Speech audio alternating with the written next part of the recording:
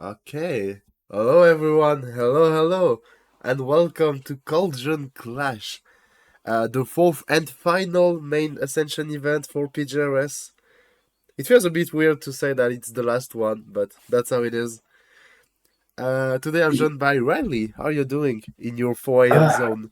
I'm pretty good. I woke up 15 minutes before, thought it was daylight savings time. It was like, oh god, I'm an hour late. Then I No, woke up it's and was all like, good. wait, no, we're good.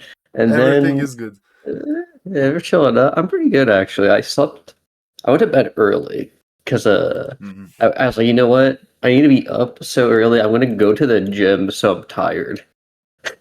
I worked out, so I would fall asleep at like 10 p.m. I guess that makes sense, yeah.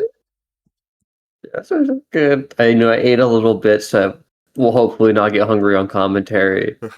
And you, I'm you will be excited allowed to because there's take a more break. people. Oh, thank you. But Don't worry. are you excited for how many people have entered? Because I think this is the biggest one, right? Um, For a I'm not hot sure about second. like the stats, but it's one of the biggest, that's for sure. Because we're at 45 players, which is close to the 48 cap to get like even more points. But still, it's pretty cool. It's Yeah. pretty freaking cool. Oh, I forgot. He used to put me in. Uh, Oh, what's uh, like? I'm gonna let Aru Fetty know that I must be DQ'd, so they don't have to wait for me. yeah. This is gonna be handled. Yes, all the matches are starting. Um, Yeah, exciting. yeah, I Team mean, like, four pulls there's a too. lot of semi-returning players. Like, I saw some interesting names on this bracket. Yeah, I'm very curious about all this. Oh, wait, I forgot to turn Same. off notifications. Yeah, because what's it called? I see Gabriel, who is someone who like I always want to see more in tournament, but then sometimes they're awake and sometimes they are not because they're pretty Yeah. strong. Frozen apple juice is someone I haven't seen in forever. Apparently, has entered. If we get like new people, oh gosh, I'm like they signed up. I have like, who are you? Like, Okay. what And was their I have name? our first match, and honestly, pretty hyped about this. Because first we'll have GB, so Gabriel Velarde versus Elio. Ooh, That sounds like a speaking cool of. match. Yeah, I'm excited. 'Cause I'm pretty sure that is Gabriel, if I remember correctly. Uh, I'm trying to remember the last time I seen Gabriel play. I think it's been a while because I think he mainly plays in the Latam server, Mm. and Latam is. I joined that server and it's very funny. I didn't realize how many memes there are. I'm like, this tracks with Void. Oh, I'm excited. I'm ready for some games. I'm ready to see like how some of these new people do in bracket. Cause I don't know who what's his name is. I think it's like Yosoden report or something. Apparently they're like an old school player. I have no clue who they are. So I'm like, that's Pog. Uh, yeah, I don't know. It's exciting. I also cannot see the room, but I hear buttons. Yeah, I'm waiting So for a the good players. sign. It's all good. No worries. The The stream classic. cannot You hear like you. it. You giving informations people aren't supposed to get.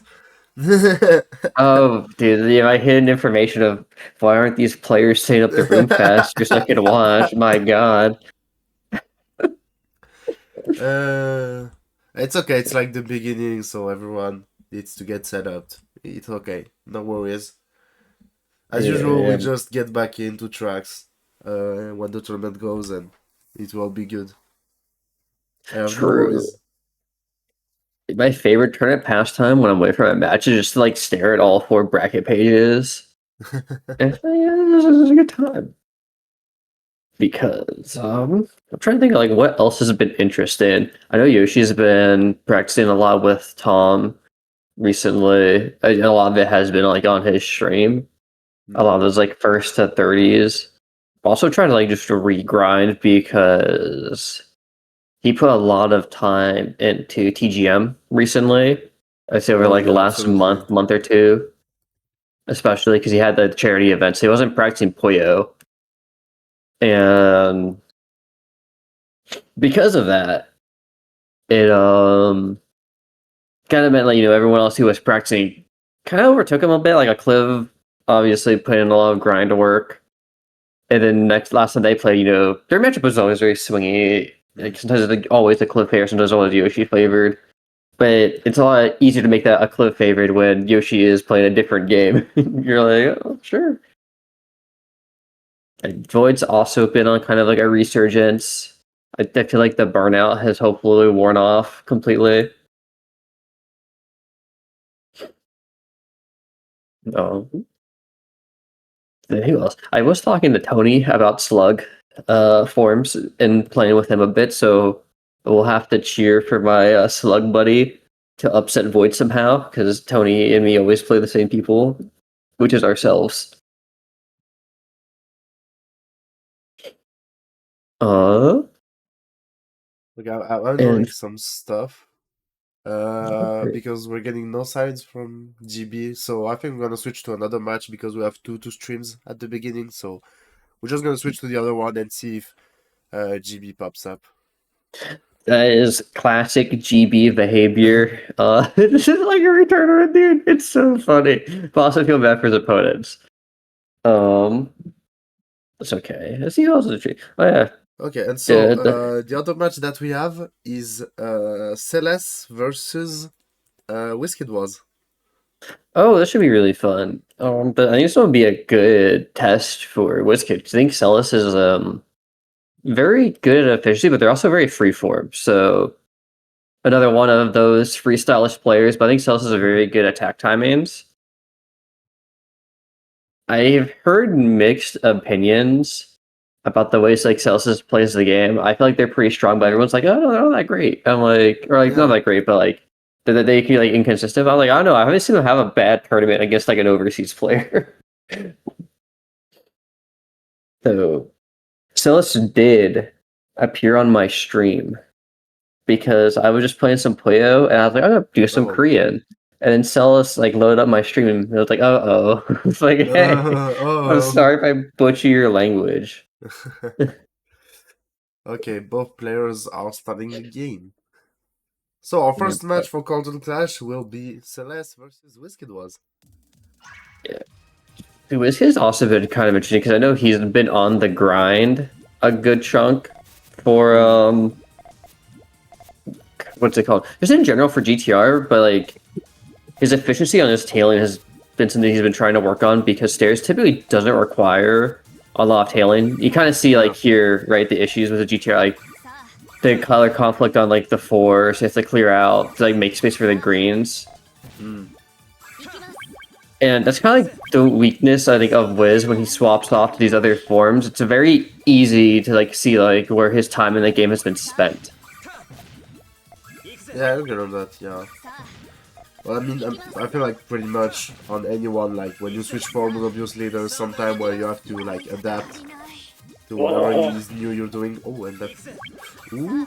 Yeah, that looked so close to Wiz getting out, but Zell's Yeah. very good attack timings. The way, maybe. Oh. Oh wait, this could be a dank too. Doesn't take it. Celes is just looking for something. Yeah. He's That's nice to giving. chain. Oh. Yeah. Okay, there we go. Right side greens. Didn't want F5 to go chain for the chain break. kill. Oh, some reds. Oh, that was close. Yeah.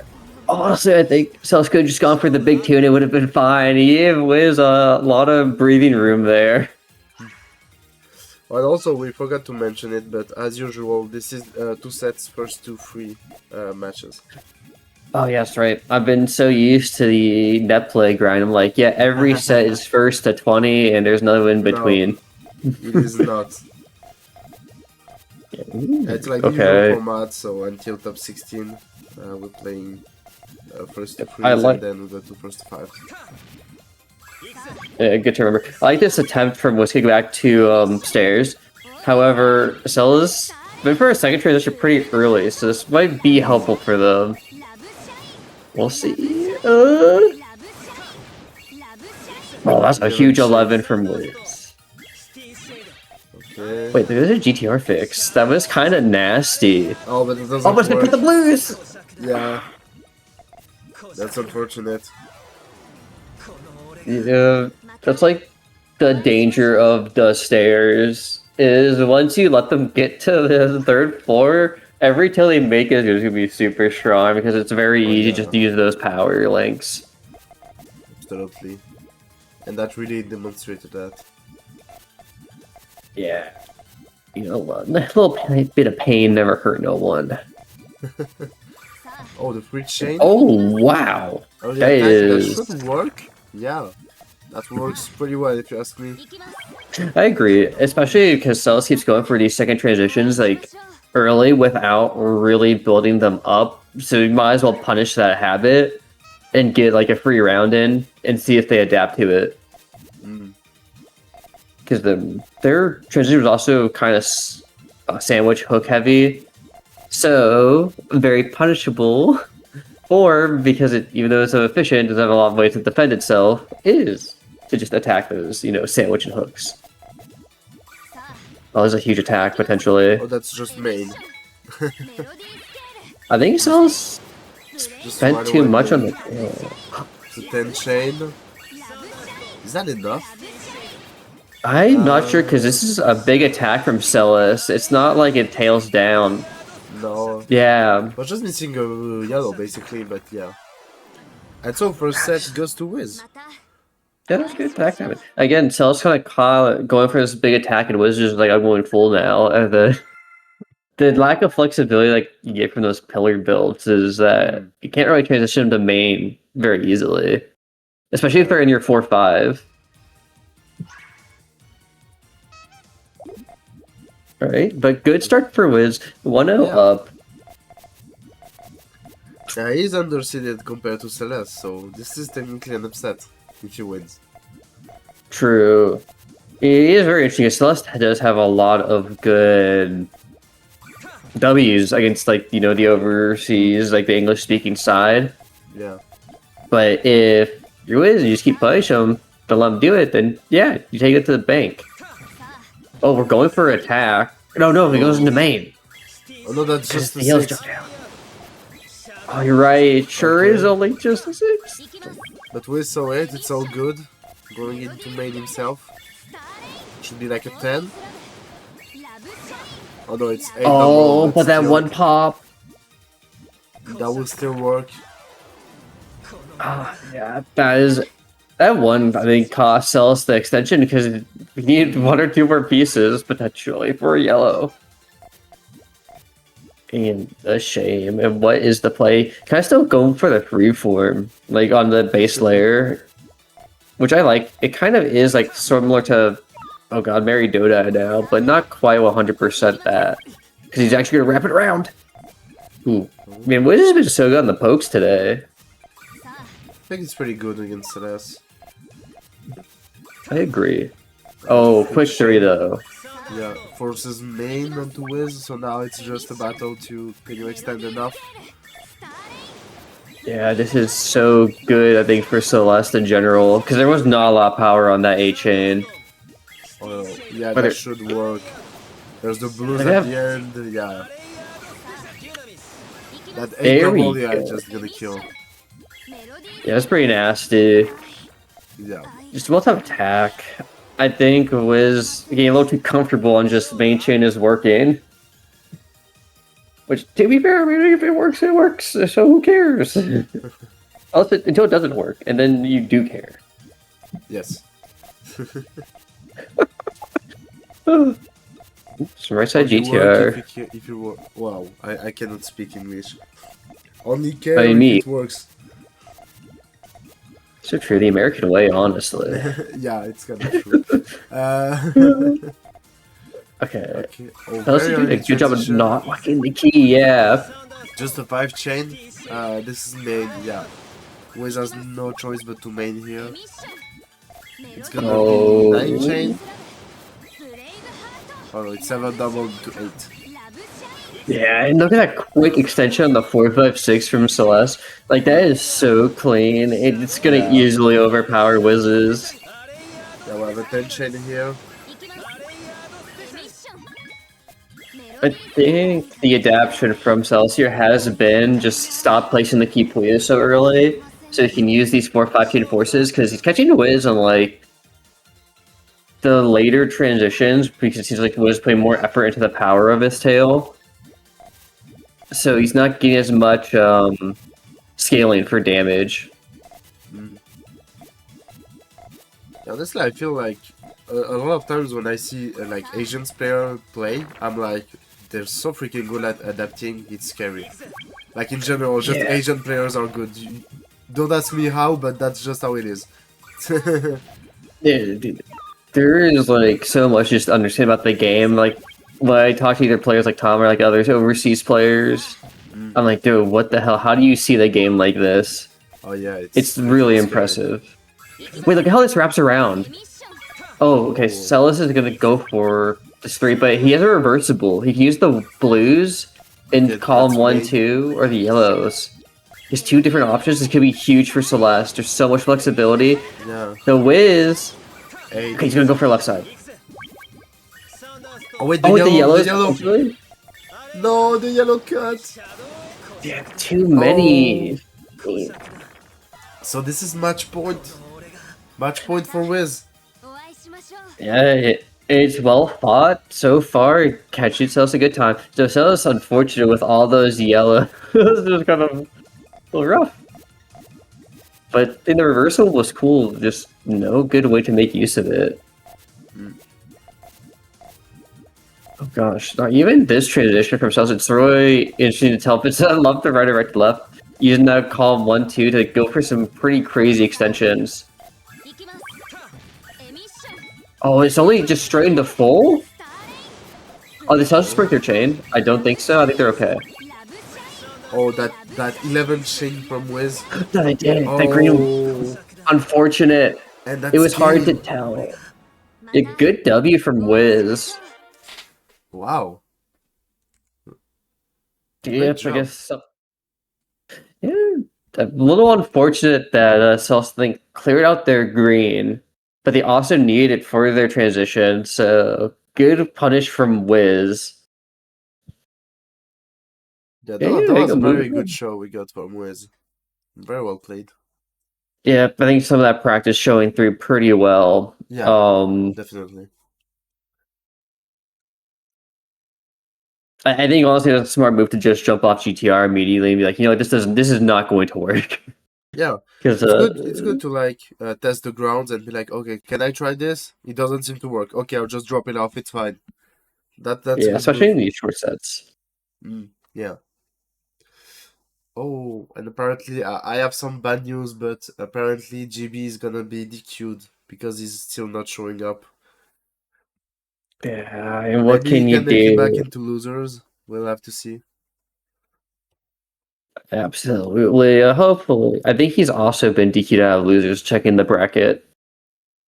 Oh, maybe? Yeah, I'm taking a look. I see GB DQ'd against Elia and about to puke. I think Okay. Wow. otherwise, the power of waking up is sometimes stronger than your opponent. Otherwise, you know, oh, Yeah, it's Ryder tough. 20. It's always tough. Yeah, what can you do? Yeah, you got some interesting brackets. You know, the round ones are filling out. You know, kind of like the expected with Mindy and Nairo kind of going ham on it. Mm. Marquise versus Ryder. Okay, yeah, I think Marcus doesn't play too often, but he's pretty strong. Don't know who Sean is, but they take out Bruno, who one of our other newer players. I'll let you Cho beat Tony, which is surprising because Oh, stairs are kind of hard to fight for Tony because Tony gives people a lot of time, so stairs gets a lot of power. But what can Oh. you do? What else I we saw got? on pool 4 we might get an interesting rematch for top 16 qualifier, being AOD versus Riona. Uh, for those who don't know, we got this match like last week on another event. So I'd be very curious to see this. Oh yeah, especially because like I think Rion has already stated like he hates playing AOD. Oh, really? He said not the last tournament, the one before that during the Sega that he always just annoyed playing AOD apparently. Oh, I think it's just the play style thing. But I get I it, mean yeah. he did the work last time, so Let's see. maybe it doesn't bother him as much anymore. He just needed to unlock his full potential. Also, that's how it be. Doremy beat Tofu 2-1. Pretty Pog. Oh, we got Hiku versus Neru. That'll be a fun set. Uh, Mm.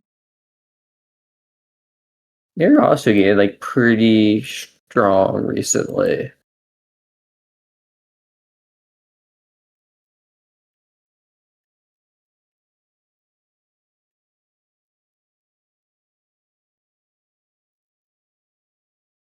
Yeah, I just said this tournament, just thinking, wow, man, going down to like lower bracket at the start sucks. It kind of does, but that's how it is. Those brackets are brutal. They sure are. Cause I'm like thinking about like you go down round one, you have to like fight through like 3 lower matches just to get in the top 16, compared to like on top of, like the ones you have to play on winner sides. And just like, oh, it's a long day. Yeah, Which is it always the really fun is. part of those tournaments. Or tournaments like these, like that endurance test Mm. is always interesting. I think some players benefit from it more than others. Some people like to just kind of like play straight through. Um, Whereas I've always heard just like they get their few matches and just never to go to lower bracket early to save the stamina. That makes sense too, yeah. Yeah, cause I think some players always like worry about the like that mid tier gamble when you have small early sets of you just don't know what they're gonna do. Mm. So you can just jump scared by some random like cheese, and you're like, oh god. Yeah, that kind of brutal. That's part of the fun too. Yeah. Yeah, I mean, if you want to get some training on stamina, you should join Le Donjon, honestly. If you want to play for Yeah, 3 hours non-stop, that's your place to be. dude, so true. Actually, I think it's very good for practice. And later sets definitely push some players, especially the newer ones, who are getting used to that kind of stamina pace. Because for 25s, I feel like most of the newer or less experienced players tend to play first to tens. It's a pretty big jump, Yeah, but at least it's just quite like with different. someone around your level.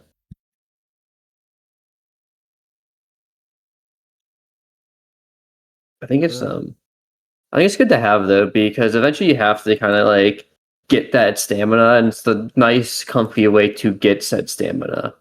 hmm. Ooh. Okay, I'm trying to take a look at what's coming up next on stream. And actually, we have a lot of top 16 qualifiers match. So I guess we're just waiting for some pre-qualifier matches to be over, most Yeah, it looks likely. like some of them are starting to wrap up. Like Void Valley Chill are playing. I think Villain.R, Mm. LAO, Rick versus Hikunari, Anna versus Schwolfville. This is Dan Free Mecha, Cliv Marcus. I imagine it's gonna wrap up.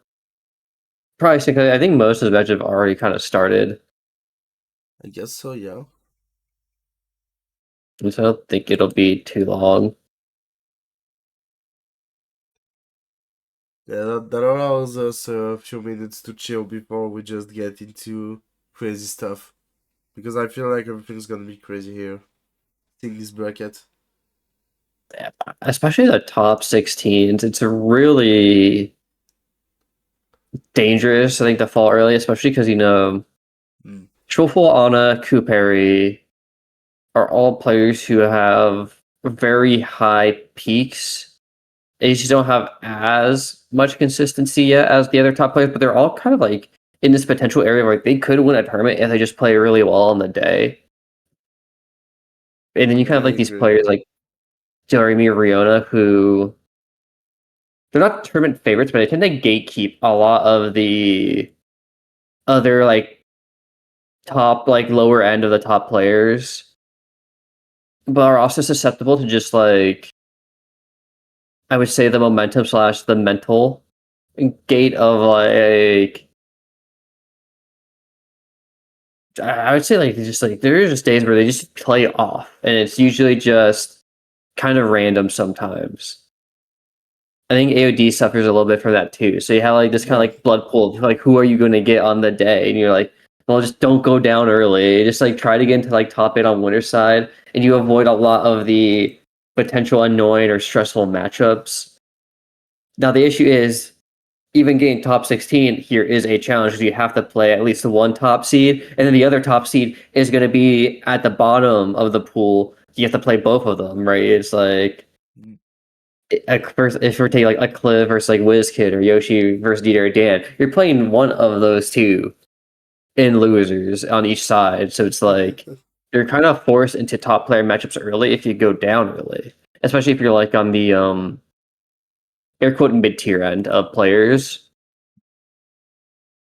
It's going to be really hard, I think, for players like you know. I would say like Tofu, Naru to kind of get in. Like it's possible, depending on like who they play, but they definitely have like these uphill battles coming in. And it looks like our stream matches are filling out. Yeah, Yippee! absolutely. Getting this all set up then. Uh, Well, these are some good ones too. yeah. They're, my turtle boy is going to be on stream. Oh my god! Okay, so coming up on stream next is a match that I'm very hyped. Because we'll have Void, the one and only Ascension staff, versus Kazian. Yippee! This would be a fun one. Yeah, that sounds like a very fun match.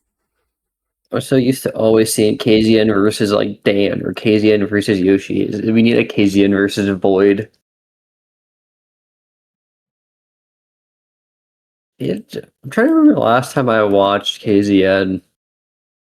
Because I always just think about the crew battle between the continents. Oh yeah, the how's it called again? You versus America.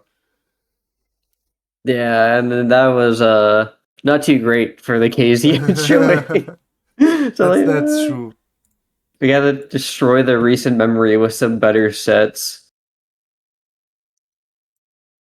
Okay, to let's get into protect the this. mental. Yippee.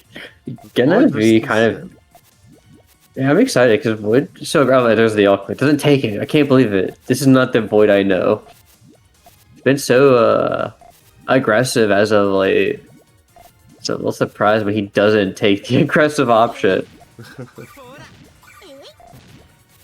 And so, as we said, this is top 16 qualifier, so whoever wins this is in top 16. What the heck? Oh Oh my god, wow. Kazian was not ready for the entire chain Was that on dismantle. purpose? I don't I know. think so. I It don't think he worked, had an so... option. Hey, if it wins, it's on purpose. Don't worry about it. Yeah, I think in that case, like, that's the color key between the yellow blues. You never have much of a choice, and it's like, well, what can you do? And if it works, it works. Because sometimes, like, Yeah. players just aren't ready for those large commitments. It's just not common, I think, overseas, those long 4 or 5 chain attacks. Hey, there's a big 3. Oh my god, KZ not ready Oh. again. Void really wants to wrap this up quickly, it seems. Yeah, and to be fair, that is kind of his big stay power at the moment is get early lead, don't lose it. Where KZ kind of feels like he's one of those players who needs more time to adapt, in my opinion. So you don't give him that time, it's pretty good. So, Yeah, Void having some trouble. I don't know if Void is having trouble on his column 5 for that extension on his right side GTR, or he's just looking for an attack option, but it took him a bit to get there. Now he's just forced right into main, and Kazin, I feel like his build's a bit cleaner. Yeah, Void just didn't work. Oh, okay. Well, hopefully he can rebuild it pretty quick. I mean, only a 9? It's only 9, like, yeah, but I'm not sure Void has anything, basically. He did not. Yeah. Okay, very interesting round after the first two. I'm not sure what happened there, other than Chain didn't. It just didn't work. Oh. Okay, it seems like a much cleaner start already. A GTR is real for Void. Sometimes you just see greatness and you're like, I'm gonna go for something crazy, and then you're like, oh god, it doesn't work. Ooh, okay, look at this big 3. Or, oh damn, didn't link on the yellows. A little bit of a shame. Nice defense here. Yeah, I think it's forces main from Void. Yeah. Come on, the extension. Greens. Okay. 7 changes.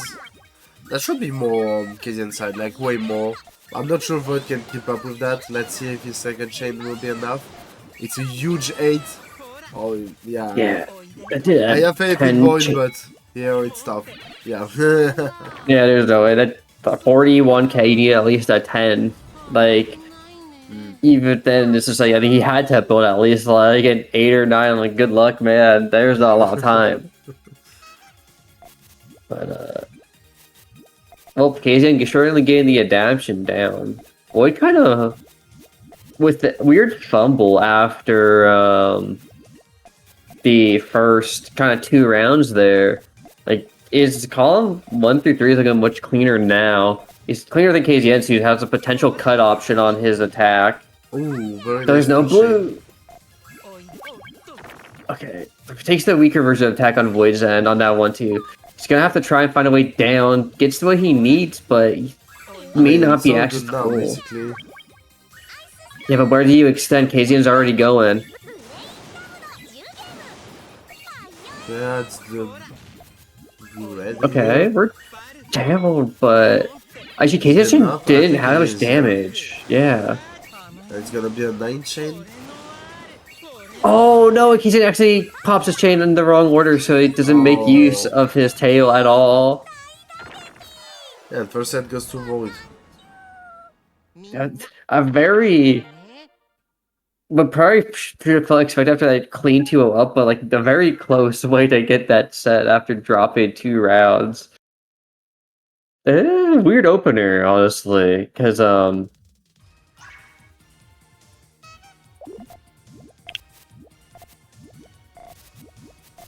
what's it called? It just felt so clean. The column, what's it called? The column placements of his pieces just felt so nice, and then you have stuff like this, and you're like, what is happening? Because KZN has like full access to full access to main. Excuse me. And it is a question if he just wants to take it or if he wants to give Void time. Oh my god, is KZN going for the extension? Oh. Just straight full and Void gets a lot of time. Yeah, but does I he have go a for it? Feeling like KZN lost 1 trigger. He could have had 11. I'm not sure why I didn't took it. Maybe there's a reason that I just didn't saw. Oh, does that work? Oh my goodness. It sure does. Yep, that was nice. Very good stuff. Oh, gosh. And now we're back on the clean. You just, you know, had to have the warm-up rounds. I'm kind of on KZ, I guess, to like try to look for more of those attacks to kind of force Void out. Because the more Void gets the chain longer, the more he's going to work in those powers, the more he's going to like build up that efficiency. But we're just getting a kind of heavy all in. Yeah, the fourth chain. Oh, and Vodka's didn't. Oh no, it's not main. It's just missing a purple. Yeah, it's I not think you just follow up immediately though. Yeah. Oh no, he can't. Oh. Wow. Oh, fortunate, because his tail was clean. That entire chain worked on that 4-5. It would drop down from like the right side into like the regulars and everything. It would have been more than enough to trade back if he was just a little bit closer.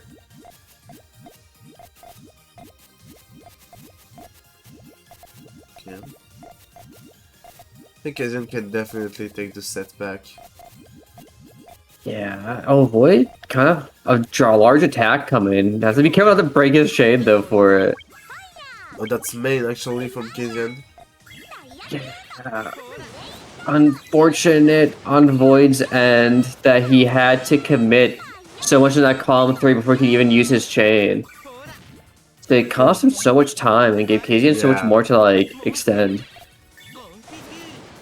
But there's no yellow, so he can't get the full usage out of his tail. Yes, I need not enough. Yeah, good. Good for KZN, not so good for Void. I think it was just smart of KZN to like just set up main because it was gonna be super hard for Void to extend out of that attack, and because he has such a big well in column 3 where he couldn't use anything but purple green. It was just going to be a struggle. It made his attack so telegraphed. But no well this time. But KJ has a pretty nasty extension on that 1-3. Potentially could attack with it too. Even waiting. Uh-oh, but he doesn't get what he needs. He did no blues. Oh, the purples? Maybe the pop? Okay, it's actually okay. It's okay, it's okay. Okay, it's not Oh no, it's not because the immediate follow-up! Match point! Match point for Void, let's be careful. Yeah, if that anything other than a 1, KZN is out. Like, Void with the good awareness. Yeah. To... No, he needs a 1.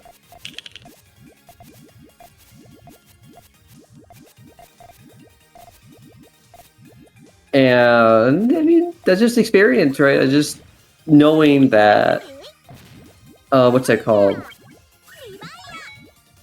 Like, the damage output you need in case you just forced to another bad position. Yeah, that 5 chain doesn't seem very good for Kasian. It's probably game, right? Yeah. There's no way to There's set no that way. back. Even then, it's like only a 4, and you're not making up 16k damage with a 4 chain. Yeah. Damn. GG's. It kind of interesting how they both of us kind of the first time started so heavily, like Void just played clean, and then suddenly KZ turned it back on, and then Void just had some random hiccup moments. Mm. And I'm not sure if he just like was checking if KZ would respond to it, or he just felt like to go for it because he did not feel his chain was very strong at the moment. But, GG's to Void. KZ will still have a chance. I think he's going to be on the back half of loser's side, where I think he has either Tofu or LAO9 waiting for him. Should be able to make it out in top 16 still. But true, I think Tofu's pretty strong. And LAO's been on the grind too, so we'll see. Celes also trying to go on their lower run right now. Villain.R actually falling to Doremy on winner's side. So Doremy, I think, is our first top 16. Along with now Void. Yeah. That's the thing. Those two actually have to play each other in top 16. So we're sure they'll look forward to that. Yeah. Let's not waste any time since we got a bit of waiting. Up next, Sandred versus Koopary. Yo. Yeah, super excited for this set. Two of the players I'm probably the most biased for. Koopary, giant homie. Sandred, the person I studied the most to learn how to play the game. So, it'll be interesting because Sunray, has so much good defensive potential. Funnily enough, he won the last Sega event, which pushed him into top 12. So people are horrified and think it's really funny that they have to like deal with Sunred now. I mean, that's fair. I would be absolutely terrified too. Yeah, because like if you have draft pick, you probably feel a lot safer knowing you don't have to pick last, because otherwise you're just gonna get Sunred. There's no way. That's kind of true. But I mean, there's also like Rick. There's like so. I don't know. Yeah. See, Easter Rick is in day 2. When you need to like save lives in day 1, and like Sunred is doing this right to you with these power 7s, you're like, man, get me out of here. Yeah, that's true. That's true. Then Koopary on the other side, still master of the freeform, almost taking a tournament off him with a super strong second place that also pushed him, I think, into top 12 until Sunred stole it. So, if you beat Sunred here, then you win a tournament, then you're right back in there. We'll see what Koopary goes for. Right now, pretty quick 3 attack. Sunred was an insane response, though. Oh, that sweet chain response. Wow. Yeah, you tell me who's doing that in overseas, Like, who is building those giant 3 attacks? Like, no one. Maybe, like, AOD sometimes, but, like, it's rare. And for Sunred, it's just a regular Saturday. Yeah, right? It's like, that's just like the knowledge power of like, I know, resource plus time. Absolutely. But here you go.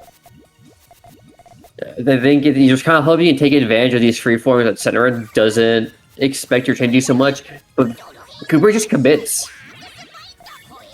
I mean, it's not an easy extension for Sunred to fix. And it breaks, so W. Yeah.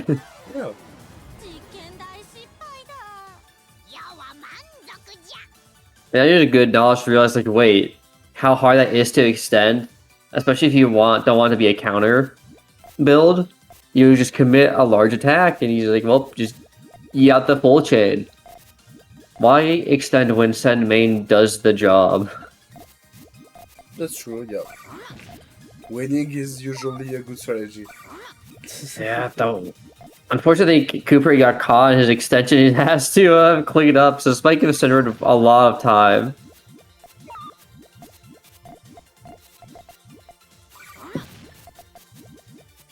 Yeah. Again, straight up mid. I just don't know how Koopary cleans this up in time. It's super hard right now. Getting a 10 chain from Sunred. Oh, yeah. 0 chain, sadly. It just needs so much from the blue, purple, yellow into then finally a green extension, because he wanted to make sure he had the extra damage he needed to not only trade back, but make sure that Sunred would not have the time, hopefully, to build another chain. And then green just didn't show up. And to be fair, you kind of build yourself into those situations. When you go for those complicated extensions, or all the cleanup Koopary had to do could have been used potentially for his chain instead, but it kind of goes down to piece awareness. Okay. Very nice defensive moves, as always. Yeah, thankfully not too bad for Koopary. He has still complete access to his main chain if he wants it, but he might look for his attack instead off the yellows or reds. Oh, that free chain. Oh. Yeah. This Sunred solid. I know, that is the tough part. I love freeform, but when you get caught in these times where you need so many specific colors to make your extension safe, it's just so easy to just send a 2-chain when you're good at the game, like Sunred, and just be like, well, what's he gonna do about it? Nothing. You're like, well, okay. Thank you, Sunred. Oh, huge 4 attack is gonna force out main from Koopary, but he doesn't want to go for it because he wants more. And Koopary, That's our feeling the crush pain of points. Centered. Yeah. But terrifying to look at. Oh yeah, this is rough. And man, it just speaks to the efficiency of Centered and just like how scary he is and how players don't want to play him at top 12. Yeah. Oh my god, wait, look at this. This is what you need from Cooper. It is a huge 4 attack to force out main. Now you have all of a sudden to extend. Because Centered gets forced into main, so you don't have to worry about like a trade back attack. Wait, how does the chain work? You can't get to those yellows.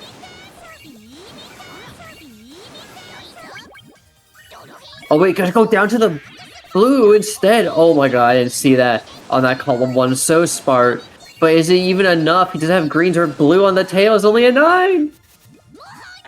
Oh, wow. And that's just how it ends. Yeah, this is so hard to fight Cern. He's so consistent. He's really, really good at handling like smaller attacks. But also like stuff like Freeform doesn't scare Sunred because he's used to doing that too. Like when Sunred plays against Tetris, like, he is a Freeform player. But when he's a Poyo only, he just sticks to the main like efficient forms. And man, that was a good set. Yeah. Also, yes, you posted in general about hating his lower bracket right now because one of the Korean players, Schwuffel, very, very strong player, upset Anna 2-0, and so he used losers bracket as Anna and Elio to get the top 16. Good luck, man. Good luck. So that's really rough. But Hiku also knew losing to Neru, who has been playing really well recently. Neru, I think, is really good in short sets where it's very hard to read their freestyle. So we'll see how that goes, because it just takes Neru one good win against Schwolfel to get in. But his side of losers, even if he doesn't make it in, is a lot nicer. Because there is no top players on his side because CQ lost, because he got that upset, so you take that. Yeah, I guess so. Let's see. Meanwhile, okay. We're gonna go ahead and jump up into yet another match. Yeah, we just got the short break and now everything is just chaining. Just like a good Puyo chain. That's what we love. And we're gonna get a true, well, I mean, that's what we got basically from now, but like another top player match, because coming up right now, it's Dan versus Yoshi. Yeah. So this is probably a better matchup for Dan compared to some of the other players you could have played in to get into top 16. Mainly because Dan likes to play aggressive, and Yoshi's working on these flat stacks, kind of building. Though interestingly enough, Tom talked about that he actually thinks flat stacking on your 1, 2, and 3 is much weaker in PPT2 compared to champions. Because of the extension time that you get between piece placements, like it's a lot easier to extend in PPT2 than it is in champions. That's interesting. So just this actually might benefit Yoshi in some ways to like Dan's aggressive style, but also it's good for Dan because it means he can play aggressive and just try to rush some better options. But at least for that, it's first one to Yoshi, who managed to you get go. a big chain. Yeah, good for Yoshi. It's still a hard matchup, even though I do think it is one of the nicer ones for Dan. Maybe because Yoshi does not tend to go for these all-in, like, kind of aggressive plays like Riona them tend to do. So there's more chances for Dan to build what he wants. And I think he's just going straight into main, actually, surprisingly. Wait, Yoshi not ready? Okay, no, you got there. You had to think about that for a second so you didn't conflict the blues and purples on column 4 and 5. Oh, and Yoshi's just enough to respond. Good for Yoshi. Again, unfortunate for Dan. You kind of see then, right? Like Yoshi is kind of just taking his time with it in comparison to some of the other matches we've seen that have been a lot more aggressive. But unfortunately for Dan, like he is just not finding the footing. You know, a potential Hellfire coming up. Doesn't not take it. Realizes it's scary right now to do that because Yoshi has a pretty clean stack on his 4-5. Committing to it could just cost him this part of the set. He does not want to do that. They got blues, get some small thorns, maybe get a little disruption going. Gonna commit for the 3 attack. Yoshi does not have any reds in queue. And we're getting the next 3 fall, but it's just over. Keep around on the board for Dan. That's tough. You know, I agree, but I mean, still, you got the favor. The sets are still short, and Dan, I was hoping that would land in column 2. Honestly, just trying to mess with Yoshi a little bit. But there's this thing about Dan. Well, I always feel like when you play against Dan, you don't play Puyo, you play Dan. It's like it's a unique game of its own, and either you okay with that or you're not, and you're gonna get crushed. That's how I see it. I agree with you, which is hilarious because I think Dan doesn't do the same for players like Riona, where you have to play the game like you're playing Riona, but he plays them like he is Dan. I'm like, Dan, you have to. You're falling for your own lessons or like your own tactics. 3-1 for Yoshi, just a clean attack. Yeah, absolutely. That was like so much more peaceful than our last 2 sets between KZN and Void and Koopary and Senred. But I'm a little surprised. Like, yeah, we've got some crazy stuff with like the Koopary attacks, and this one's just like, you know what? Dan goes for the crazy Hellfire strats, the Hoover, and it works because Yoshi gets covered, so there's potential to just take field advantage. Oh, baby.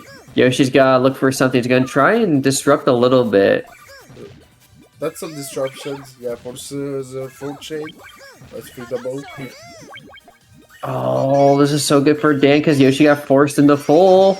Yeah, it's only a 7 double. It's not that big. Wait. Yeah. I think Dan's tail ender is not that big either, so I'm a little surprised. It's still okay, just enough. Yeah, it's still 8 double, so yeah. That will kill.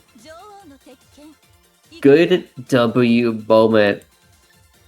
And man, Dan got so much board control after that too, because Yoshi just had no access to his lower resources to even try and make a disrupt to deal with Dan. Oh man, you love to see it if you're Dan. Another one, and again, Yoshi kind of going for a flatter extension that could conflict with his yellows, so Dan with a huge punish. Dan's just gonna go for it. The 3 response, it's not even gonna take Yoshi out all the way. Again, another yellow conflict because he can't use these yellow purples to extend. You kind of just see the slowness of the flat stack sometimes, especially when you get so much of the same color on both extensions. You can't really flat stack if you have same color on both sides. So maybe Yoshi having to opt out of that situation. And again, another Hellfire. But this time, Yoshi was ready. But so is Dan. Like, this is a pretty clean 4 response. If only it was a 5, it would do a lot more damage.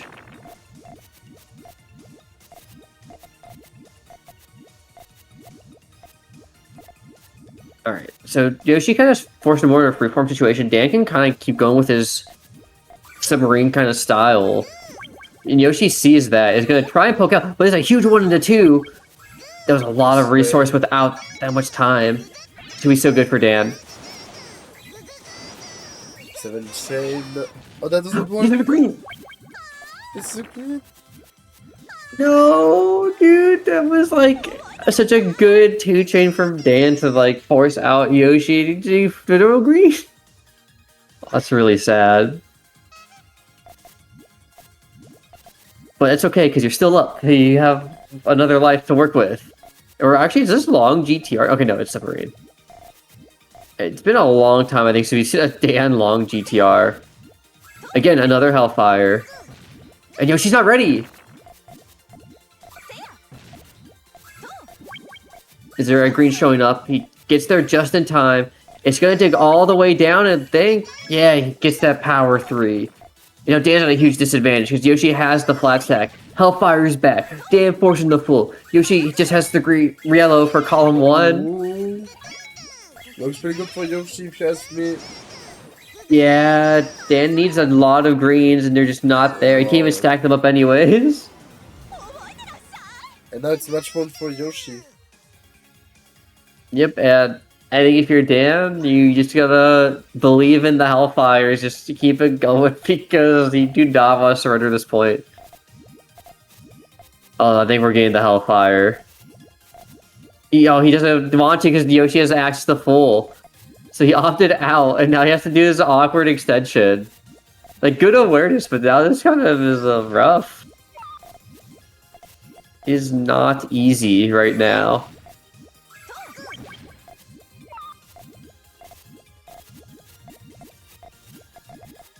Alright. Okay, I'm gonna try and throw out some of these ones, but it's not gonna be enough! Very nice pre-champ from Yoshi. Is it game? No, I think there's a... Okay, never mind, it might be. Yeah. Okay, now it's game. Okay, now it's game. Oh no, the one garbage. Oh. Yeah, that's rough. I mean, you're kind of just banking at, like, hopefully it doesn't cover your column 4. And then you had to get perfect double color of the same color to even get out of it. It's really rough from Dan. Like, better second set though. Just, man, Yoshi is just really good at responding to those attacks. I did like the punishes on the flat stack from Dan to, like, make sure Yoshi couldn't do it safely. So he couldn't get, like, his full chain potential. But Yoshi's still really good at just chain in general. So he was like, then you have, like, hit the second problem of how you make Yoshi's attacks not work.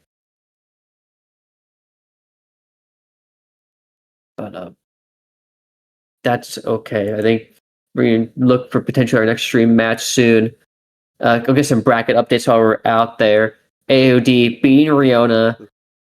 And then so we have Koopary, Mindy versus on lower side of pool 4 with Shoal, Arufeni, and Riona on the other side of lower bracket. Yoshi and Acliv making it out on winner's side. Wizzkid actually taking a set off of Acliv, being forced to fight Free Mecha after Free Mecha going 2-1 against Sean. And then Dan, Celes, and Marcus make up the lower side of pool 3.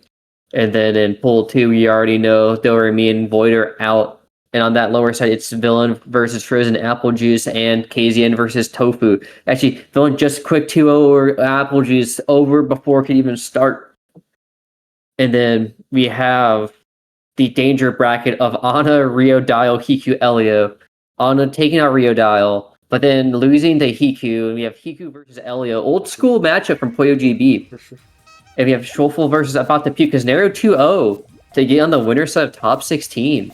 Crazy from them. Yeah, absolutely. But oh god, Red versus AOD is interesting. Yeah. I think AOD is really good at Hellfires and other, like, attacks, but they tend to be pretty small. Which Sunred is really good at dealing with small attacks. So we'll see if AOD can bring out some of his larger ones. In fact, oh my god, Sunred's getting kind of greedy right now. Ooh. And immediately punished. Hopefully. Wait. You just keep watching. Yeah! Eto! Based, honestly. Let's go. Let's be honest. Yeah, Sunred deserved that. That was so greedy and disrespectful. Yeah, to just, like, yeah, it kind of was. That was so much like he did not believe AOD would do anything to him. My god. Okay, now we have, like, a real chain from Sunred. But there's no blues? Okay, it's okay. So yellows won't conflict anymore. And also that was not a big chain from AOD, so this is kind of danger. Okay, the 12 chain. Oh no, actually it doesn't work, it's only 10. Oh? Oh, but perfect purple blue coming out. Loses a bit off a tail, doesn't matter because Oh. AOD's going all the way down. Yeah, that looks pretty good.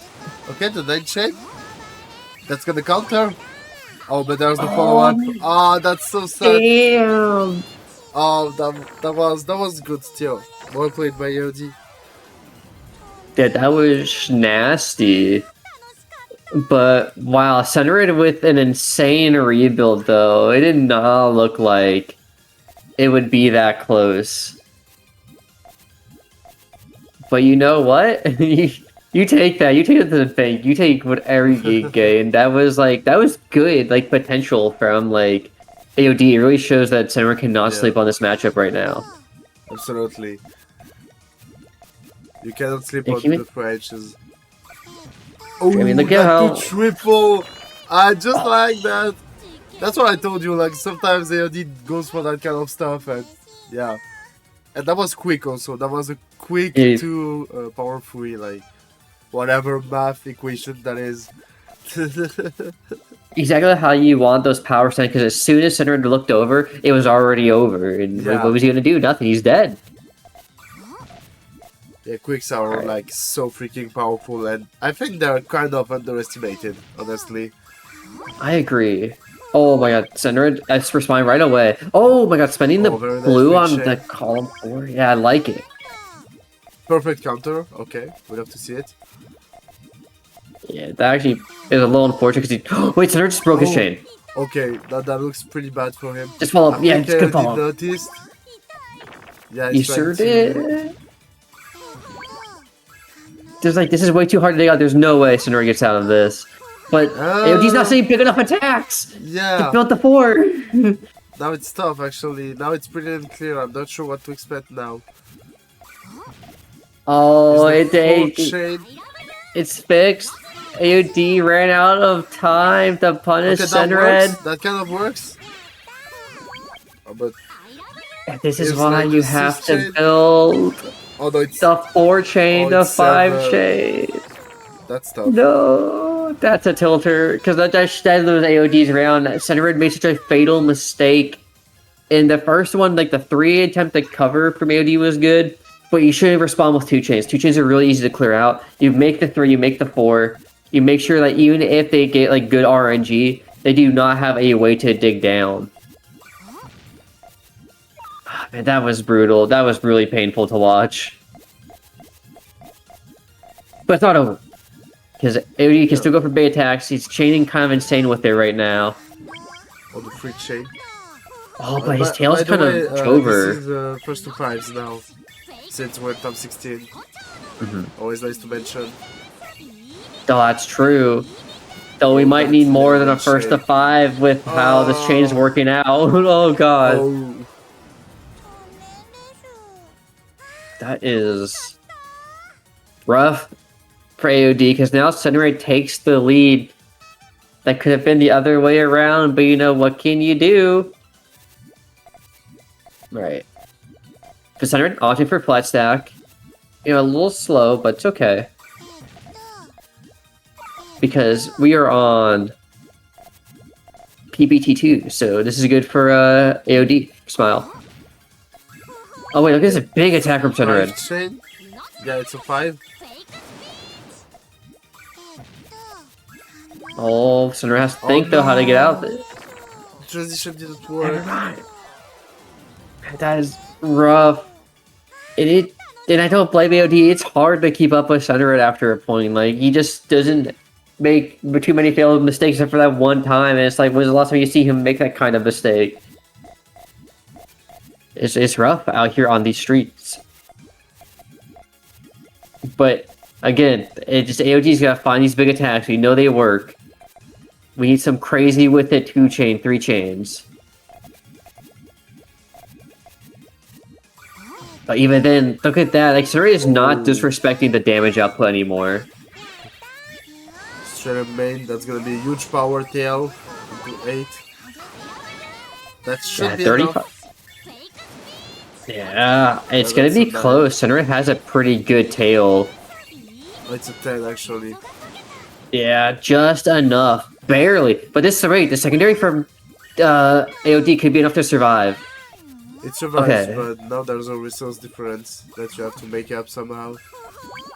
Yeah. That may be an early cent, but I mean that's still a 7 chain. All clear too. Yeah. So he gets the extra rock here.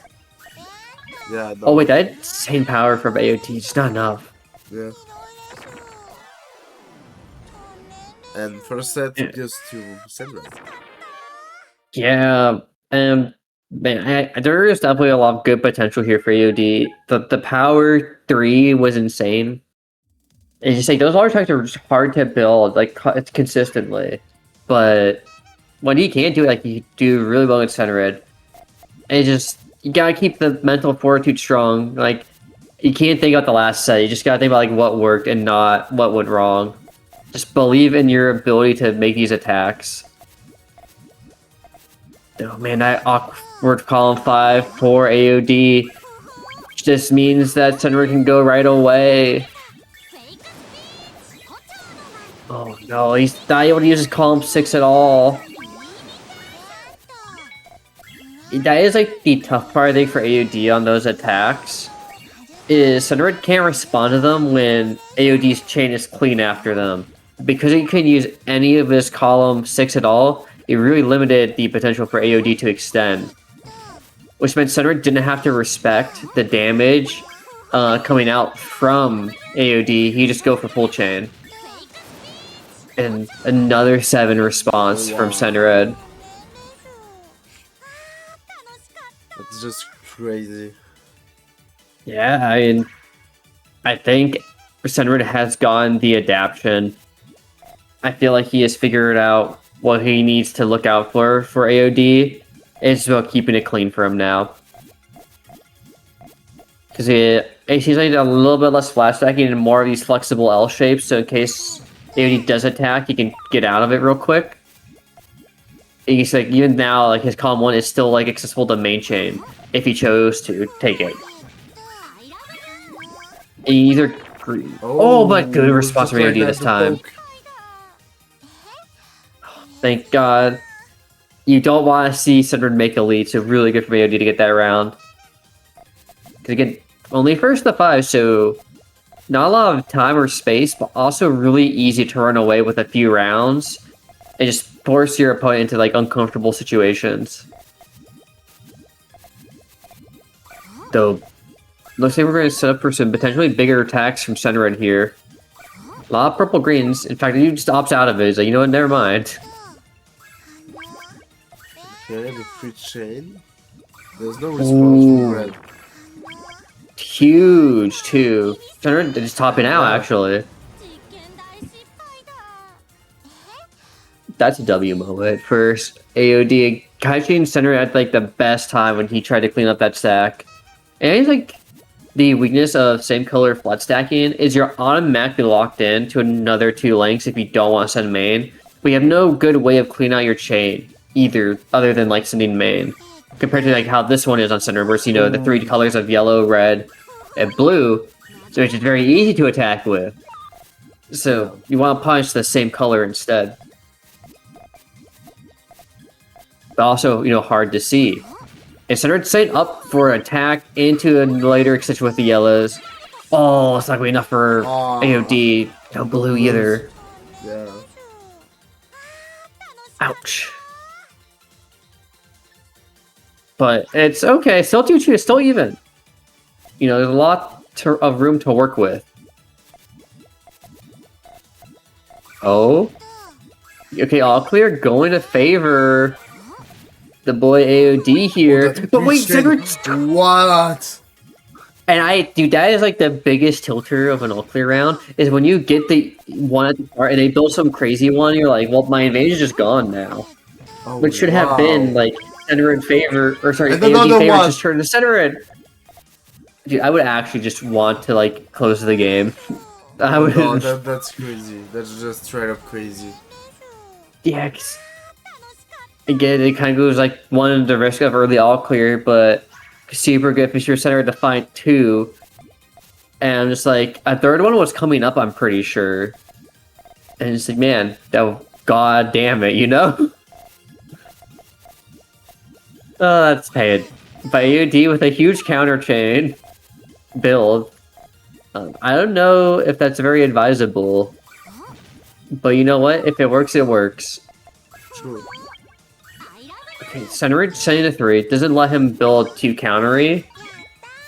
But AOD's chain doesn't full work. It ends at the 6. Will Center C? No. The answer is no. Absolutely not. W moment, like when your opponent respects you so much, don't see that your chain sucks. That's my favorite. But I don't think Center will make that mistake again. But 3-3. It is staying so close. It's so to the nail right now on the second set. After an unfortunate first one from AOD. Oh, look at this 3-chain attack is good. But the 4 response from Center Ed, we might just be forced into main. In fact, even gonna go for a shorter one, but it doesn't work out because you know that red greens are coming from using your own Q. And 4-3. What match point for Center Ed? Yeah. What a scary opponent. This is scary. I mean, he's seed 4 for a reason. Yeah. But you also remember, he's making some more uncharacteristic mistakes, so he is certainly susceptible right now to some L gaming. True. You gotta believe. Go for the 1. Good disrupt. Center's chain is actually really hard to extend off of right now. And in fact, it's gonna be forced into full. This is so good. Oh no! Deep disrupt! And AOD just answered! No, not like that! He had it, dude! He had the round! Who could? That was the 4-4! It was right there! Oh no. Oh no, dude! That's actually so sad. Yeah. That, But still, that was a good hurt round. my heart. That was some good rounds we got. Yeah, just oh man, that's 2 just unfortunate. Like all by 2 set costly mistakes, I think. Like on first round, like they could have been a set lead instead for AOD. It could have been a 3-2 situation, a lot more room to work with. And this one could have been 4-4. Man, that's heartbreaking to see. Cause it just shows like how close AOD is to being like these. Like I feel like this tier list of like number 1 seeds like Yoshi, Void, Villain, Aclivtak, Center, and Rick. That power top 6, and AOD is just like right there. But I mean, he's still in lower bracket, so he still has a chance. It's just man, it is not going to be easy right now. Even though he only has to play 1 match to get into top 8, it's still KZN or Wizzkid on his side of the bracket. Granted, in theory, easier opponents, but they're still high-level players. Like, there is not an easy matchup left in this top 16. Absolutely. Which I think... And well, speaking of top 16, our next match is preparing, which is gonna be Aclivtak versus Yoshi. Oh, the run back. There's a lot to talk about there. I'm going to quickly give some bracket updates for our chat. Void beating Doremy. Everyone expected that. No surprise. Rick versus Naru on the winner's side. Cliff versus Yoshi. Cliff kind of dominating Yoshi in the matches right now. Even going 30-17 in their last match. And we're waiting for Riona, Elio, KZ and Wizzkid, DDR, Dan, Villain, and one more match of losers between Shoalful and one other person versus Mindy. And here we go. We're going right into it, baby. So... Absolutely. One of the things that Aclivtak's kind of had over Yoshi is these cleaner transition on these L shapes on the second layer. It also has tailing tends to feel a bit more flexible. Whereas Yoshi getting caught in like a counter chain situation actually. Will he have access still? Okay, he does. He can't rebuild. Opts not to. Says, you know what, we're in team. But the Blues show up in time for Aclivtak. Man, it's just rough now. Oh wait, the yellows? They're here? But is the height difference enough? It is. Know. Okay, we're going down, like baby. Enough, but that looks promising at least. Huge, it's 8-9, barely! Wow. That links on the 7-8. or insane. Yeah.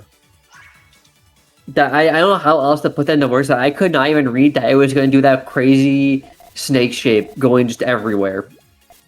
Oh my gosh.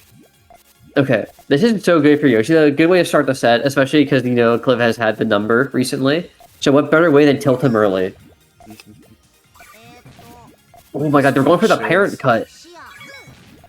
Oh, and then you do the 3! But it gives... That looks good for Yoshi though. Just needs, yeah, a small grid and then you can start. Okay. Here's made. It's a way bigger on Yoshi's side. Oh wait, actually it cuts. But it's fine, it's fine. It's still enough. Yeah. Oh, Clip's ready though. And man, the mid game is insane right now. Oh, that's the power chain from Acliv. That's 7 chain. Yeah. And that power 3 from Yoshi actually gave Clip so much time this round, but we have another 6 back into 7 for Yoshi. Oh wow. And it comes already. What the? Almost one screen. Dude, that is definitely some of the practice between Yoshi and Tom showing. Because that was some of the most insane mid-game, post-game from both of them we have seen in forever. They're just constant 7 chains on repeat. I thought I was watching some Sega Japan Pro Tournament for a second. Oh yeah, absolutely. That was crazy. Oh, he sure. Wait, that one group bonus was so insane that it negated the double color bonus because I don't know. Group bonus better than color bonus. Oh my gosh. Okay, much cover. It looks like a Clip is looking for an attack on that 4-5. Gets it. Yoshi is not a main. Oh, but Clip committed to the 4. It's 4 back, and Clip's just poking again. And there's actually nothing for Yoshi to get down. Yeah, that's probably game. Oh, there was a 2 chain. Wait. Oh, no. Okay. 1, 2. Alright, and I'm on the board. You got some fun sets here. What an intense one. They are not pulling any punches today. That's what kind of a match we're getting. And this is just top 16, like. Honestly, that could be a grand final, it wouldn't be surprising, so yeah. Very scary stuff to look at. Yeah, this is. I think it's just round 1 of top 16. Holy! Yeah, that thorn did like, what was that, 4 rows of damage? But it's not over, it's not over. Yeah, actually, wait, the color conflict. So look at Yoshi's yellows in 1 through 3. He can't use his full chain access, so he has to hope this kills a Clip down. It does! It does kill, so it's fine. I feel like a Clip maybe could have noticed that, tried to build his chain a bit differently just to fight the 3. But something else happened, I guess. And we're 3-1 up for Yoshi. In his first of 5 set of sets. Ooh, okay, finally gets to cover up that column 3. So his extension no longer vulnerable to any potential shenanigans from a Clip, who sends out a 3 chain on that 4-5-6. And look at this! Giga power. Oh, that 4 chain versus main on that clip. Yeah. I think Yoshi's been playing too much with Tom. That was kind of nasty. That won't be enough. Yeah. What is it? Nice try, but yeah. Have we seen anyone pull those guys to play power 3s in the 4? Like, my god. This is scarily aggressive. You know what we kind of wanted to see, because, you know, we're always kind of criticized on the overseas side of things, you know, like, our attacks are, like, so kind of crap. You know, like, we don't really take too much advantage, we don't really build much advantage. That's kind of true. Yeah, so it's just really nice to see that. And look at that safe building from a Clip for the 5-chain attack. Yoshi comes with a crazy 3. It doesn't even trade back. And now I think this is just 3 points for Aclivtak. We're just gonna pull up. Wait, there's potential getting down here actually if we get some greens. We get the greens. We're not going yet, though. He clears up the red. He really wants to make this extension work. He does not want to give Cliff time. And now he goes, we're going down to that 4-chain. And Cliff ready. Oh. He is not. The reds aren't there. Oh, but he has to break the tail. That's a counter. That's a counter. That was a very good counter. Very nice find by Acliv. Running that was tough. Dude, that was intense. Yoshi, I think making the correct call there just to constantly break his extension and just try and get Acliv on these transition points, but unfortunately Acliv saw us out. Okay. Kind of crazy rounds. Taking stock, we're evened up on the board. Yoshi with a bit more L shape this time. Not so much plastic against Acliv. Maybe just not wanting to risk it. But big 2 coming up if he wants it. Oh, that could be bad. I don't think Cliff it stops will be in the bad. pool. I think it is bad. Yeah, it's not good. Yeah. Tough. Okay, such point for Acliv. Yeah, after what was just a strong lead from Yoshi, I think. Getting caught on the attack, smart from Acliv, smart to send full, realizing how hard it was to fix that.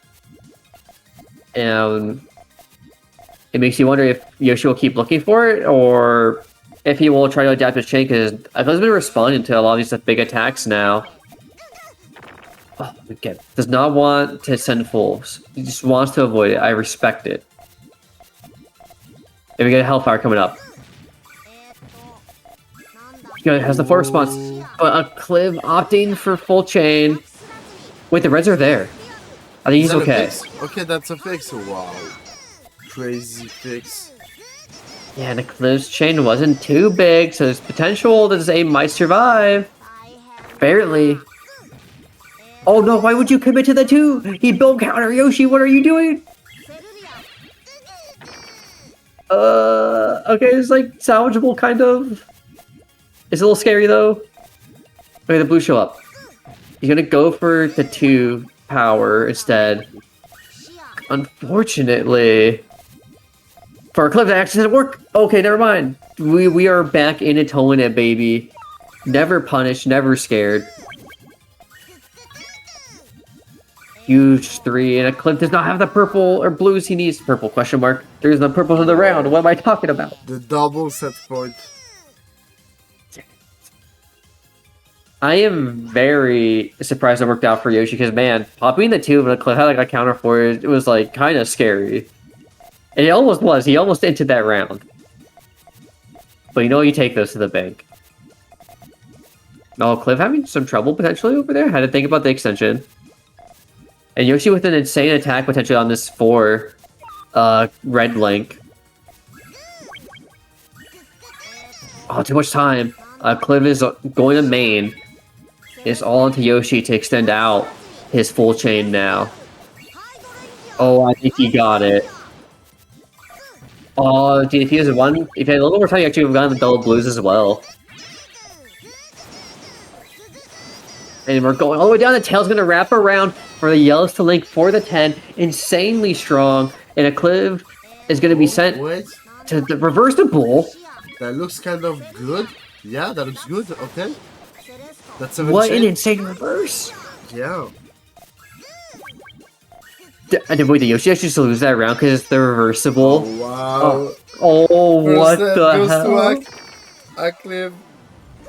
That was messed up. I could not believe that chain reversed so nicely.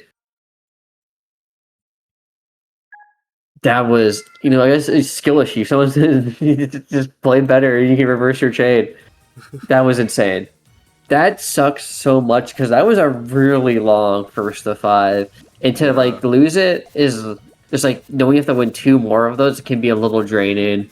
We'll see what Yoshi does because it was good, but also really rough. And Clemmy goes for the attack and Yoshi's not ready to respond. Oh. It goes in their fall off Hellfire and Yoshi immediately caught sleeping at the wheel. Yeah. Oh god, Mamma Mia, so true, chat. That was not how you want to start that set. Yeah, that was a Mamma Mia moment. Yeah. Oh god. Okay, immediately cleaner start at least, but Cliff just goes for the full. I respect. Or sorry, not full. The Hellfire. But Yoshi is ready with a 5-chain response, but look how quickly Aclivtak's building this back up.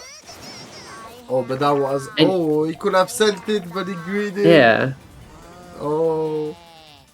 You know what? I respect the disrespect greed. You know, sometimes you gotta go for it, you gotta show them that, you know what, I'll do it. But, I think that right there showed, like, how fast you can extend on PPT2 versus champions. Right, like, yeah, Cliff has such a strong 2-chain, but the quick extending from Yoshi just caught him back up. Okay, I like this extension from Acliv. You know, using the blues in column 1, 2, 3 to, one, keep his board flat, but also you could opt into main chain if you want to. And Yoshi takes another clean hit. Oh. It kind of is weird given how close the first set was, and now it's like... Yoshi's just kind of getting hit by strays. You're getting jumped on the street, and you gotta stop getting jumped. You gotta fight back, as they say. Oh, but no yellows in this queue is actually making it really ass right now. Okay, finally won, but Yoshi thankfully only needed the ones on his trigger and not his tail, so he's okay. But Cliff doesn't have any yellows, so he can only send a 6-chain attack.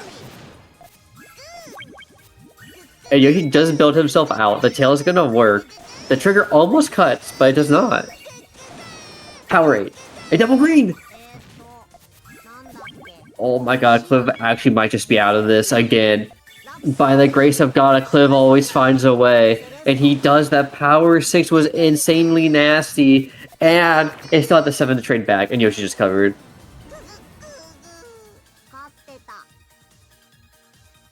This feels like a Set Haven where everything Yoshi does just feels wrong, even if it doesn't seem like it's wrong. Or shouldn't feel wrong. You know what I mean? It's just like, what can you do?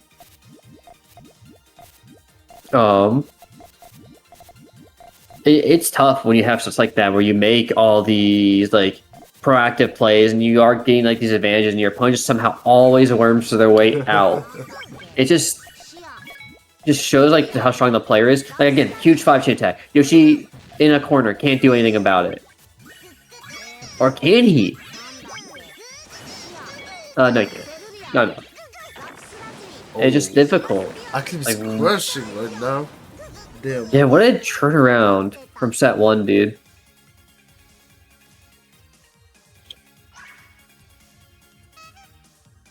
I guess the best way to put it is like I think Acliv has adapted to Yoshi's attacks and better.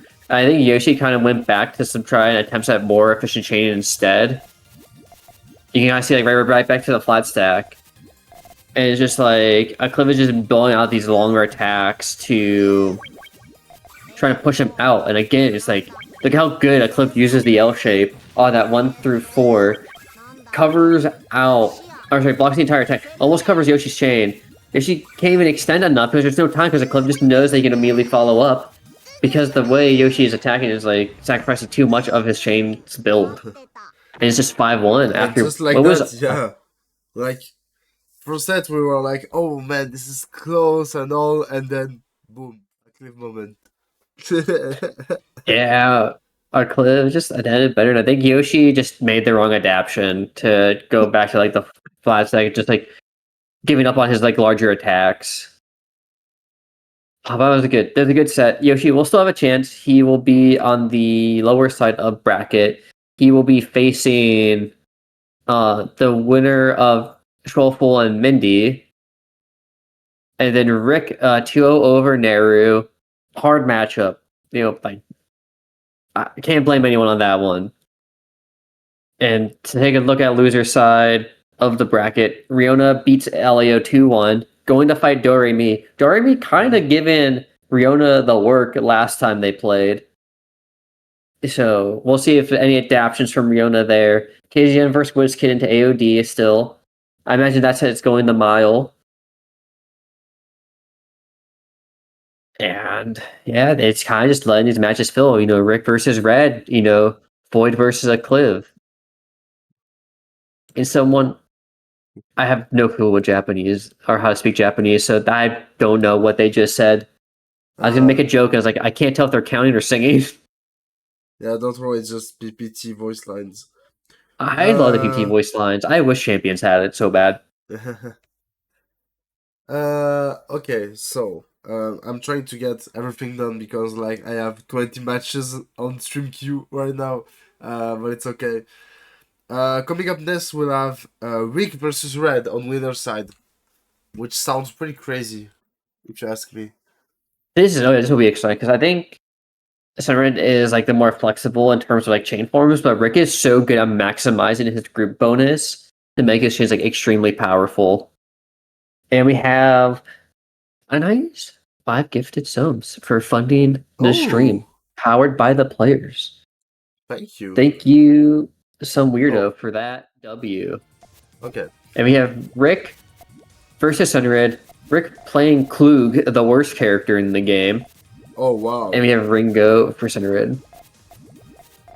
I do not like Klug. I have to be real, I'm a hater. I can see that, yeah. He just kind of annoys me. Okay, so let me just check. So this is... Oh, wait? Okay. Okay. Sunred, try not to opt into that full chain. We'll even clear out the yellows, wanting to keep resources on the board, but it may make it very hard for him to extend now. Oh, but wait. Oh, he wanted the purples for that extra link, but pushed on top of the 13 instead, I think. And we're going right into big chain battle. Rick kind of insane with it. With the 15! And Cedric only has the 11. 119k. Immediately on the board for Center Red. Excuse me, I mixed up my players for a second. Center insane with it. Rick, only an 11, right? Oh. Uh-oh. What's going on? Hello, PPT? Okay. 15 changed so hard he crashed the game. What? the game just... No. Yeah, how do you like a freeze frame? So yeah, did that just happen? It sure did. Center with an insane 15. That is, I think, where Center can find the advantage when he's not attacking someone, is that he has like that flexible chain form knowledge. And Rick, small 2 chain. Center Red, we know what he does to those. He sends the 5. Rick gonna 5 chain back. Center Red gonna have to extend pretty fast. We'll see what he does. Just goes for full. Says, I have enough. That may be true because it looks like it's trading back. 4 rows. Okay, nicely done from Center Red.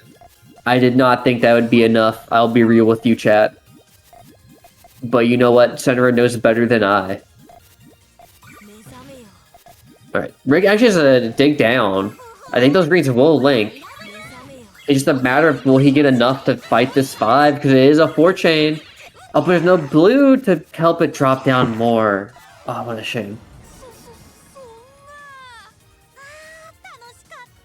And once again, intense opener. But just not in the way of attacks, but just a chain link has been snasty with it. And now it's kind of just up to Rick to figure out what he wants to do to adapt. Right? Because we know Sunred is going to pump up these 15s against him. He's probably got to think about like how much of the group bonus he wants to use versus how much he wants to use on the individual links. He goes for a quick 2. Sunred goes for a 4-chain response, but had to like think about it for a little bit. The potential for Rick to get a lot more time out of chain, but it breaks! And Center barely gets the double red in time, dude! Oh my god, it feels like Rick is going for these like quick attacks, and Center is just barely in time. It's because like you get this 8 chain, but how much does it get you back? Because you only built another 5. Oh. Yeah, tough opener for Rick. It's been a while since we've seen anyone push Rick. It was last time it would have been Yoshi, and even then Yoshi still ended up losing. It's very surprising to see Rick, you know, on the back foot, and he makes an attempt to adapt to the all clear and will get it. Oh, won't get the exact same all clear. Oh my god. And there's another one. And Rick misses it! Oh. Oh wait, No, he gets actually, it, I think, it. again. He gets a better one even! Center tastes with his own medicine. What do you mean he missed it? Doesn't seem like a miss to me. Yeah, oh my, I'm very surprised. No, That's that's why all crazy, 3 rounds that's suck. crazy. That's nasty. Oh my god, they're okay, so definitely a resource advantage to Rick. He needs this round. Like, he needs to be cooking with it right now. And he seems like he will be. Also, okay, gets the clear out he needs to like try to keep this exchange going. And now it's just the question of, can he keep these extensions going? He's trying to maximize his efficiency. It looks like he got a pretty good response. Oh my god, the way the yellow's wrapped on 6 and just the 8 chain. This is why Center is the king of the board, man. This is why he is the PvT master. The way that wrapped around was so nasty. Yeah, even the music stopped with how crazy that was. My god, dude. You know, I was joking with a couple of the other players about, like, when you have to do the draft pick for who you want to play on day 1 of the Sega event, is like whoever gets, like, the last pick and has to fight Cinerid, that thing shouldn't even open up and say Cinerid's name. It's just to say, good luck, man. Like, sorry. A formal apology from Sega, because this does not look like a matchup anyone wants to play right now. That's kind of true. Okay. Rick gonna get down. His chain takes good advantage of the group bonus, but again, it is missing those individual links. Like, Oh no. oh? Oh? Wait, oh. Oh, he's down. Oh, wow. Dude, I'd be crying in the club if this happened right now. Cinerid is gonna have an insane power. His chain breaks a bit, but it doesn't matter because Rick's chain was even worse. That's how it is. Yeah, That's kind of the Rick syndrome, where sometimes he just struggles a lot for whoever's know what reason, but it just come back and gets placed first anyway. Yeah, man. And I think it was the first like full sweep we have seen on stream. Yeah, I think that's true, yeah. Oh my god, that is rough, man. Actually, no, I think Dan got swept by the quick 3 round, but like that's like first to 3. This is a first to 5. That's much harder. And damn, that feels rough. It just makes you wonder because Rick does have pretty good adaptation. Speaking of good adaptation, right? He's trying to keep the chain more accessible. He has a big follow-up too, as well. He's trying to force everything out of Centered right now. But his column 6 is not being used very much on Rick's side. That could be dangerous. Absolutely. Okay. Oh, he's down. Oh, he's gonna go for the reds? Oh, but they break?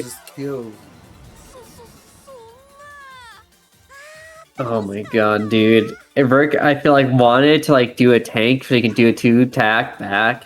He clearly knows, like, if he just tries to main, he thinks he's just gonna lose. So he's trying to like do everything he can in his power to force Cinerid into a bad situation, and Cinerid just does not care. There's like, nope, yeah. Man, I will not be there. Actually, no. Yeah, that's exactly. He's like, should have built better there, friend. And it just like it immediately beats you to death, and it's like, god damn it. Okay, wait. We're kind of getting nasty with it though. Oh, look at that rotation up into the 13th. To get that red blue on the 4th, 5, 6 area. Wait, this is so nasty from Rick. Cinered's chain, is it gonna be enough?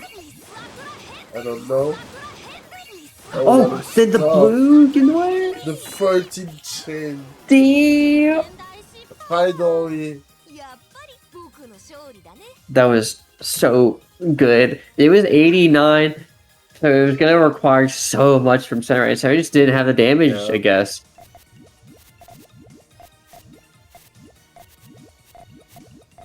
Big W moment, like that was your first Rick for around this entire match, actually.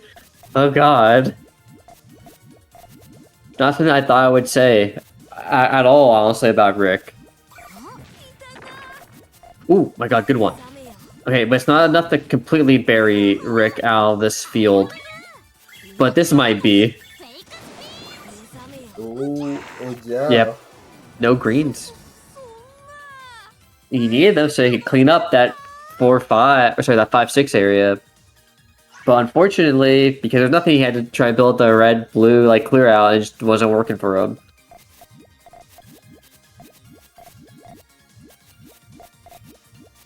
Alright. Some interesting build orders here. You know, Rick was kind of like leaving his center open for a bit. Oh, that poor chain, wow. Very aggressive play. I love it though. Punish Rick for kind of getting a little greedy on his building. Okay, now he just needs red though. Good counter from Rick. Oh, he went for the ghost row. But I think he messed it up, so which is why he opted out of it. Let's see. And then they all clear for good measure. Wow, yeah, Rick lost. Didn't matter. Yeah.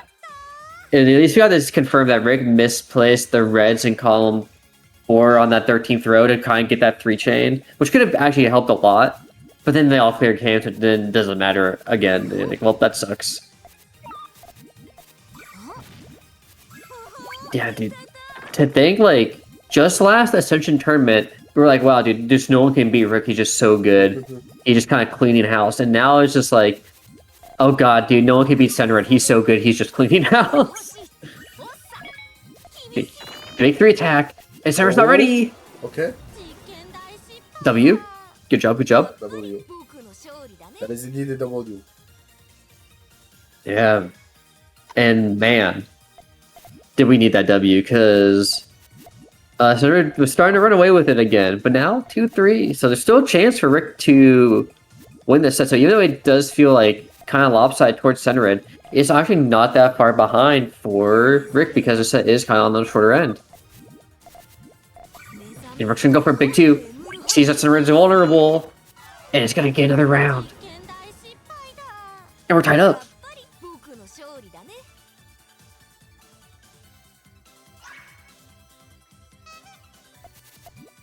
Alright, so this is Rick. So we're seeing that Senred is starting to get susceptible to these attacks. Rick is changing up his attack timing to hit these transitions from red when they get too dangerous. And which is what you want to see. You know, red actually now being a lot safer on his call of 1-2. Very counter-ish in a way. So he does not want to get caught out. But now I have to be careful because the reds and Q are a lot, but there hasn't been too many yellows, but we just got them now. We're going down. No attack from Rick. It is just pure main chain it out. Wait. Senred kind... Yeah, Senred doesn't have what he needs. Okay, there it goes. Yeah, 1 yellow short. It does not work too! Yep. Yeah, I think he misrotated his purple-yellow on the wrong sides. Oh. Oh, lucky. Yeah, and now Rick with the lead after Senred was going so insane, it just felt like there's no way. And now there is a way. And now if you're Senred, you're like, oh god, I gotta clean it up so Rick doesn't steal this set from me. Yeah. Okay, this should be enough to defend at least. Yeah, like, see, that's not much trash. It's fine. But Rick with a huge Thorn follow-up. And now it actually might just be Jover. Oh, wow. It's just like that. Just string 4 rounds in a row and just win. Yeah. It's just that easy. From Rick to winning the set. That's just typical Rick behavior. Yeah, the adaption, insane. Rick's mental, gigantic. My god. And I guess now it's on for center. Let's see what he did. We're getting prawn. Oh my god. Yes. He's gonna all clear with it. Uh-oh, that center actually got pretty big power. There's the counter, but still. That's tough. Just getting an all clear to trade back 4 trash players. So that's a W. Okay, let's see now. That's a very tough position for Rick now. He has to make up whatever he can. I think he's dead. Because Cedric, I think, stall cleared actually back. Oh, no, never mind. Sorry, I didn't link on the trash row. Wait, Just that looks pretty good actually. That Oh! counters. That counters. With another 4 trash. Wait, the 4 trash trade backs are insane with it. Boom. Another free chain. However, there's like 6 chain from red. I think this is Jover. Yeah, it is. Yep. It's still a crazy round. Crazy round. Yeah. Good building from Rick, but Cedric just a little bit more clutch each time. And now, Cedric once again with the lead at the start of the set. Kind of stalling him to hold it. We'll see if he can. Last time, you know, Rick clawed it back. But it feels a lot more like Rick has figured out how he wants to approach this matchup. Even look how high this build is. This is going to be a potential nasty attack if Rick wants to. Oh, what is he looking for? He takes the Thorn instead. He's trying to wait for Cedric to be vulnerable. So he's just going to keep Thorning and praying. He has like a 4-chain attack now. Oh? That... Oh? Okay, yeah, that's main. That tail looks okay, where's good. the... It does. Explosion! Yeah, it's only 56 on a 9. That's like an 11, 12 chains worth of damage. Rick is gonna very big response to this. Oh, you're right. Oh no! But it's enough. It's but enough. Still enough. It's alright. Everything is under control. Don't worry. Yeah, not even close. As he wipes the sweat from his brow. Okay. Oh my god, that was horrifying. It was planned. All planned. Yep. And now, it made kind of crazy, but felt like at first Sunred sided kind of goes back into that trend of, oh god, is it another who can beat Rick situation? Ooh, wait, this attack from Rick 2 is about to be insane. Oh, chain. Oh, but Sunred just says, you know what, screw it. Yeah, rushing to main here seems like a good choice. Because Rick spent some resources into that attack and now he's struggling. Yeah. Yep. That was a 10 from Sunred. Crazy breakdown on that chain. Honestly, sometimes just what you gotta do, you know, maybe just say screw the chain battle if I just have a good 10.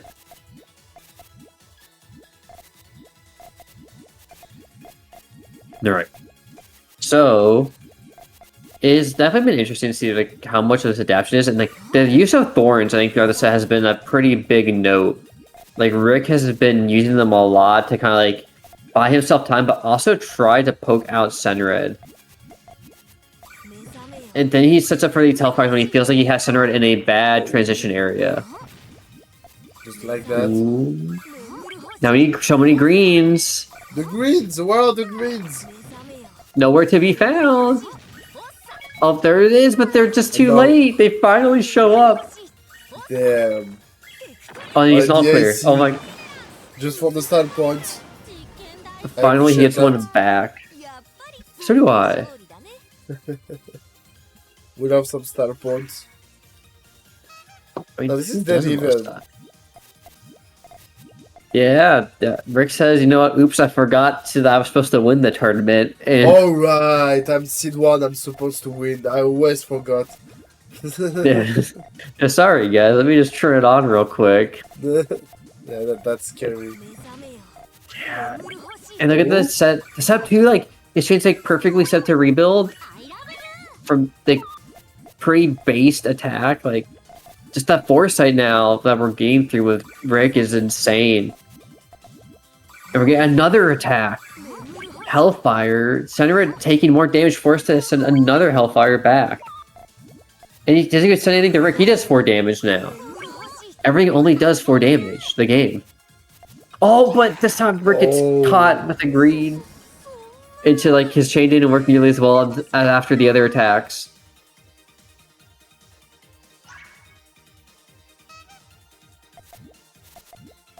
Truly horrifying.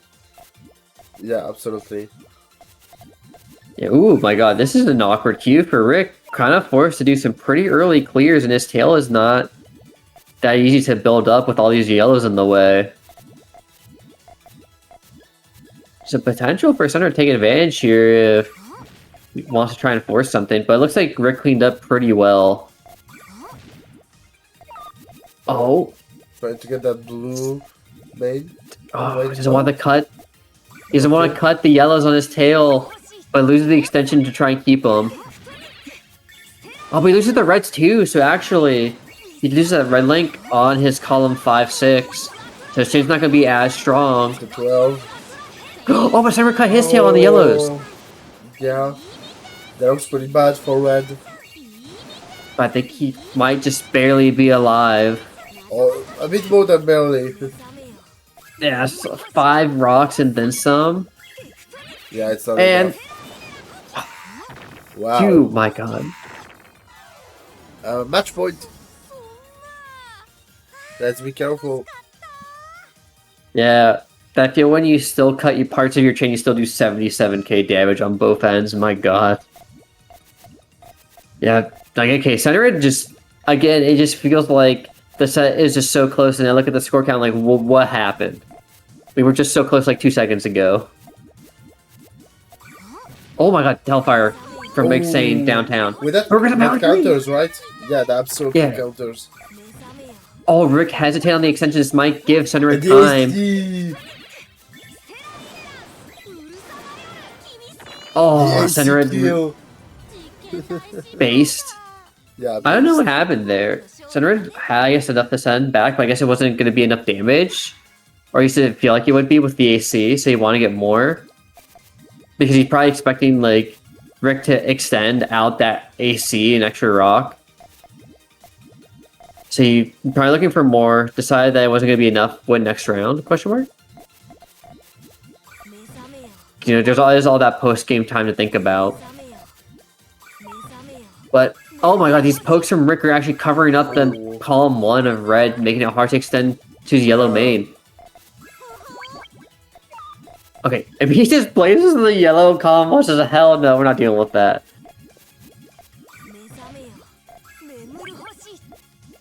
Oh, okay, there we go. I think all that tail is gonna wrap up pretty nicely. Let's go. Wait, I think Rick's change isn't nearly as good. Oh, that tail! What? Yep.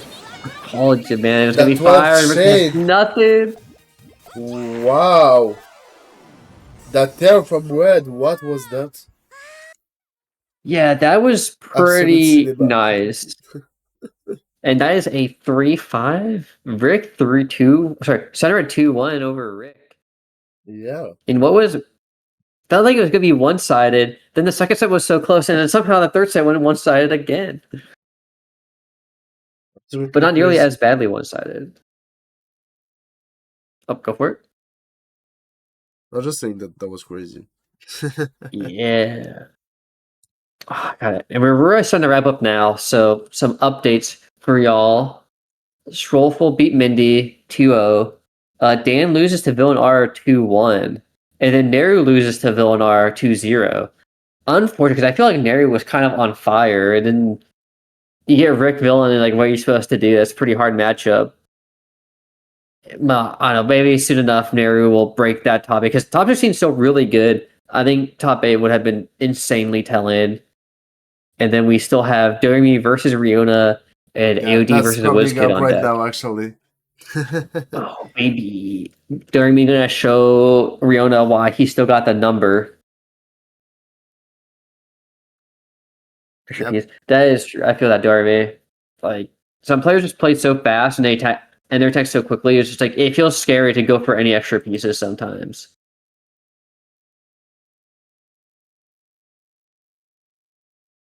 But man, players are getting ready. We're just moving on so fast, getting all those crazy matches. Yeah, it is crazy. And to think, like, Koopary and Anna both didn't make this top 16.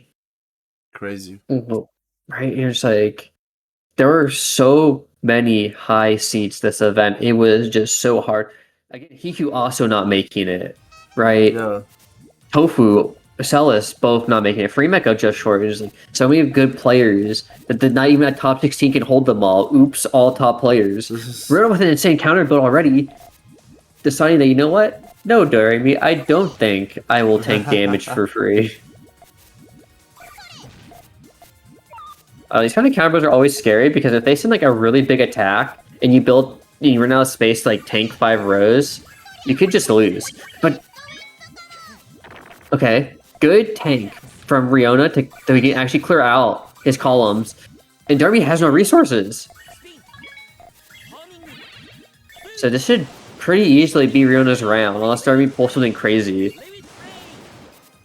Oh, speaking of crazy, that was a pretty good extend. But he lost the red on his column 5. So it's going to be close.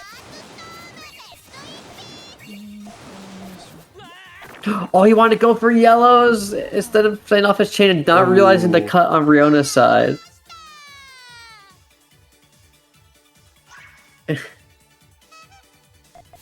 Damn, that is unfortunate for Riona, but huge W for Doremy after what looked like could have been scary. Oh, actually that Riona, again, kind of shaping up for a potential counter style on his transition again. I suppose that is one way to adapt from their last set, right? Because it did feel like Doremy was out-chaining Riona a good bit. I want to tell purples for the extra damage, I respect it, but they're not going to get it. And the nice part is, right, again, taking all this damage from that 3-chain from Doremy does not stick. The 10-chain? But now, because Riona did off-tank that attack, like, look how much little space he has in comparison to Doremy. Oh! That barely countered! Yeah, that's so good for Riona, because now he can kind of just go for it. Yeah. And he gets it! Man. Good 1-1. You take that, you take that. Again, thanks if you don't want players building leads early, because it's so easy to run away with it. But counter build working out for Riona. Interesting adaptation, because again, you do lose out on that space afterwards, but because you know how to take the trash to begin with, it's a lot more time to try and just beat up Doremy. Oh wow, there's so many reds in this queue. Yeah.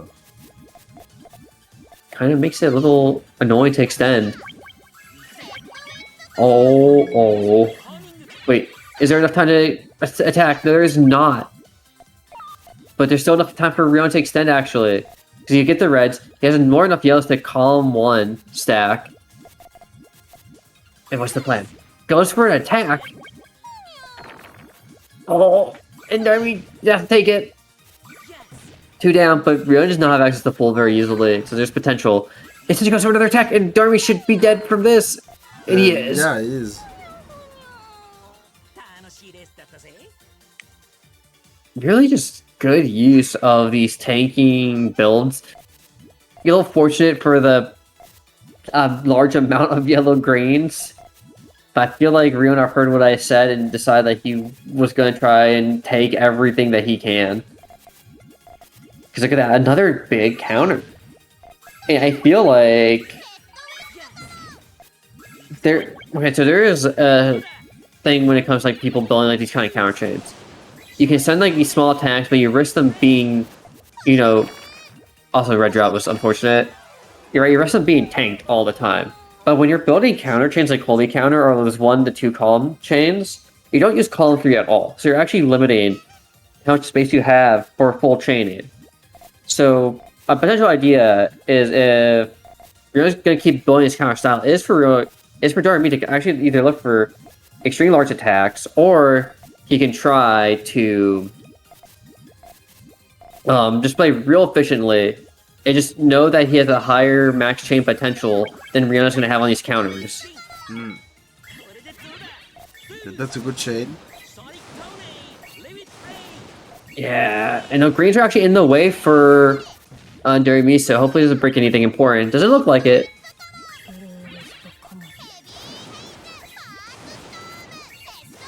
Alright. Oh wow, that set still wasn't enough. Still rocking a half. And he has a 3 response, but Gonna go for just the 2 instead. It's just not gonna be enough to defend. Riona 4-1 right now.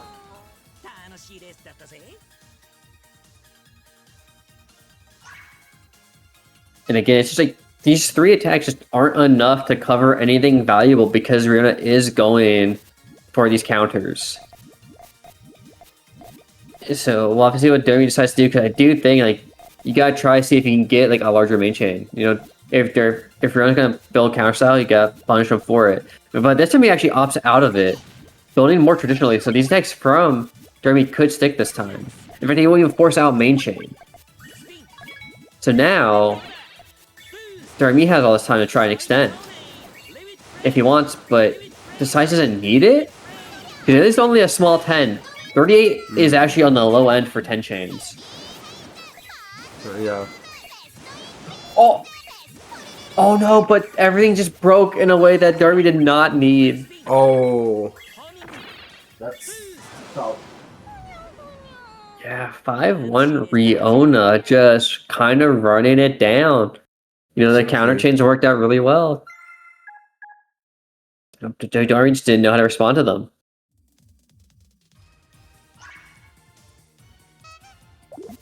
Alright. Here you go. See if Doremy can put together the adaptation. You know, we'll see if Riona also keeps up with these counter chains. In fact, clears the one on the blues, interestingly. Not sure if he just didn't like the tail shape you had to go for. He just prefers different ones, but we'll see.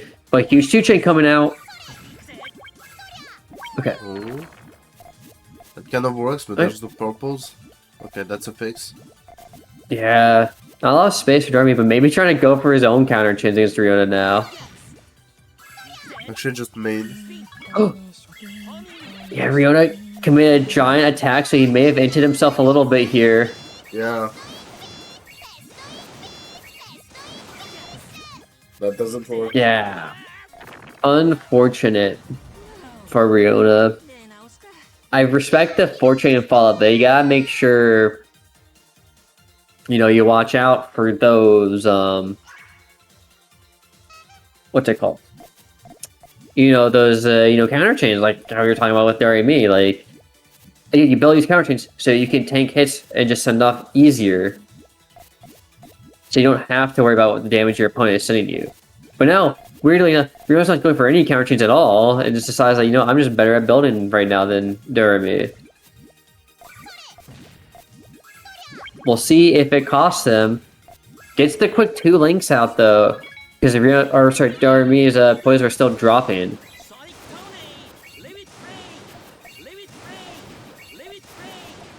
Okay, what's the play? Huge 12 chain, 67 on the board. And even going off this GTR from Doremy, we're only at the 7 mark before this tail starts popping. Wait, does those yellows blink? They will. Oh, Power. Wow. Oh. Well, good for Doremy. That only said like half a row actually, but Riona built so high there's like 2 through 4 area that he just dies off the top.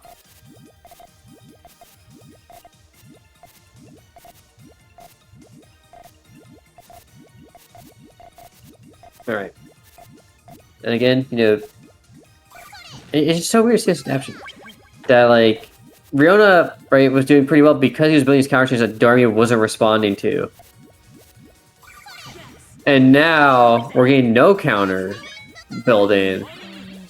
We are just getting pure normal chaining. And then now Doremy is just giving him the work because Doremy does better when you build the normal chain. I just don't know what happened. I think he might. I think Doremy might just get it. Because Doremy just, like, is just playing fear, but Riona just changed his game plan for no reason. His other one was working. So I'm just, like, kind of flabbergasted.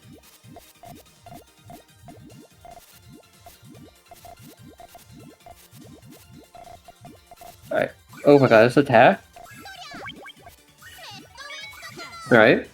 And again, no counter build, so this damage does stick for Doremy.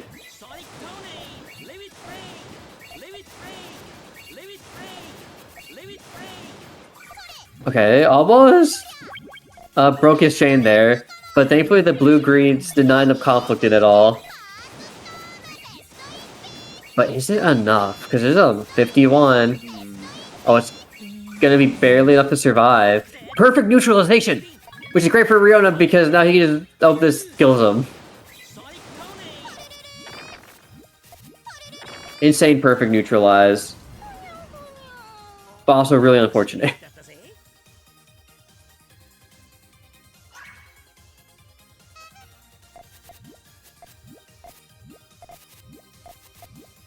So good for Riona though, he finally back on the board. And without the counter chain too. Like now we're just going freestyle. We're just in the Riona does what he wants mode. And you just gotta hope that it works out for him. And this is a big 2 response. They'll take a road trash. It's not so big after all.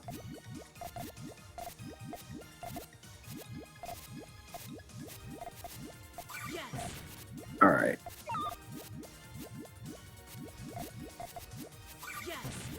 Oh gosh, Riona is so high up. I think he's gonna get these reds just in time. Doremy gets the Yeah, absolutely. Oh, from both sides. Oh, but Doremy's chain breaks everywhere.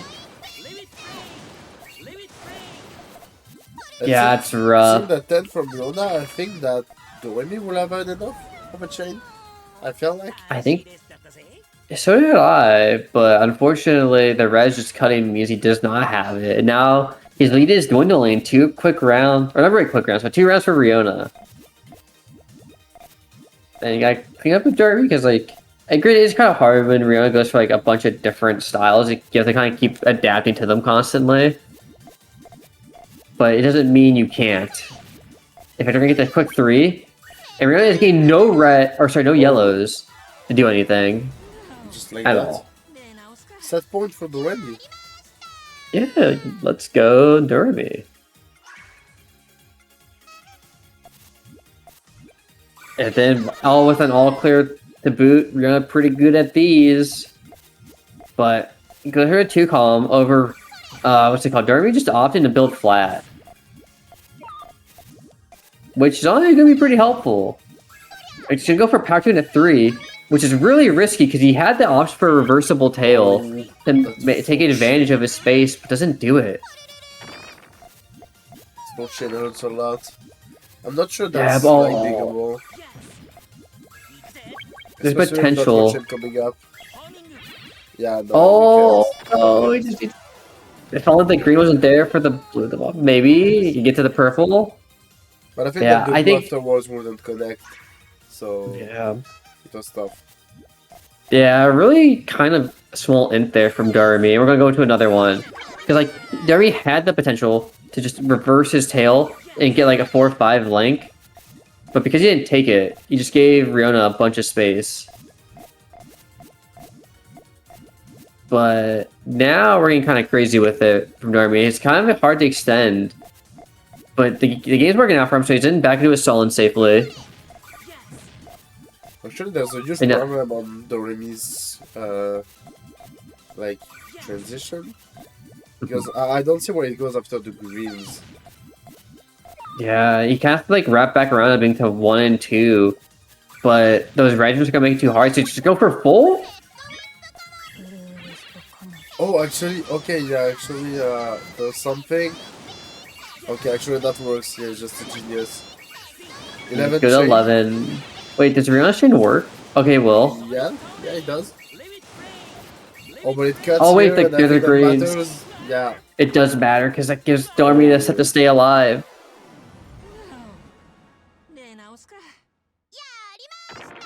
Set goes to Doremy. And we're 1-1. Yes, this is what you want to see. You want the nail biters. You want the pushback. Again, I do think Riona kind of inted some rounds by giving up his earlier strat from the set. So we'll see, again, what Riona's adaptation is. Because he did start to pull back a bit towards the later half of the second set.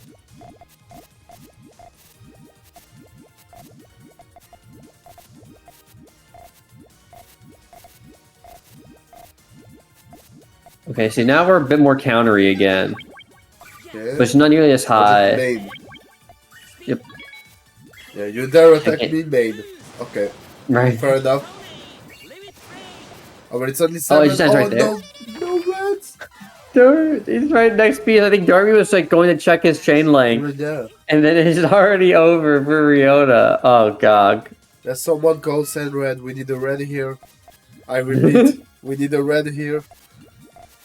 Oh, gosh. Okay. It's okay. You know, because you can take that mistake and be like, okay, you know what? I was just a little slow to react to read. Should be fine. We can put one clear up Doremy side. Riona's kind of speeding along. I think Riona just wants to go full momentum, all gas, no brakes here. Because yeah, it's right into full, which seems like a horrifying idea right now. And Doremy decides that he has more than enough, because only a 10. 40k, again, on the small... with a wrist cut! Oh my god, second time this cut's happened. That's gotta be so annoying for Doremy. Man, that is twice he's had reds on the transition that just ruined the chain that would have won him the round.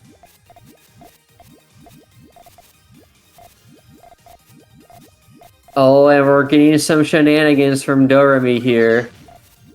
But he doesn't wait for Riona to cover his extension. So, Doremy gives Riona the perfect amount of time to respond that he didn't need to. Like, if you want to send that attack, you just have to wait for Riona to cover his transition. But because you don't wait and you let him, you did it while it was still open, you just need to grab a blue and send it.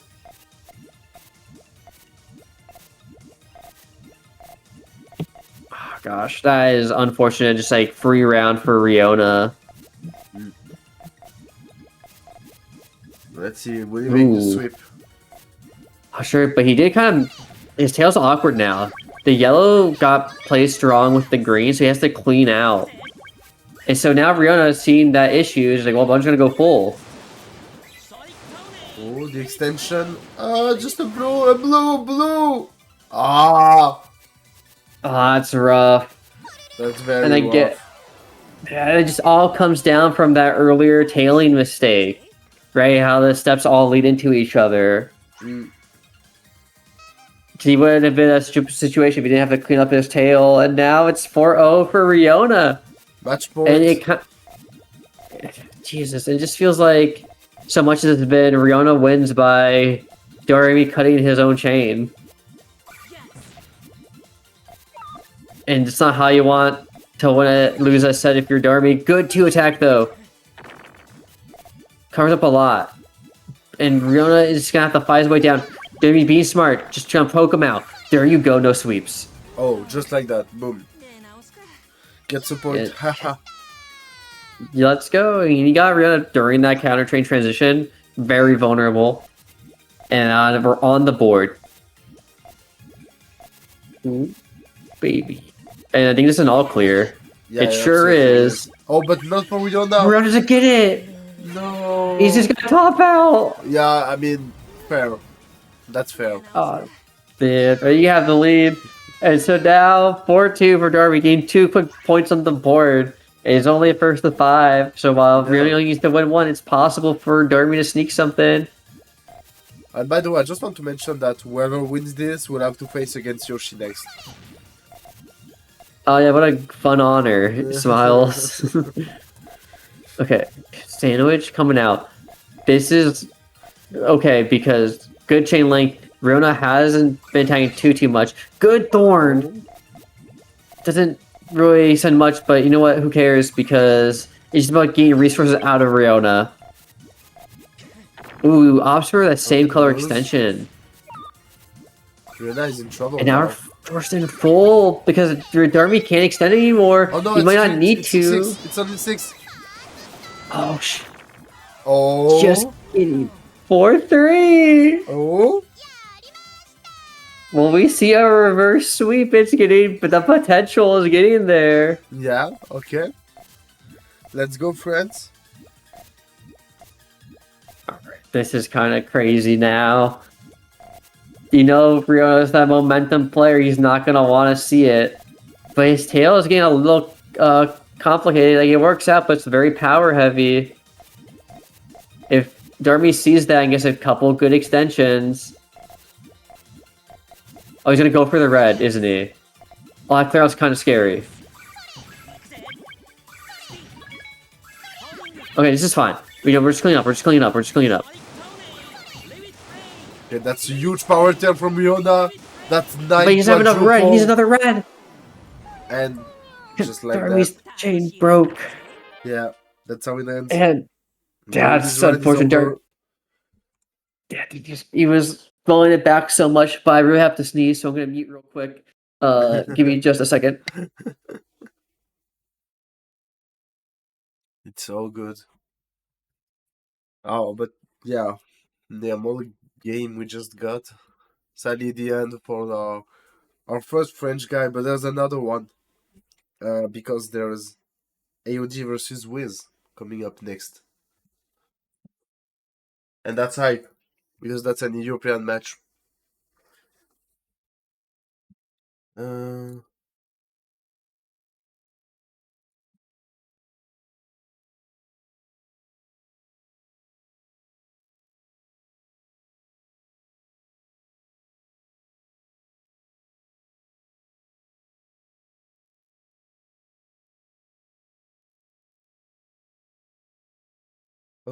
Okay, so yeah, as I said, coming up next we'll have AOD versus Wiz. Trying to get all said and done. Yeah, an European match, that sounds fun, honestly. Like basically everything we got so far. Okay, there it is.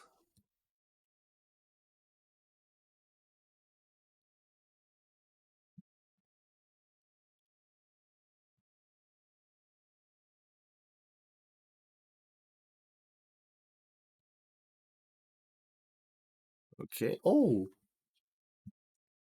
And thanks, Doremy, for the red. Great job on the match. It was tough, but you did great. Let's see how the other French guy will hold up. Okay, here we go. So, AOD versus Wiz. How that match will play out.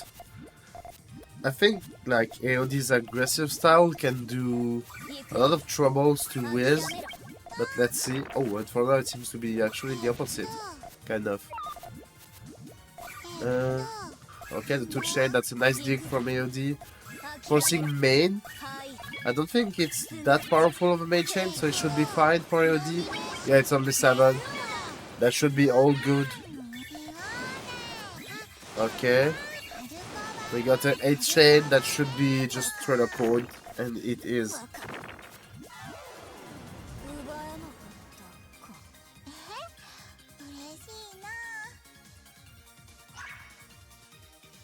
Yeah, AOD getting the first point of this match.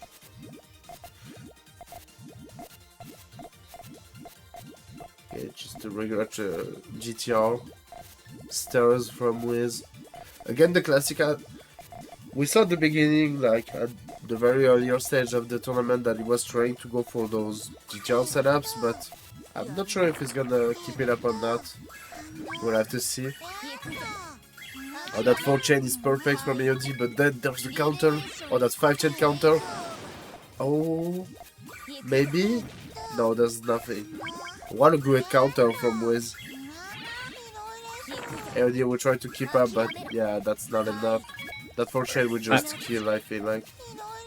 It sure did. Okay, thank you. Sorry. I No worries, no worries. sneezed once, and I did went to like the machine gun of sneezes. It was like, oh. Yeah, it's absolutely fine. This is interesting because there's a lot of time for these two to like kind of reset like mentally. Yeah. Which may be pretty helpful for AOD after such a kind of like I would say a pretty tough loss to Senred. But I mean, like, there's no shame in losing to Senred. True, but also a double red cover just in just like time. Wiz just not able to even place the single red that he had. And if you love to see if you're sure AOD, you're like, yes, thank God, no counter trade. Because this is for top 8, like, this is the last qualifier match. Already, you know, Rick Red, Void, Acliv, Yoshi, Riona, Villain, and one more from this match. And top 8 here would be huge for both of these players. Yeah, absolutely. And Oh my Wiz is God, doing quite a Wiz. performance. And being seed 19. Yeah, I mean, Wiz is just one of those players, like, he has the skill, it's just the question of when. And everything on the trail just doesn't work. Sad. Very unfortunate. Oh no, you don't like to see that. It's already 3-1, over halfway now for AOD for this first set. Alright. Again, it kind of like is Wizzkid sticking to the stairs tried and true, and I think it makes sense. At this point into the bracket, we did see like his GTR kind of struggled. But his stairs has been really clean, as usual for Wiz. Oh my God, they're both just going straight full? Oh no, Wiz's chain ended earlier. Oh, he has to give up the yellows on his tail, and then he breaks his power, the purples, oh God. Oh. And already set point for IOD. Wow. Yeah.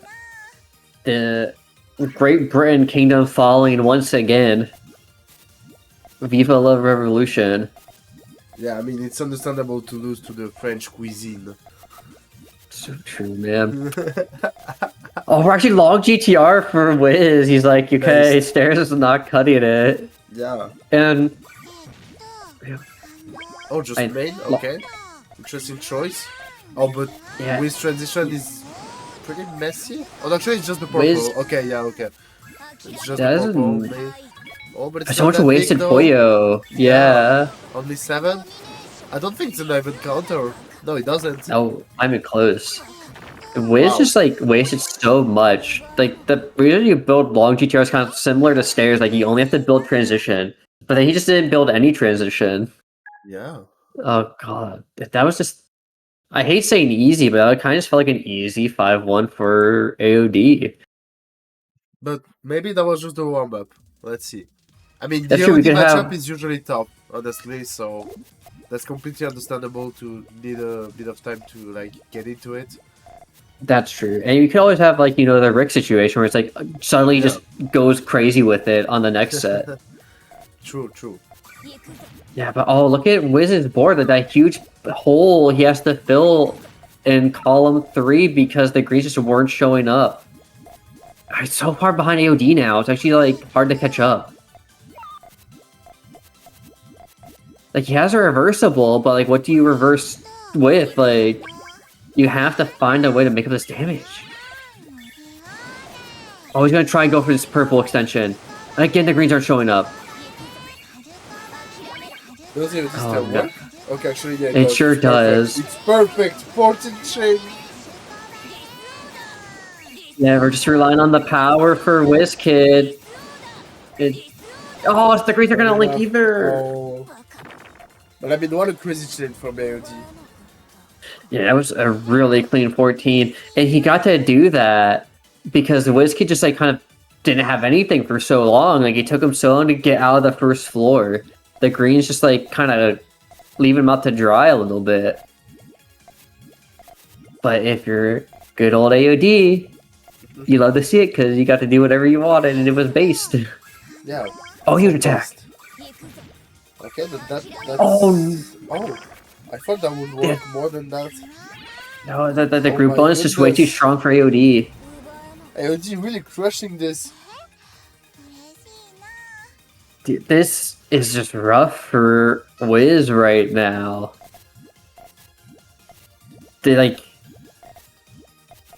we know Wizzkid can be pretty solid, and like he is putting up like a pretty stellar performance. But there's been so many times for Wiz where he is one away from top 16, or he's one away from top 8 in like these major events, right? Like it's kind of like the story of like falling short is not uncommon for a lot of players, and if Wiz is also in that kind of same area with a Oh, lot of free people, chain. and we're just going all in. Yeah. Let's see how AOD extends that. Does that work? Oh my I have gosh, no we're getting a idea pretty what's big going on over this 11. side.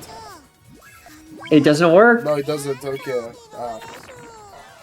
I was really confused by that, but no, it just doesn't work.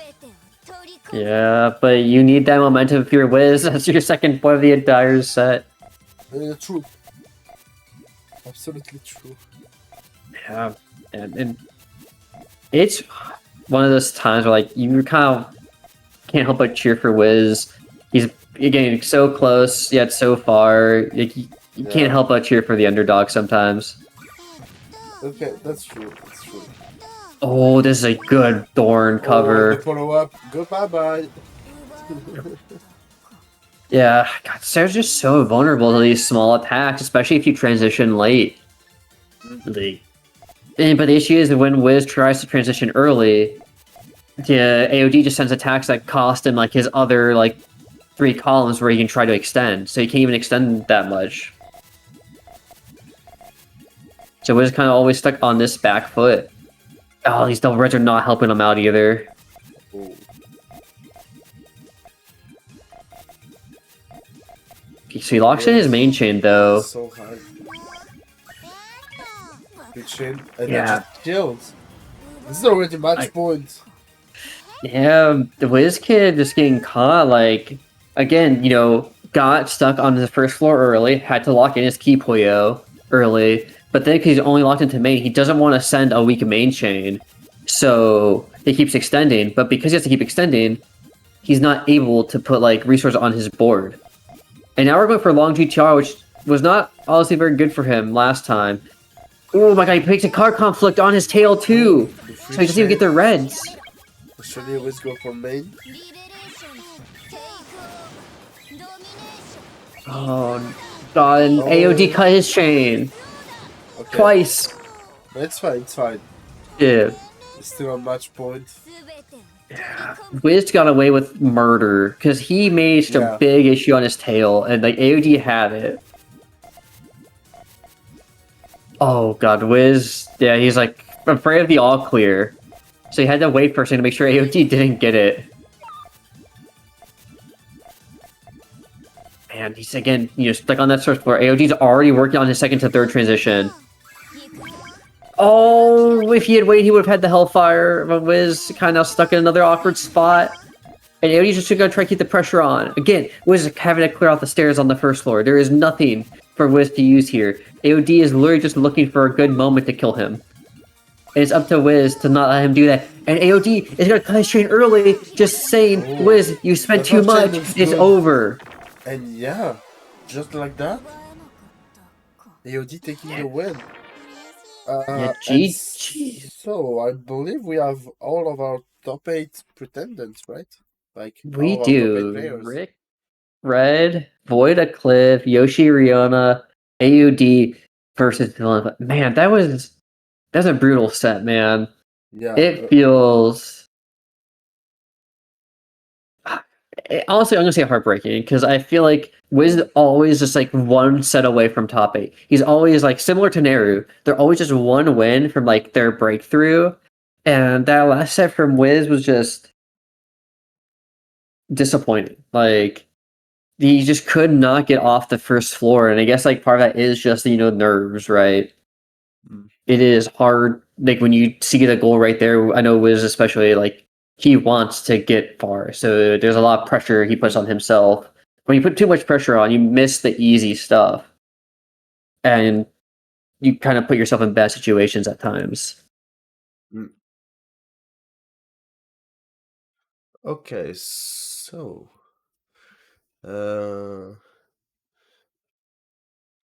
moving on stream, we'll go back to winner side actually. with Void versus Acliv. Well, quite a good match, if you ask me. Like, pretty much everything we've been getting so far. Yeah, it's gonna be some good stuff. Like, it's kind of weird to see Yoshi not on winner side top 4, right? Like, Void kind of having such a big resurgence on the English speaking side of players. Mm. And now, you know what's crazy? On this losers bracket run, Yoshi has to fight Riona and then Rick if he wins, just to get another chance at Void or Acliv. And like, that's a hard lower bracket to run through. Like, Riona playing pretty solid. Rick has had taken Yoshi down a few times. And then it's like, oh, I have to play potentially Void or Acliv, who have been also kind of like catching up to me in level.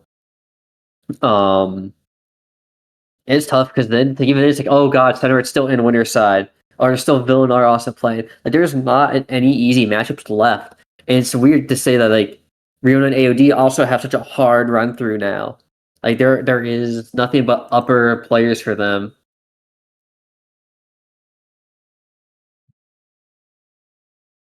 Okay, the match is getting ready. Void posting is like tired emo because you have to keep playing either a Cliff or Yoshi. That's kind of true. Okay. So, winner top 8, Void versus Acliv. All right, here we go. Let's see how Void adjusts compared to where Yoshi could not. Because I feel like Void does like his early attacks. He likes to fight, which was something that was kind of catching a Cliv off guard against the Yoshi set. Oh, but accidental blue clear from Void, kind of sussy. Yeah, Cliv just goes straight to main. And it ends on the power 6. Just no way to get down.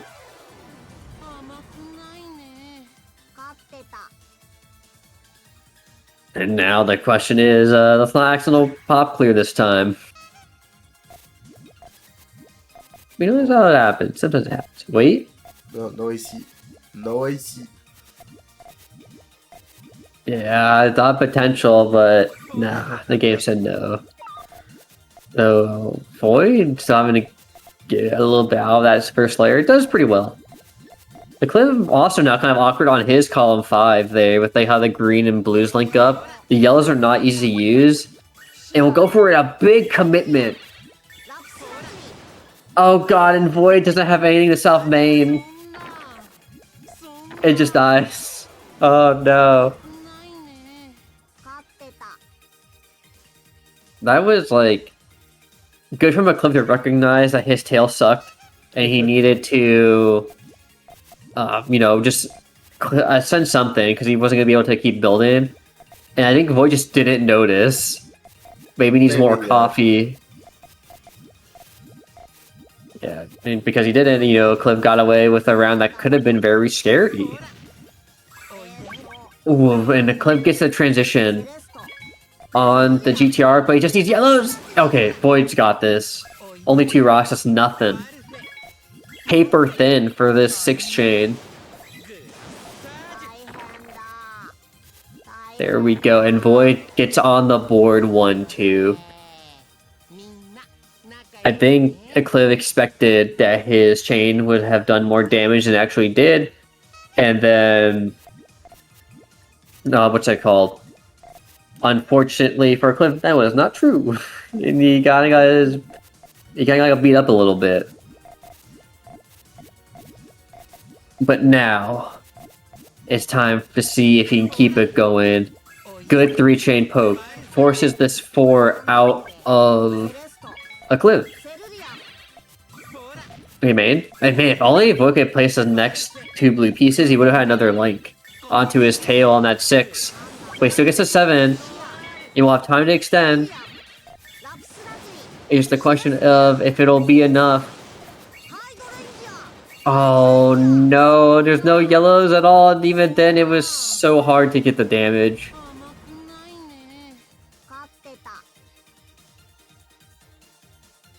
And avoid the lone Brazil player, Elio falling just short, making it to 13th. He's gotta rep his region. Whereas like Cliff still has his teammate Rick to try and take this tournament. On different sides of the bracket too, so you have to play each other for a little bit if they get to that point at all. Oh wait, the power 2 coming out for Void? Again, 4 from a Cliff. But Void just goes for it. But again, it just gives all this time to a Cliff to keep extending. And just what is really tough about this situation. It's like this because these extension times let a Cliff fix mistakes and also add more damage if you're back chain. And Void might have a pretty good chance because a Cliff's chain kind of cut a little bit, but he doesn't have enough time to finish up his chain. Ooh.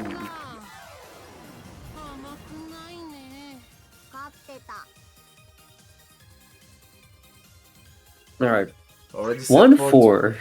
Yeah, already. You gotta hope that what's it called? You can just sneak out another point or two. You know, he's like, if you can't take the set, at least make a Cliff have to adapt to you, you know, make them work for it. Alright, then what else do we got here? Let's see. A little bit. Oh, good vision. Okay, I was curious if that would cut on his transition. I couldn't. I was like, man, I could not see. But the tail is kind of nasty with it. All the power into final power 10. 73k is a lot. And a Cliff just loses all of his tail. Oh, I don't think he's coming back from this one, boys. It's still a star and then some. And there you go. Another point for Void.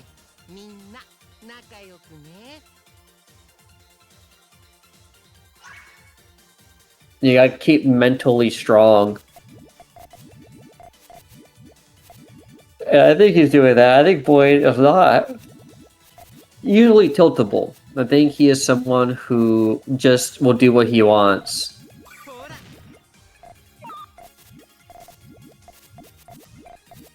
And now it's will a Cliff stop him because the Cliff's pretty high up. Like there are attack options here. Like he sees avoiding that blue key play he's debating, places it, and now it's time to send full. If he can. Okay, double greens. Show up just in time to clear out and don't block off his chain. Thank God. Though wait, is he missing a green now for his tail? I think their reds will still link, but it's going to be close again. And it's still an 11, even without those greens. Why even doubt a Cliff?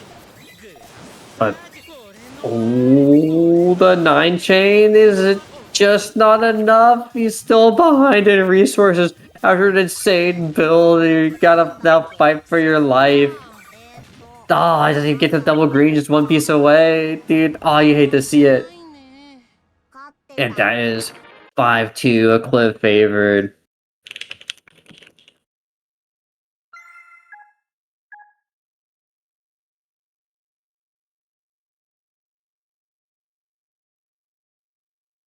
Alright. Good. I mean, I think there's a lot of some good stuff there from Void. I think he has a pretty solid power chain, but Cliff, man, again, just the 4 chains were beating out some of these smaller attacks.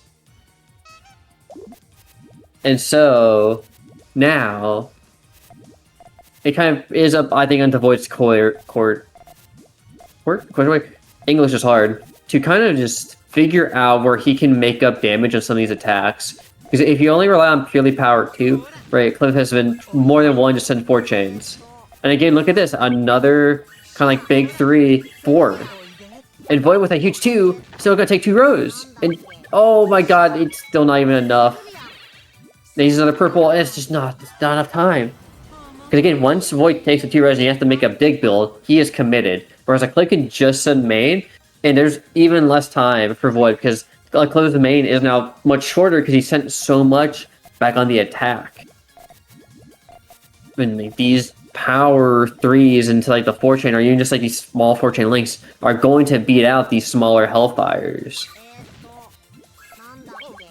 And it's kind of gets exacerbated or like built upon because Void is also locking in his key players early. Alright, the column 1 red locked in super quickly. And because it is locked in quickly, it means he can't go for these digs, but also means a click can attack and either expect him to tank it or send main chain. And now Cliv trying to figure out how to keep extending. He's a purple, doesn't show up. Good job from Void. Good counter build and good dig. But again, it's still a little scary because what would have happened if a Cliv had gone that purple, right? And losing in an advantageous state just tells you, okay, I can get this advantage again and I can win next time.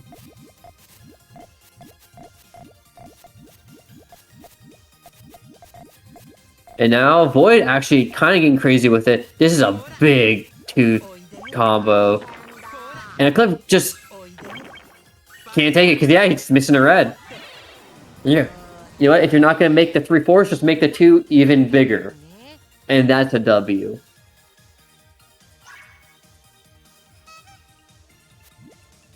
Oh, okay, there we go. We're good. A little freeze there, a little slow-mo action. Aclivtak kicking the router. No, just kidding, I don't think Aclivtak would ever do that. Oh, no thorn potential. Even takes the weak 2-1. Oh, but nothing landing to the gate. Anything important. Great, even if it did land in column 4, it wouldn't have been enough to like actually stop that tail from working. But here we go. 3-chain from Void. Aclivtak just goes for full. Yeah, had no more space for anything else. Just gotta send it and then either hope it's enough or just get good rebuild. But Void also gonna go for the 4. This tail ender from Void is gonna be extremely strong. Oh. Boom. That Wow. easy all clear. That counters. A 4 trash again. Oh my god. Aclivtak's in very big troubles. Oh yeah. And here's why. Yep. Ironically, he had the pieces to actually stop his chain. He just no time, just one pop, and you're done. Yeah. Oh, All clear actually mattering. AC. Yippee! Okay. And okay, Void's build, while it does have a lot of power, his preferred way, is a little susceptible to counter chains. And in fact, Aclivtak's not even gonna take it; he's just gonna go, which is probably good for Void. Never mind, he got hit. No red. And I mean, that is the danger of the 1-2 transition where Void builds his trigger in the midpoint on the column 3. Is it only takes 1 rock to kill you now instead of the 2. Yeah. So you kind of not good positioning.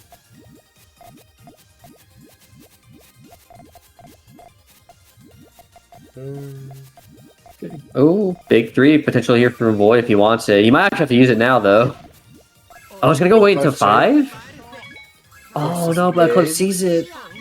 It's not that great of a defense from Aclivtak. Yeah, it's not enough. Oh, that's so good for Void. Just need some purples in there, some blues, and you're good to go. Oh, clears out those purples. Interesting. I thought he was gonna use them in this chain. He's giving Aclivtak a lot of time to build up this chain over here. This is a pretty big response from Aclivtak. Oh, okay, still enough though. No chokes. That was still a nasty 5 from Aclivtak. But the 7 is more than enough. It is 4-2. Void running it back. A little scary at some points, but it doesn't matter if you don't win the round. And this could force us into a set number 3. Alright. And then Aclivtak actually have a super high transition to the reds were not working out for him. Get some more now. But if he chooses to attack with this, it'll be very easy to extend his GTR. Because it'll just be flat reds in his 1-2. Oh, main chain from Okay. Void? Seems a bit rushed. I don't know. Yeah, but Cliff has to rebuild quite a bit. He gets it all. He just needs yellows. He gets it all. Ooh, that was Oh, close. just barely. And this is looking like a pretty sizable tail here from Aclivtak. There's a lot of group bonus and a lot of colors. Boom. Yeah, there's no way. Damn. Yeah, that is such a big star for this 5 to try and counter. Now let's be careful here because Acliv is 2 points away from just taking the match. Yeah, you do not want that. You do not want to go lower bracket right now. That is a bloodbath waiting to happen. That's kind of true, yeah. Who wants to fight Villain.R and Rick and losers? I don't. Yeah, good luck Like, with get that. me out. Exactly, that's terrifying. This is no bueno. And Aclivtak at least not going any immediate attacks for Void. Okay, well, there's the immediate Hellfire. Why did I say anything? But very easy to get down from. If I look at that quick 3, I mean, actually, Cliff ends up taking damage, so now Void has advantage. Oh, he's debating. He wanted to. He wanted to send so bad. There's the free chain. Yeah, no choice but to make from Void. This could still be okay. There's not a lot of resource on Cliff's board. Even though Void Chain isn't too long, he might be okay with just this 8. And he has so much time to extend. Okay. No, it doesn't, right? No, it does not. There's the one red missing and still needs another purple. And Void will 1-1 even up the sets. Yeah. With a 5-3.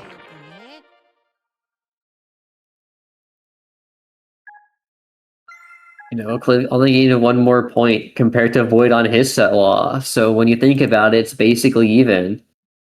Yeah, true. No, it is absolutely even. That's what makes like set matches interesting. Is that it's not all about the points you gain. You can get more points, but still end up losing. Yeah, you know, it's that fighting game effect. Which, you know, for someone like me, where I grew up in fighting games, is very simple. But like for a lot of players, when this format kind of came in to introduce, a lot of the players hated it because it was so true, different. Yeah. But I think right now everyone is like used to it. I'd say. Yeah. It's okay. So there used to be a very big conversation. I think this is well before I think you started joining the scene, where US events were kind of still the primary one, and there was a lot of conversation about the round count versus first 2 count, because so many US fighting game events where PoYu events were, and a lot of fighting game players were just used to set count. And Void actually shouldn't get covered for that attack. And so it became like a kind of a debate over like, should we do set count or round count? And fighting players and like casual players were like set count, and old school PoYu players were like, ew, no, first 2 rounds because I don't want to lose if I drop a set or something. But Sega went set count, and now it's like, oh, okay, well now we have to do set count. Like, what are we gonna do? Like, not learn the format? And then people realize, actually, you know what, it's not so bad. Yeah, it's not different, but I mean, overall, it's still the same game, like. Yeah, I think the big fear a lot of players had was like, because in theory it is shorter, there's less time to adapt. But in a set count, even if you get like a couple bad rounds, you still have downtime in between the set itself, and you still have a lot of rounds to work with because the sets are still like first to 5, first to 7 ranges. Actually, it's easier to come back because let's say you have a very bad start, you lose the set, well, at least the score resets afterwards. It's not like you have to carry the advantage the opponent has for the whole match. It's just 1 set and then you can go ahead. Yeah, exactly that too. And because I think one of the big issues I think with like Oil League for some people was like, once a big lead happened, you kind of took out of the set because it's so hard to come back. But also, if you're a viewer and you're like watching, you're like, well, this dude is down 20 points. Is he really going to come back? And 99% of the time, the answer is no. Yeah, that's pretty true, yeah. Oh, Void just going full. He has a lot of power. Book main. I'm not really sure what to expect. I think Acliv has a big chain. Oh, Yeah, definitely. yeah. I mean, Oh, 44 is there's the still a cut? 10 chain worth. Okay, but it's still enough. Yeah, that was a crazy 8 power because 44 is like, you know, a higher 10 chain category. So, like, one more link from Void and it could have just been a Giga 11 Yeah, worth of totally. damage. Now we're dead even, like 3 points away on both sides to advancing in the winner bracket.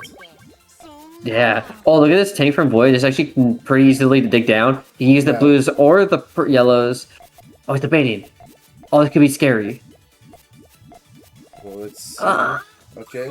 this gave a Cliv a lot of time, but Oh, he the has such a yellows are good gonna tail connect at the now. end, that's so smart. Oh, but actually they don't because there's a cut. That's so sad. And now it's the 8 chain from Acliv.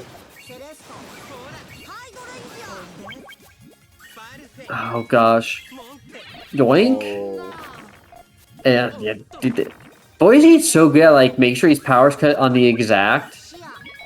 But man, it's just so hard when a Cliv has such a good damage output.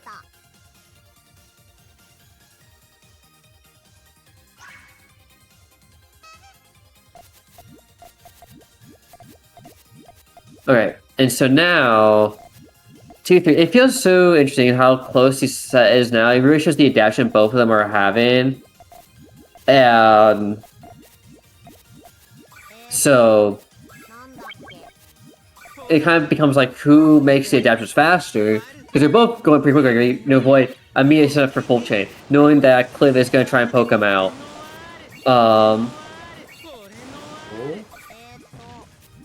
What's it called?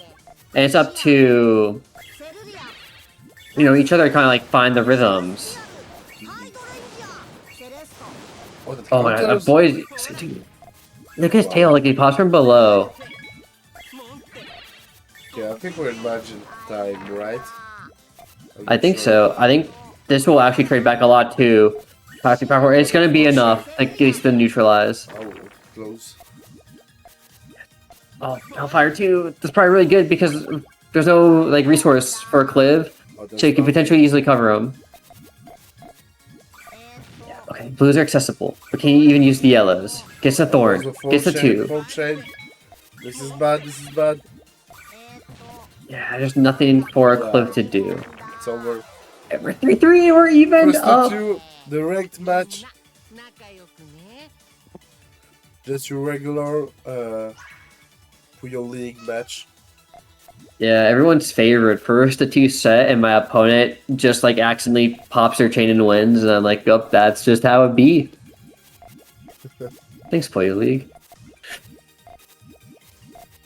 I feel like the transition from Void is a little spooky because it has some same colorness, whereas a Cliv is just like very straightforward.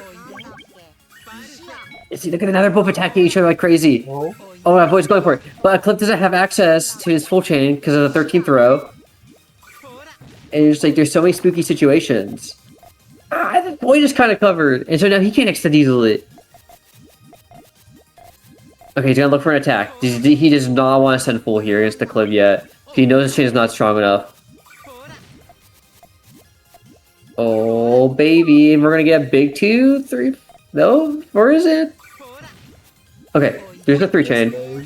And the full main, yeah, you're right. Not even a 3 chain. Oh, but there was a cut, and like tail, the green got cut, so it's only 8. Yeah, versus the 10. Match point. It is currently match point for Void.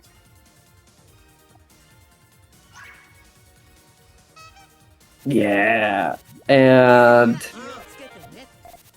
this would be a pretty big W, I think, especially because it means that he doesn't have to deal with a Cliv anymore, but everyone else below him does. AC. Active at the AC, but it took the garbage, so it's no longer accessible. Oh. Oh, that's so helpful for Void then, man. Yeah, because that could have been bad. Oh, but wait, that's a crazy chain that I can dig there. Oh, wow. I don't think Void was ready because he has it. He's just back. He's so close. but that's the follow-up, so it's still gonna take damage. Actually, it's It's fine for very... Void. Like, it's not a good position, but it's not like that bad. It's not unwinnable. Yeah, absolutely. Oh, aggressive play here with the free chain. Oh, It's that's not a worth. bit more. It's a 5. Let's see, maybe Void can cook something. There's no greens. That doesn't Oh, work, Gus. right? Yeah, no, it doesn't. Yeah.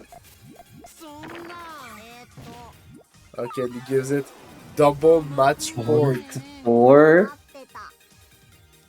One more point. One more. Alright. Now it's all for the marbles. Will we see the Giga all-in strat from anyone? The Nip Play Classic, just Hellfire Rush, pray it works. Or we're gonna try and keep calm and collected here on the board. Rare getting the Hellfire. Oh, And Void's forcing the main, actually. yeah. Aclivtak's the red, he 5. gets it. He gets the double blue too for the On the perfect extension. extent, that looks very hard from Void. I won't say this is Dover, but I think it is. The 7 chain. There's no way that It's- counters, right? Yeah, there's no green. Yeah, no, there's nothing. Oh, wow. That was an insane way for that to end. Nail biter through and through. And good GG's to Acliv, Wow. man. That could have gone either way. The fact that Acliv also got like the best like double blue for one more link. Changed that from I think a 1, maybe half a rock to a rock situation to 2 rocks for Void the tank. Was just spicy on the cake. Spicy. Icing on the cake. Spicy on the cake. Oh my god, dude, my English is so bad today. Don't worry, it's okay. It is all good. Yeah, I think that will solidify our winners finals for the future of Acliv versus Red. And we'll probably take a trip back to lower bracket with Yoshi versus Riona and Absolutely. AOD versus Villain. Well, Yoshi versus Riona is first. Yeah.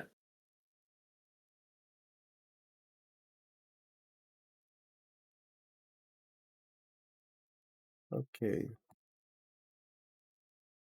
So let me get that done.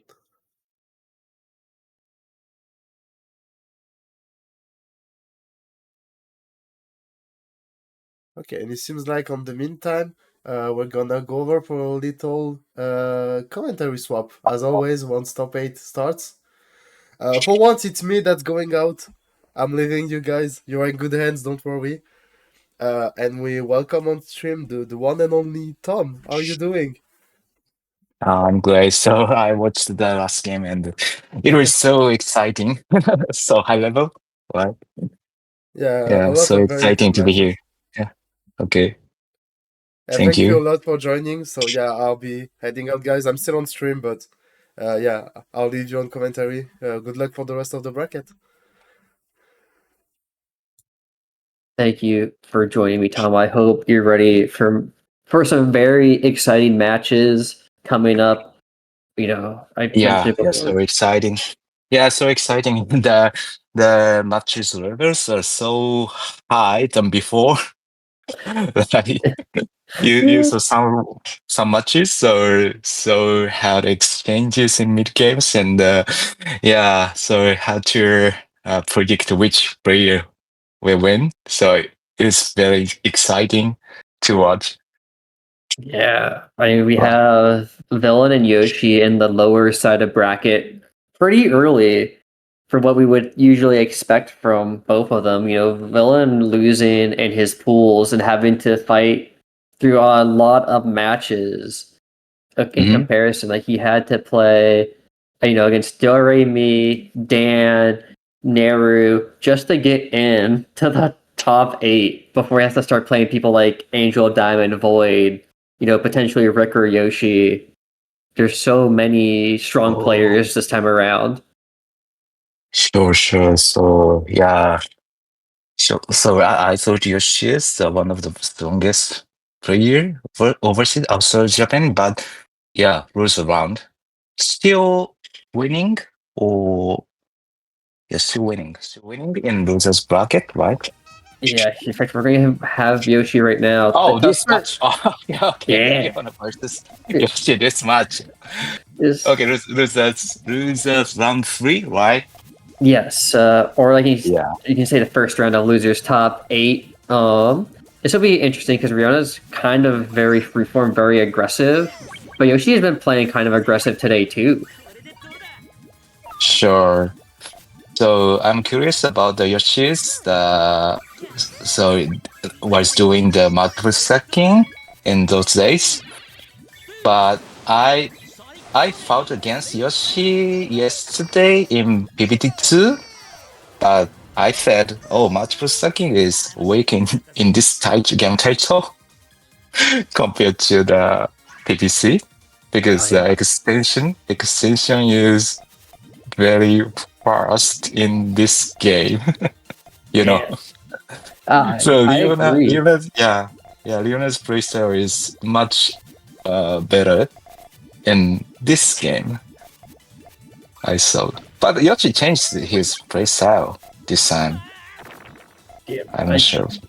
there is a kind of like a motto for people who play Riona in the English scene, where you have to play Riona and you don't play Puyo because he is so aggressive and so like out of the ordinary with his decision making. That's very hard for many players to know what to do against him. Mm, So I see. sometimes Mm, players will give up efficiency if it means that mm, they can take a round off Riona because Riona's chains kind of cut around like the 9 and 10 mark usually. mm, Oh, well, speaking of a yes. good one there. No. Nice power. So it's surprising. Leona still has the enough power for maintaining after the making some mid game chains or mid game rushes. So it is so interesting that maintaining the chain power after the mid game. Yeah, I think Riona really likes to try to take a lot of advantage out of like either group or color bonuses to make up for his sometimes his chain is not as many lengths as his opponent, so he relies on like the bonuses to keep getting ahead. Okay. Yep. Then here, like now you saw his time to extend because he had a good 3 attack, so it looks like it's pretty hard for him to dig out.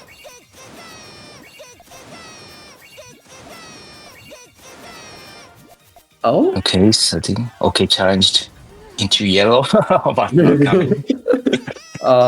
Okay, but I thought Leona's decision was correct because the Yoshi had the 13 chain, and yeah, Leona needed to have to the the last extension. the others were almost there. Fortunately, just a little late. Yeah, Mm. but there's the flat stacking from Yoshi this time. And immediately punished. Yeah, so this is a point. So yeah, in this game, the punishing is really strong. So only doing the extension is really weak against the hard punishing in the mid game. So yeah, so basically, I thought yeah, Yoshi's play style is not matching to this game title. So I said that to Yoshi before. I saw the match thread where you and Yoshi were playing, where you were talking about the speed difference between games. Yes, yes. Yoshi kind of, like, in history has been a more passive player in comparison Mm, to other regions. So it's not too surprising to hear that his main chain kind of focus will sometimes get him into bad situations. Mm-hmm. Whereas a lot of Yes. the other ones are very aggressive. Yeah, sure. So, actually, this game, each moves has each moves are faster at 2 frames compared to the previous champions. So, Oh, good. it could, yeah, or countered. Makes sense. Because we knew the game was faster. I didn't know it was exactly like 2 frames. I'm also very surprised Riona decided to tank that, and he got the exact 4 purples that he needed. Oh, sorry, yellows. Excuse me. Nice counter. Riona's been building a lot more counter chains lately, and I feel like part of that is the aggressive attacks you can do in PPT2, but also so many of the overseas players from Taiwan and Korea go for really, really big attacks in comparison to the US or other overseas regions that only build like power 2. A lot of like Korea goes for like these 4 chains, and Yoshi just already lost the set. 5-2. Good job for Riona. Sure. So I'd say PPT2 is for it the game for Americans. So American style is too strong Yeah. in this game. It is Yeah. very popular in the US for sure. Sure. So one thing is the chain progress speed and chain building speed is the equal in this game. Oh, Yoshi changed his mood. He he found it out. Oh, this game is different from previous champions. Yeah. So normally he's treated almost all previous titles. The chain popping speed is longer than shorter than chain building speed. So this pure matches doesn't continue eternally because the building speed is longer than the popping speed. But in this Pure Tetris 2, the building speed equals the popping speed. Then technically the game will never end because the extension will be done same amount during the chain popping, while chain popping. So it is one key thing for this game title. Okay, yeah, that's pretty crazy, actually. I think that makes sense, though, why it's so popular in the US, then, because the US likes fast games. They like games where you can go really quick. Yeah, like this. Yeah. Force the main chain and the ultimate extension to this. It just feels so cool. There's no rest for Rio. Yeah, made some mistakes, but this is the point, really important point for to play Pure Potatoes too. So Leona has the already know the technique for this game. Yeah, he is very used to Puyo vs Tetris as well. So he has a very good awareness of how much time you have in between the pieces you can place. Yeah, but Yoshi is now Yoshi is also notice about that point, so he will punish. Okay. Force main chain and the extension time. Okay. He's yellow. Yeah, good group. I think his tail's fine. So Yeah, we perfect. should trade back. Oh wait. Oh, no, we're doing it fixed. Oh no, never mind. Just kidding. I thought it would link red to purple to blue, but Yes, me too. the neat point for Riona, even up the set, Yoshi has to be careful because he has no more tournament lives. This is his Yes. last set chance. Okay. So Yoshi really wanted to get the higher rank in the PGRS rankings, right? So yeah, the winning this tournament is really important to him. Yes, I have talked to Yoshi a good bit about the format for PGRS because a lot of the Puyo players are not used to draft pick. It's not a format that's common, whereas I'm one of the few people who has experience with draft pick from other games, and to talk about the importance of like being able to pick your opponent is really important because no one wants to pick, like Center Red Day 1. No one wants to play Center Red Day 1. If people want to play a nicer matchup. I see. Yeah. I've never had such a draft pick tournament. So never had draft pick tournament in Japan. So it is. When I've had that, it's really interesting. So draft pick in Puyo Puyo tournament. It's very surprising because usually, that good Thorn covering up Riona. Draft pick is very popular in MOBAs, like League of Legends and I think even Dota and some other like big team tournaments where you have to like pick your opponent. Usually you have to pick by like a name out of a hat. Sometimes you can pick your opponent depending on the format. And it really adds to like the practice strategy because if you know who you want to pick, you can practice specifically for that player and not have to spread your time through multiple players. I see.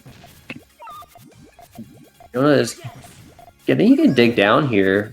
The reds are going to help him clear out his column 3. Yeah, still tanked. Nice tanking. Just gonna be hard triggered. to... Oh yeah, and he's going full. Does it have much of a tail? I think Yoshi cannot extend here. Yeah, easily extended. Still a 9 chain from Riona though. That was really good cleanup and build in.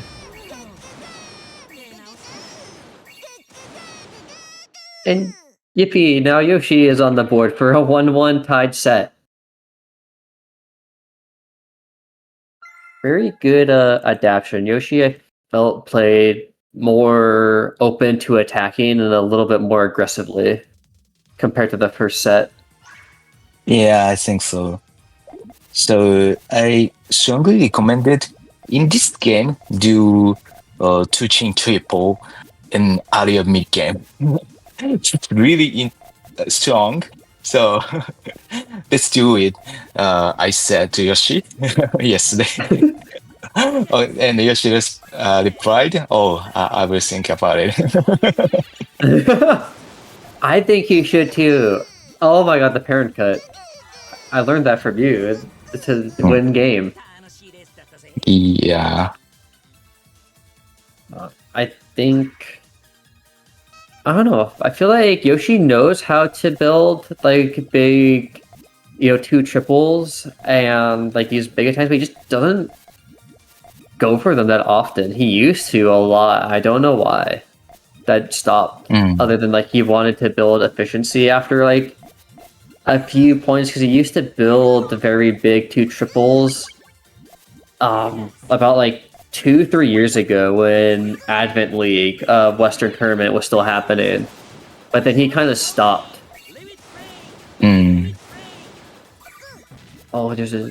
Oh, no. Okay, it works. Very good extension from Yoshi.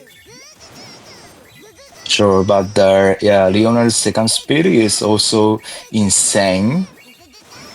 Yeah. Oh my god, he got so high up. I really like it when players realize it's faster to build on just 5 columns instead of all 6. It's very smart. Yes. I didn't know POGB Advent League some years ago. Advent League was run by Puyo Tet World. It was a thing by Puzzle Kingdom. And essentially it was like kind of like the PGRS where it was a big play-in over a season. And it was back when, the US was running most of the events. Mm. And then Puyo GB did like one event. And then I think Puyo GB stopped existing shortly afterwards. Oh. Yeah. Oh, So- still open. Oh, but no red deck in the column 1 easily. But still alive, yellow, Yippee! green. Oh, switching counter, nice counter. Oh, Leona. Oh, so close to be taken out, but the red will let him get down a little bit. Oh wait, he has a chain? Oh no! Oh, What? He had? it is hard to dig out the remains left bottom. I guess. Yeah. I guess he didn't want to go for it. Sometimes it's easier to go next round than it is to finish up the other round. It's an interesting player choice because sometimes players overseas will realize that they can't win a round and they'll just like go immediately to the next one instead of playing it out.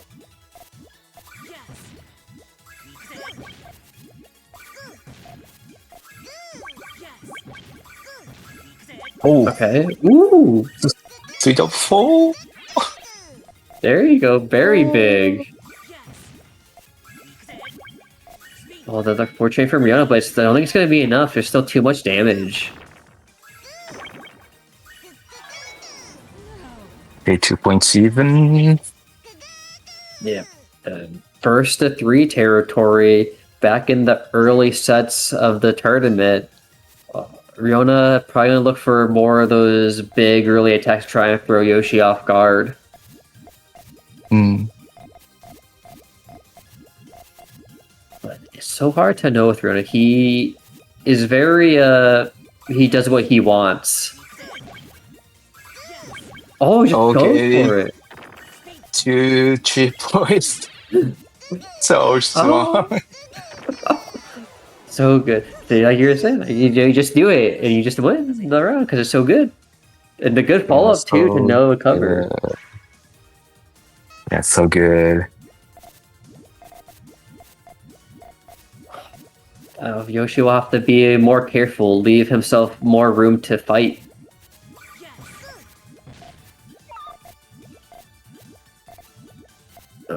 I know Yoshi really likes to focus on his efficiency right now, but sometimes I wonder if he focuses too much on it that he forgets that he should also learn to do strong attacks too. Oh, blink. Only Speaking blink. of strong attacks, there you go. Yeah, Yoshi's focusing on of course, maintaining the big main chain, clean, and but sometimes focus on the punishing the Leona's shape in mid game using the 2 double or something. So that's nice strategy. So yeah, sometimes focusing on the mid chains is very good. So it works. Yeah. Oh, big chain from Yoshi here that I think that's just full. Uh-oh. Yeah, interesting. Riona's chain broke too, And- unfortunately.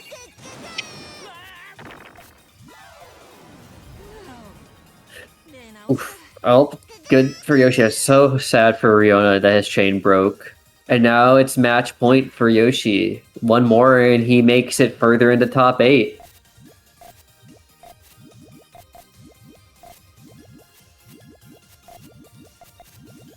You see, you're gonna keep it pretty simple this time. I think just going back to what he knows versus trying to get too crazy with it. Oh, tank by It's so high yellow. up. No. Good set though. Yoshi adapted very well. I think Riona got caught a little off guard. He got, I think, maybe too afraid to attack that last round. Yeah, nice game. GG's to Riona. Still made top 8. Very impressive. Sure.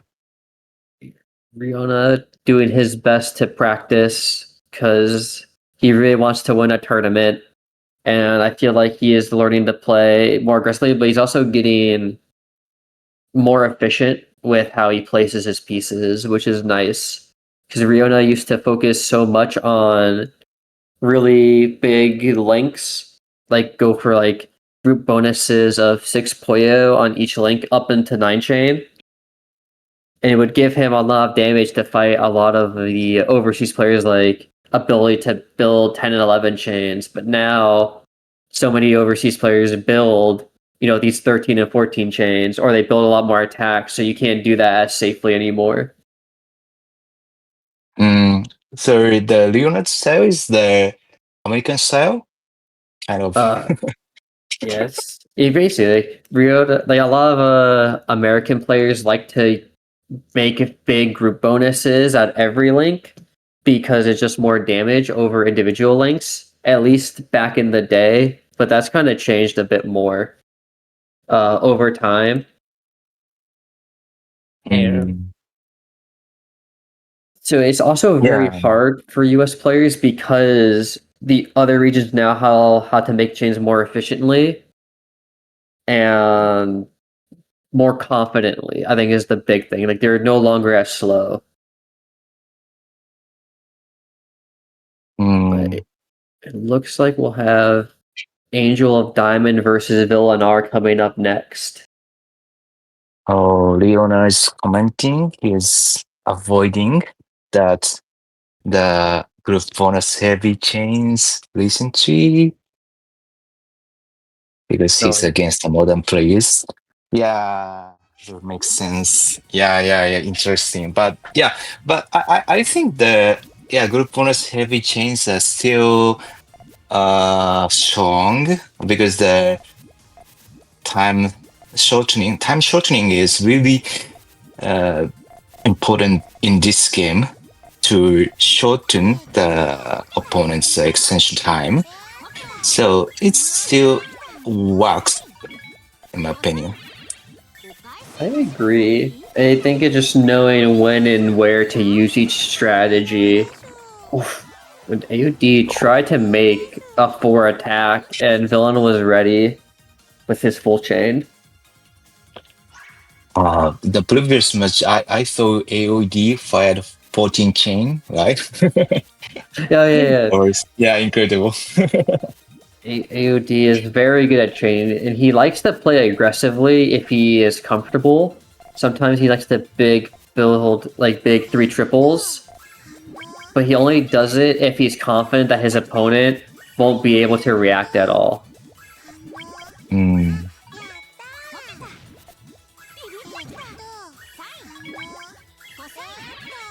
Because AOD had a very close set against Senred, and a lot of it was that he was making very good use of his attacks, I felt like. These big triples and big power 3s and 4s. But Villain.R plays much differently than Senred. Villain plays, I think, a bit slower, but he's more focused on making sure every link has a purpose.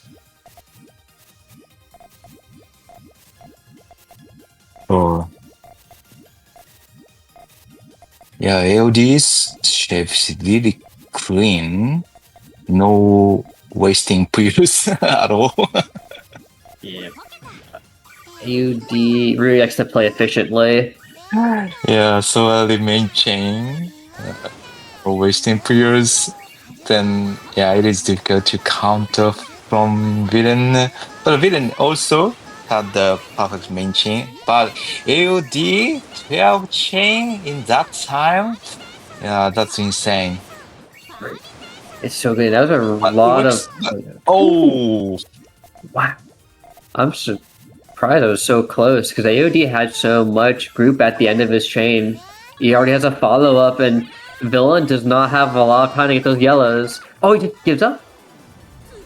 yeah, no purple in column 3, so only just 4 chain. Doesn't work from Villain. Unfortunate for Villain, but I mean, only one round lost. So yeah, but this matchup, both players shapes are so clean, right? How about nice fun? Nice to double. It's very different from players like Riona or Dan who like to get really crazy. Yeah, that's correct. Ooh, look at Oh, that. That's nice. great. Yeah, nice exchanges. I like it. Oh, Forces is the main chain from AOD now, but Villain's got a lot of time. Wait, I think he broke his yellow or his blues. That's okay.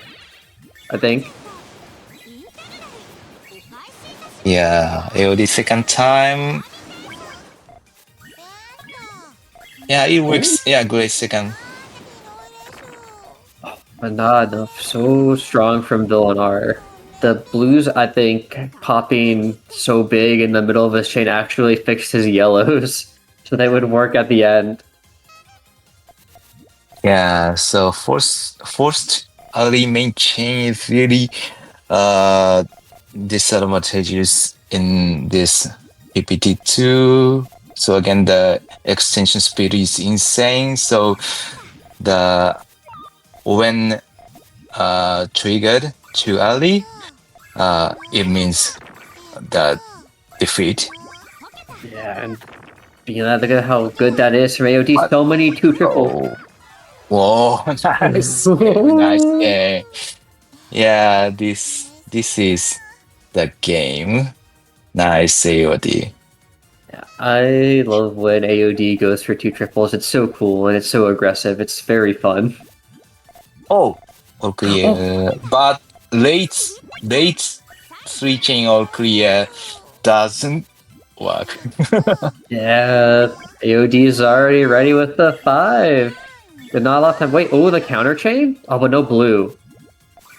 Yeah. Unfortunate. AOD has the next 3 to finish off the round.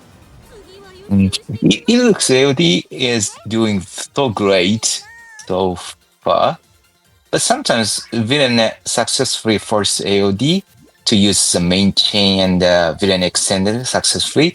Oh, so the if AOD increase, he has the more the two triple or something, then AOD has more lead than now. Yeah, that makes sense. We'll have to see if he can do that. Oh, almost able to counter with that 4. Pretty nice attempt. Oh, But the still, yellow? oh, 5 chain. Oh, nice. 5 chain from AOD. Yeah, coming back. Perfectly.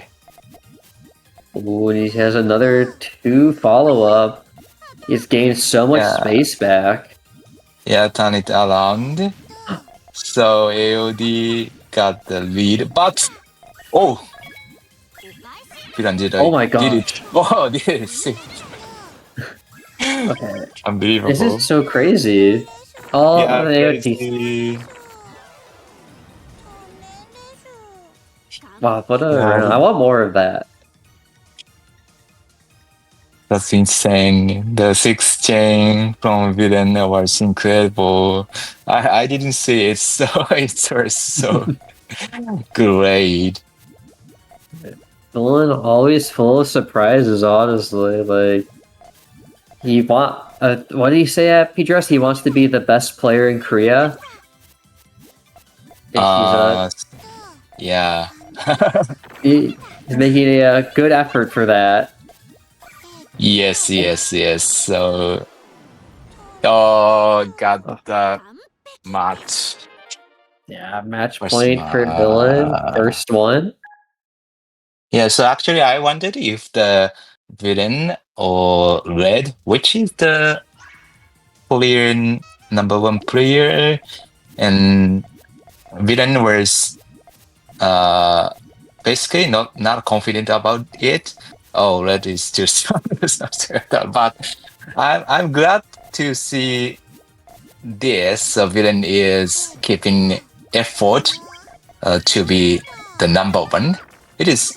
I'm so happy to see this. It's He'd never really give up. yeah. And no one should ever give up. I think Senred beat was it Villain last time at the PGRS. It was very funny because I think the names were backwards, so everyone thought Villain had won until I think one of you, either you or Miku, said, "Oh my God, Senred won!" They were like, everyone was like, "What?" Then we all realized, like, oh, Senred had been the other name. Yeah. Good follow-up from AOD2 4chan. Don't know if Villain get out. Yeah, perfect follow-up. Nice. Oh, another one too, just for good measure. The 3. 2? Oh, doing really good so far for AOD. Yeah, so nice. So doing so great, and understanding this game using so many punishing the 2 double or something. So that's so nice so far. Yeah. All clear rounds are pretty interesting because there is debate in the community on like what is the best way to do it. Some players will build, very high end columns 4, 5, and 6, and some only build in 2, but then some will build submarine in 4, 5, 6, and then try to transition their chain so they can build a counter chain with like holy counter and like use a diving tail to keep space. And no one can agree on what is the strongest all clear start, if any. Sure. Yeah, so I to the 5 chain yellow. Come on. Ooh. He makes it. Villain's gonna have to build very fast to get out of this one. Yeah, so for Villain is rushing something, but AOD is countering everything. Yeah, perfectly so far. So yeah, it looks very good. Yeah. And I think the AOD's the skill level is very high. So because the shapes he is building is so clean and really no wasting, no waste. So really high skill level he has. AOD is a very strong player. Usually. Oh! Nice rotation. Beautiful rotation. Nice. But and also the tail is perfect. Look at this. AOD's tail. Oh my gosh, it's gonna clean so nice. Perfect tailing from AOD. Oh my gosh. That's insane. 120k damage? Oh, this is France. Yeah. AOD is a very strong player. His weakness is that he gets very nervous. Oh, So really? sometimes, yeah. So AOD is good enough to win tournaments, but he hasn't won one because he gets very nervous. He's very anxious. Okay. So he is actually like, I think he's like rated somewhere like outside the top 10 just because he gets so nervous, even though everyone knows he's really good. Hmm. Like I he see. I think he's rated like 19 or 20 by most players, even though he has such good efficiency and no waste, just because the nerves are very tough to deal with. Many players don't know how to deal with them, which is why they sometimes will get help for it. Hmm. I see. Okay, AOD purple. Okay, emergency triggered. Yeah, I Okay, don't know okay. how it works. Nice, nice Ooh, time shortcut. Nice, nice, nice. jeez. It would look very scary because I don't know how he was gonna fix his column 3 there. Yeah, but I don't feel at the moment the AOD is nervous. I think he isn't nervous at the moment, right? I don't think so either. He's playing very confidently, which makes me happy. Okay, He's so okay, good. okay. Me too. It's so happy. Another big attack? Oh, Villain, a nice counter for chain. That's so nice. Yeah. Oh, but AOD also has another counter 3.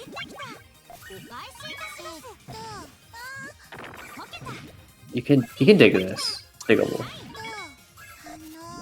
Oh my Yeah, gosh. still alive and the clean chain remained. Yep.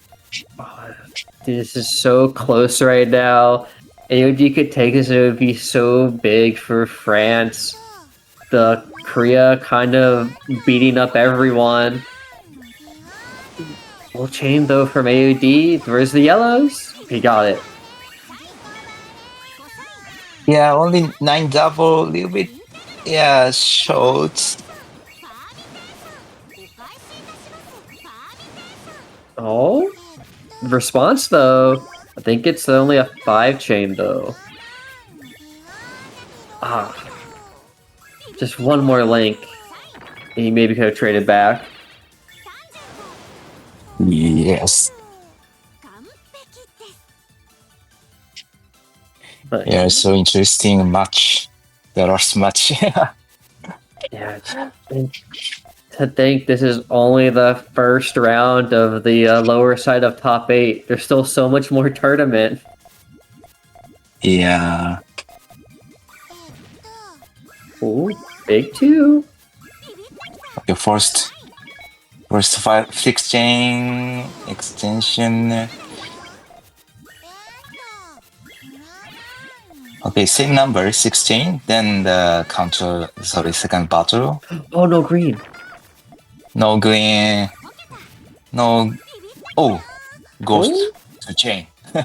Interesting. oh, so good. Oh, there's the yellows. Oh, but it doesn't grab them. Not enough time. Okay, Messi balls. I think AUD has much more space. Villain only has so much room to work with here. Yes, AOD has a huge advantage. So 70% or Oh, something. they covered the Oh, purples. okay. Okay. Okay, it's okay, it's okay. It's okay. But how about this? Oh! No, no! Still continue, still continue. Yes, I believe. Okay, 4 chain? This should be enough. I think we're getting close to margin time as well. AOD has more space, he has more resources. There's the green. Oh, I got the blue too. Just another 4. And with that, AOD takes up so much space. It's a huge rock to deal with, plus another fortune from Villain! Another purple for AOD, lets him stay alive! They didn't either. Both of them are playing so well right now. And big follow-up from AOD. Oh, there's no yellow! I think... Villain 5 chain! it's so close, but I think AOD has it, because he has a 5 now, too! Yeah, coming back, AOD.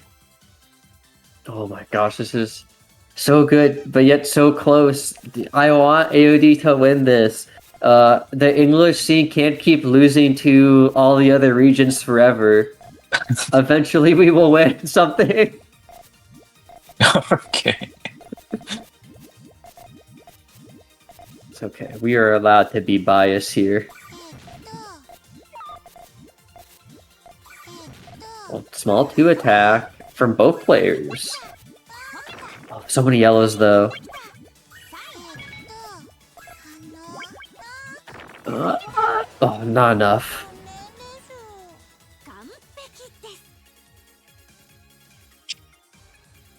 Ooh.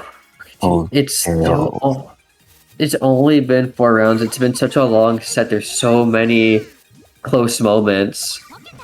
yes. So close. Oh, he's got the green link too. So good counter. Oh, Villain failed to correctly counter. That's AOD's game. Yeah, this is so good for AOD. He has a big 3 in the 4. Oh, no yellows! Yeah. And AOD takes the lead. This is going to be huge for AOD. This is going to be such a big moment for him. Oh my god. You just have to clutch up.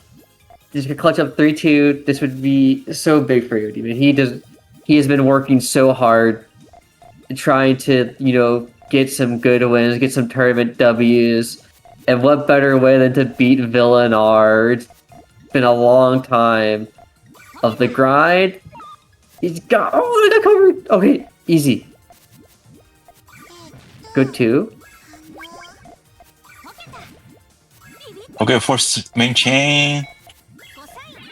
Purple. Just extend.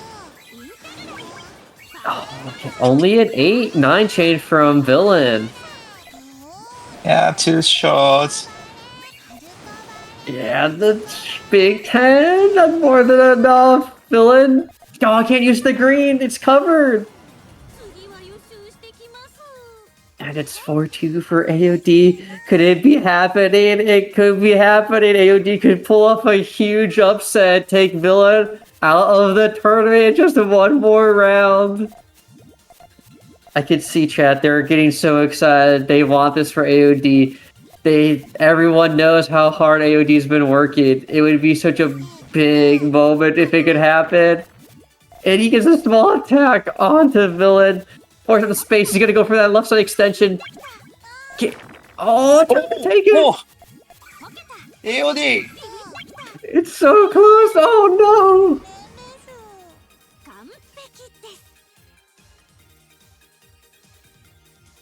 no! AOD! Yeah, it's okay. He still has a chance. There's still another round to work with. You got 2. 2 on the table. I think there's so much history right now. AOD took a break, said he needed some time to really think about this game, and he gets a small 2. It covers up a little bit, get Villain.R to not have as much space. Goes for another small 2. But how do you keep extending? Power 2. It's gonna take it. That's okay. You can dig. There's the dig. He gets another 2 follow-up. He's gonna go for it. Villain with the 3. Okay. It's still salvageable. But Villain has another power. Go for that thorn into the 2. And there's still space. AOD still has space. Oh my god. Oh no. Match point is 4-4. AOD is slipping away, but he still has 1 more chance. Oh, you just gotta take a breath, bring out the big 2 triples, bring out the big attacks that you were using before. Remember what was helping you get those W's. Don't waste any Poyos. Okay. This is still fine. There's a lot of blues coming up. AOD has the potential for a big attack. He's gonna get it. Big 2. Oh, but it's the out 4. There's no red or no yellow. Ah! Okay. Oh, the red link. There's a chance. Villain! With purple. I think the AOD has it.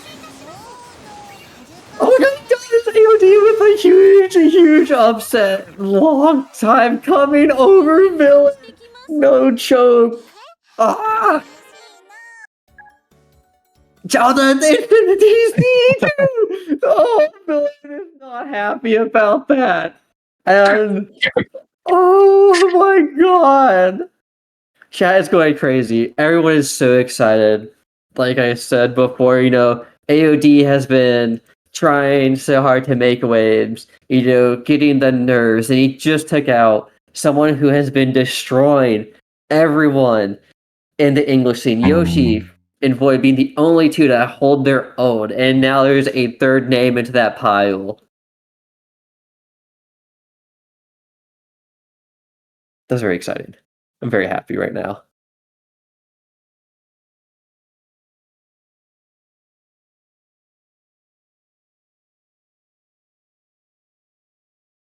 A pretty exciting set, don't you think, Tom?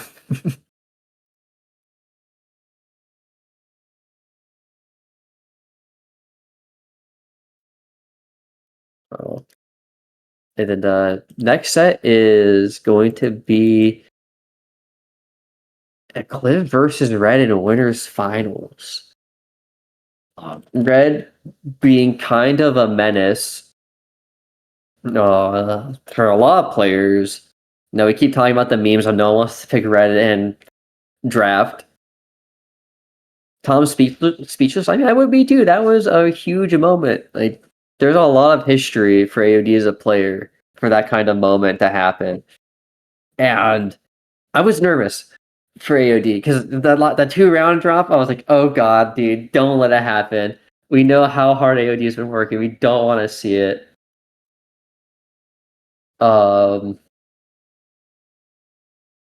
If I cannot imagine how AOD is feeling right now. He probably has to be on top of the world, man. That is such a huge W. Also, equally painful one for Villain after going down to losers early and having to fight his way through some of the toughest opponents for this bracket. Strong start against the LAO, but then, having to fight Doremy into Dan, into Naru, into AOD. It's a lot.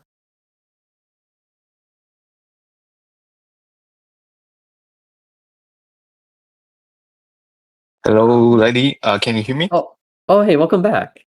Hi. Okay. I'm probably disconnected. I'm not sure. But okay. Yeah. Anyway, AOD flavors. Yeah, so great. So I've never seen the 16 chain even in Japan's tournament. So 16 chain is really incredible. So I'm happy to see it. Right. Yeah. AOD making the waves, and you came back just in time for not again? Angel Diamond for versus one. This is a Cliv versus Sunred. Sunred on the left, and I believe Cliv is on the right. Okay. Because Sunred likes Ringo, and a Cliv likes Sig. Yeah, there you go.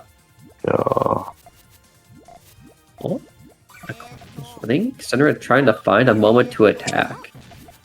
But not easy through the way he's built up his tail.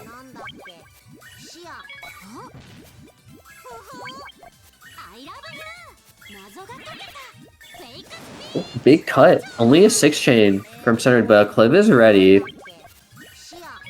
Going to have to restack pretty quickly. Needs a yellow call before he gets it. And now he's only red. But is it enough? Oh, Sunred doesn't think it is. So he adds blue, yellow. Yeah, interesting. So red puts the yellow column 5. really increase the chain power. That decision Yeah, was great. so good. And he gets the round for him too. Big W to start the set off for red. I'll have Yeah, right. red. Yeah. Yeah, red is really fast to play. Really fast placing views. So it is hard to catch up him for the opponent. So the mid game and the extension, everything's fast from red. It is his huge advantage. Yeah. I think Red has always kind of been like a very fast player, very good at Puyo versus Tetris, where you have to be really fast. Yes. Yeah, so in terms of the control, the Puyo Puyo is easier than Tetris to the control the pieces because the Puyo Puyo is slower and the Puyo Puyo has only 6 columns. Tetris has 10 columns, right? Yeah. So it is a little bit easier than Tetris for him, I guess. Yeah, that's true. I find just a little bit nicer to play versus Tetris always hitting you in the face. Oh, the extension gets it to very clean. Yeah, I could observe the transition cards, but how is it?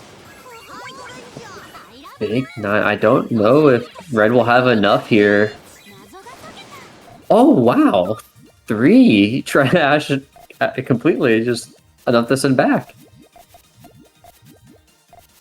Yes, but the complete offset isn't enough because Aclivtak has the much resources.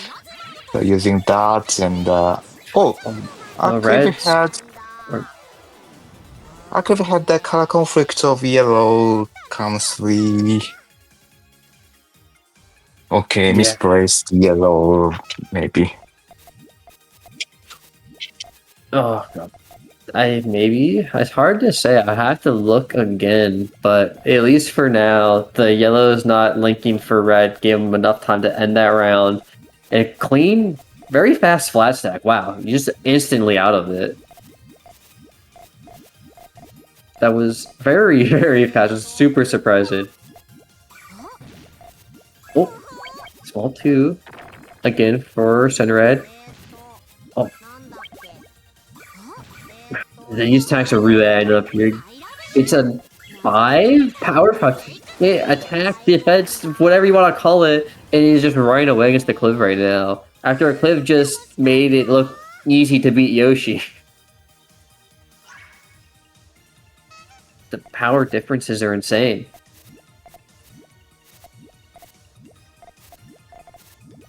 And that is the so clean multiple stacker.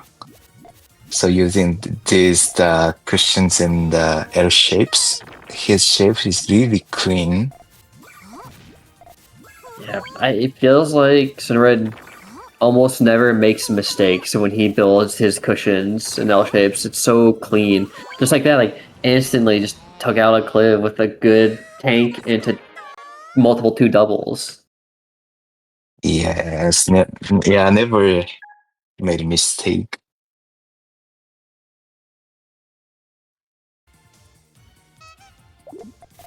But here we go. Cliff will get another chance, but it was a very clean 5-0. It may be a little difficult for a Cliff here. So but it's okay. First two sets, though. Don't care how is defeated in the first set. Yeah, let's forget it and just get the second one. So it's gonna be tough because Center is not going to make it easy. Already taking the first round. Making sure Cliv's going to have to work for it.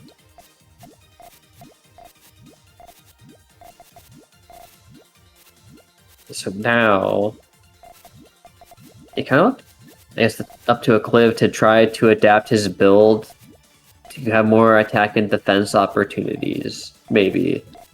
Very tough to figure out what Acliv should do.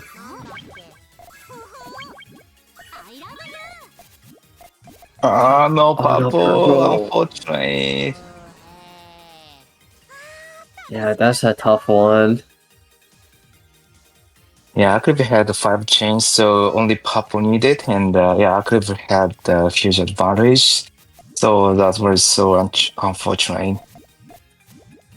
Yeah, there's only so much you can do about that when you don't get the color. You just gotta shake it off and remember you can still get advantage again.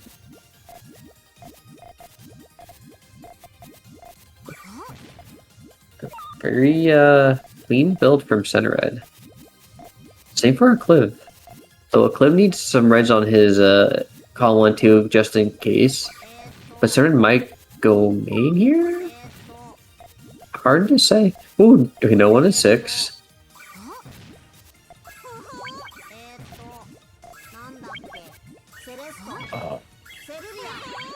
Okay, close chains over. Time to extend because Center Red's going for full chain.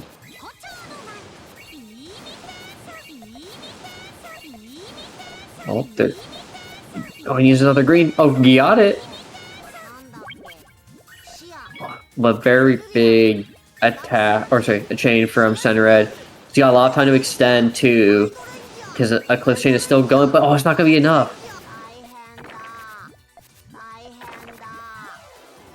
Oh, straight 8 points. Yeah, just literally, yeah, the 8 points on the board. Acliv might not get one if this keeps up, and I would be very sad. We'll just have to hope. Oh, It feels like Center Red knows everything Acliv wants to do, and he just goes full chain. But that's good for Acliv. He can extend. Oh no! Okay, he made it. No. Acliv has to hope that chain's enough. I think it is. There we go. No 10-0. He got around, baby. He's on the board.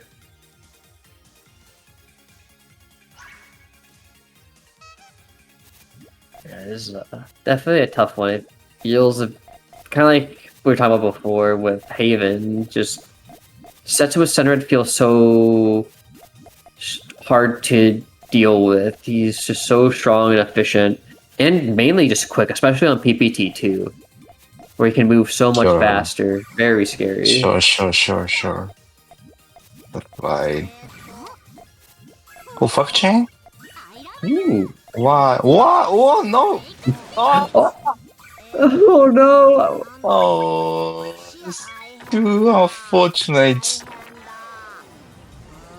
Yeah, that's so sad. And now there's only 1 point left. Acliv has no more lives.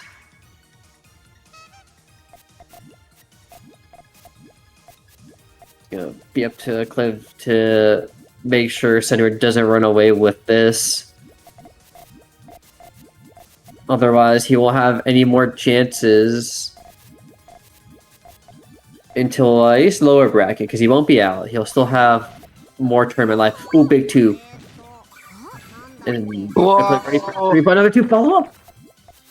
Dude, that follow up. Yes, insane. Yeah. Oh, wait, yellows?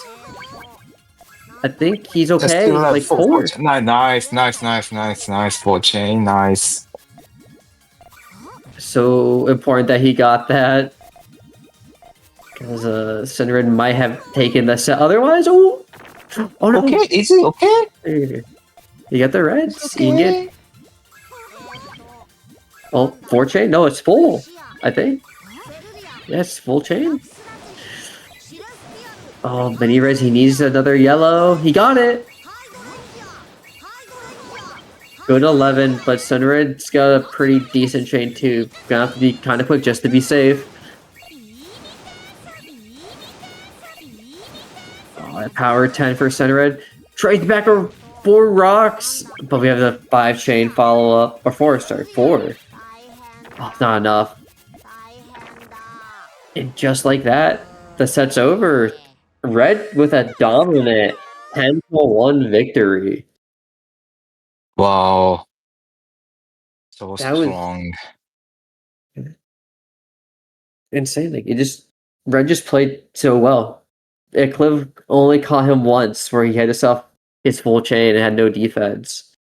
It just Red is so powerful this tournament. Every time he plays someone, he just makes it look kind of easy. Which is crazy to think about. Yeah, so Ledge is so consistent building. Yeah, so for speed is of course good, but any other things are so high level everywhere. So yeah, that's incredible. So yeah, a month ago, so Acliv and Red came to Japan, and I had the real pure match in Japan, and I had a lot of games with the Red, and yeah, he was so strong there. So he at that time he played so consistently, and I had so many matches, and yeah, that score was nearly even. So, oh, he is so strong. So I didn't know how strong he was. So yeah. So and today's tournament, the Red is still getting better. So that is so amazing. I agree. I feel like he just knows better on where to place his pieces, so his chain doesn't have as many conflicts, and so it stays like super flexible. And speaking of people who like flexible chaining, we have Rick versus Yoshi, and this was the grand finals of the last Ascension event, but now it's for 5th place. Oh. Grand final last event. Yeah. Oh, wait, quick. Interesting. Oh, purple card. Oh, will Yoshi see it? See it, Yoshi? Okay, see it. Yeah, he's gonna probably play a bit more Awaken now. He's gotta play all the strong players. Oh. I don't think Rick has enough here to trade back. But it's still a pretty good chain. Actually, no, I'm wrong. It's just super strong. Oh my gosh. Nice recovery. So much power on that 8-link. That was insane.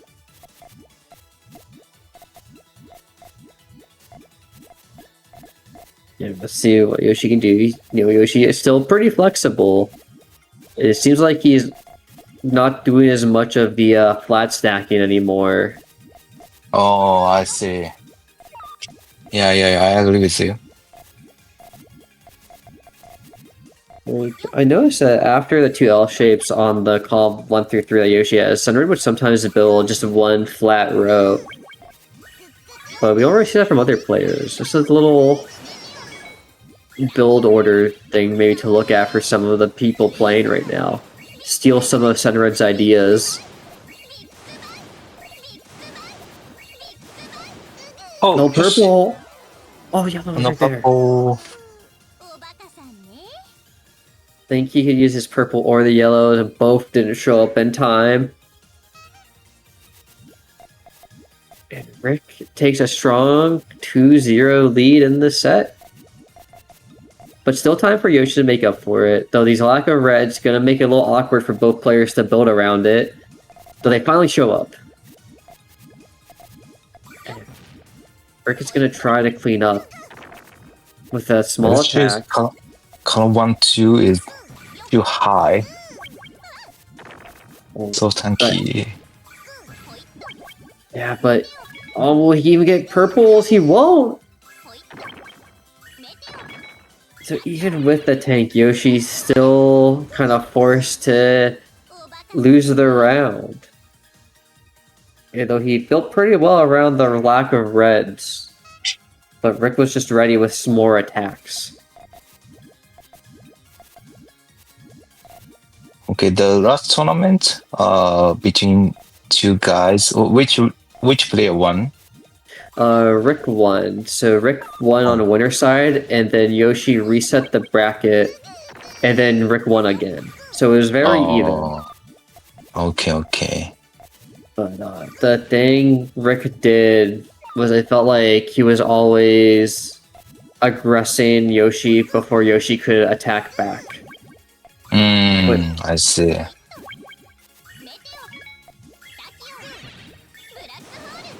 Because I think sometimes Yoshi likes to just focus on main chain too much. Even when he practices like off stream. I think he needs to get some of that American Taiwan aggression in his gameplay. Yeah, that's matchups. So yeah, that's important thing. So main chain player is tough to deal with the mid game player. Yeah, it's a good 2-double from Yoshi, but Rick was ready again for another 2 of his own plus the 3. And will be able to trade back here on Yoshi with his 6 chain. And now Yoshi doesn't have enough time to build too much. Oh, 5-0. Wow. Okay, mental reset. Yeah, exactly. That set didn't happen. It's not real. Now it's real set. Okay, this is real set. Yeah. That's dream. Exactly. It's just a nightmare, a little spooky, a little Halloween scare. Okay, Yoshi's nightmare. Now, it's like a... Another extension. Okay, nicely done. Beautiful. Oh, Rick has a good extension. Yeah, nice. Yeah, Rick had nice saturation. Okay, Yoshi simultaneous cleared. 86. Oh, the purple's don't link. Or the blue. Oh. There we go. Yoshi get a point. 5-1. Okay. No. Yoshi 1-0. Yeah, what's your... escaping the nightmare one step at a time. All clear? Oh. Nice. Okay. Yeah, so confident. Yeah. Nice. Yeah. Oh, Rick ready though. Gonna trade back another 4 chain. Ooh, no. Oh no! What? I feel like Yoshi may have been able to defend that a little bit. Yeah, Yoshi's 5 chain after all clear was so great, but it's so unfortunate no purple at all. Yeah, and that's the tough part I think about too sometimes, not a lot of time. But it's okay. Yoshi is still 1-1. Just a lot of time. Oh, big attack? Yeah, so big, but Yoshi's extension time. Oh. Oh man! Oh. Okay. That's still a 10 chain from Rick though. I don't know if Yoshi has the chain damage. He does not. Only an 8 chain. Yeah, Devil Red. Yeah, Devil Double Red disarmed Yoshi's extensionable. Really rough. And thankfully, still 2-1. He still has more enough chances. Just have to hope that the game will be a little bit nicer sometime. Hmm. 2 attack. Oh, Uh-oh. Oh, okay.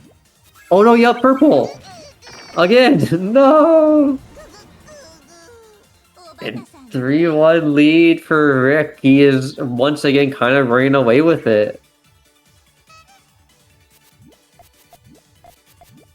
yeah, Rick's attack is so early to defend. So, Yoshi. It is difficult to deal with. So, Yoshi wants to make more counters earlier. But it's Oh no, red. difficult. Oh, I think it's okay. Kind of. The remaining shape is broken. Yeah. Oh, Oh no! Yoshi. Oh god, Yoshi, not like this. That's my boy. My dino friend. Don't go out on a 10-1. Just because a Cliff did doesn't mean you have to as well. The small curse of sometimes a Cliff and Yoshi have the same numbers in both their sets for some reason. It's kind of funny. Okay. No red! Ah! Okay. Oh, so close. Okay, 5 chain. But where's the extension? Not using the reds on column 1. All green goes is to the coming. tail. Green is coming. Yeah. Oh no. And just like that, Yoshi is knocked out of the tournament. 10-1 in overall score once again, back-to-back sets. That's unfortunate. That's a rough set to watch as a good friend of Yoshi's. Yeah. Yeah, 10-1 again. Yeah. And yeah, I think the hacking from Rick is really strong. Yeah, forcing the opponent the main chain is really strong in Puyo Tetris 2. So Yoshi adapted that, but unfortunately, the good pieces not coming sometimes, and yeah, that's unfortunate. Yeah, Rick really likes to play aggressive. He plays that way in Puyo Champions slash esports as well, where he just constantly tries to force main chain out of his opponent. And now he gets to wait for the winner of Void and AOD, the last two English community players in the bracket. Whereas I think one from Korea and 2 players from Taiwan. Sure. Wait. Yeah, I'm really interested in Void AOD's much. AOD's clean shapes are I really like it so much in the Void. I had a match 2 weeks or 1 weeks ago with Void, and it was so interesting. So Void is really aggressive, right? Yeah. Void, if he feels like his opponent chains better, will just try to attack a lot so they cannot chain better. Yeah, But yeah. Void's aggressive playstyle was so interesting to me. Yeah, it's very interesting because I think he just plays very instinctually. He plays what he thinks is right, and I think it does well for him. Though AOD is playing so strong today, it's gonna be very tough.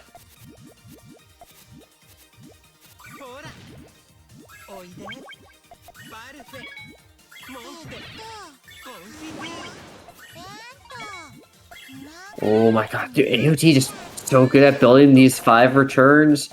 The Void does have a quick power, but AOT already has resources again. Only 4.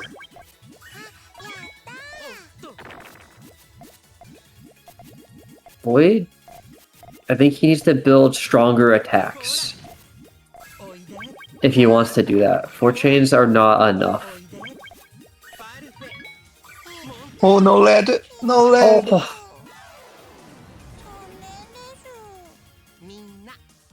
Yeah, Void sent to small to Jimpoke, and so it deserved the AOD's trigger point, and after taking one line of garbage, so no red was coming.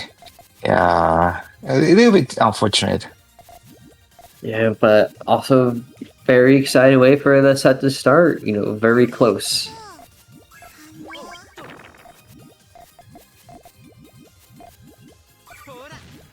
Wow, man. Okay, I think AOD just going right into main. Oh, this is gonna be a lot of power, all ending on the 8. Oh, there we go. Good chain from AOD.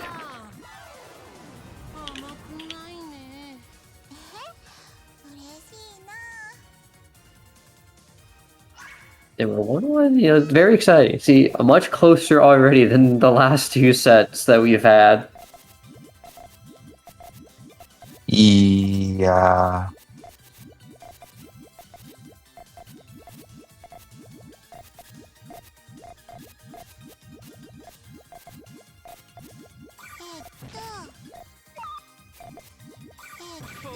Okay. Oh. Good. Thorn to protect. Oh. Big 5 chain from AOD. Going to force out all the resources from Void. AOD has so much time to extend. It's looking pretty clean. Wow, oh my god, the tail on the back half for the yellows for the strong 8. And no greens, not enough time for Void. And AOD's gonna steal the set lead from Void 2-1. Yeah, so far AOD is watching Void's shape and Void's limit chain so good. So, and yeah, calmly watched Void the mid game chain and carefully extended successfully. So AOD is doing so good so far.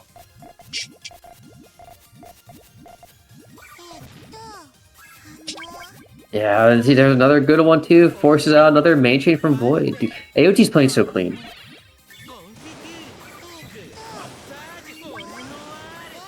Okay, tail heavy, but doesn't work. Yeah, but it's gonna be good for Void because he's a quick 5. AOD though, ready to respond as well.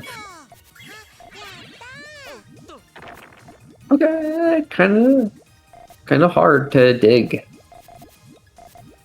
Need to lost split in.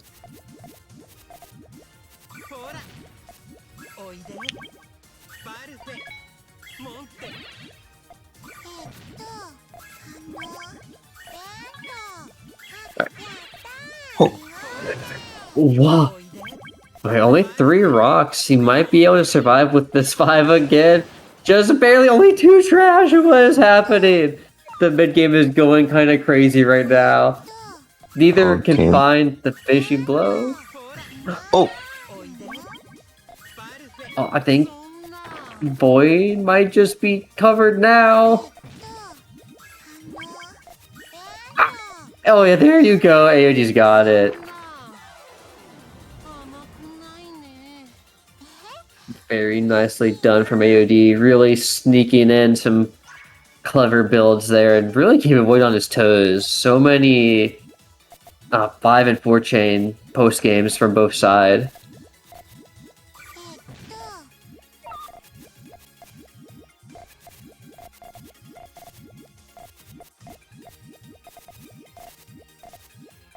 I feel like Voice Tail's kind of tricky to Oh, use. AOD misdropped. Oh no. Oh, and yeah, it takes time to recover from the misdrop. Oh, Uh-oh. but can buy Is it. it? Is But it? affected by misdrops, the tail it doesn't work at all. So Oh sad. no. Yeah.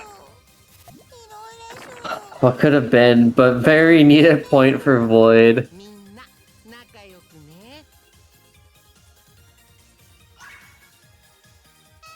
You know, France versus Brazil, though for some, Void might as well be France because he does so much with Ascension now, betraying his own region. Oh, really? Yeah, there's a ongoing joke that Void is now French. Okay. Someone drew him icon where it's him with the French flag now. Okay. Ooh, quick 3 follow up 2. It can be hard for AOD now. Oh, I got 2. The clutch. Okay. Yeah, easy to recover.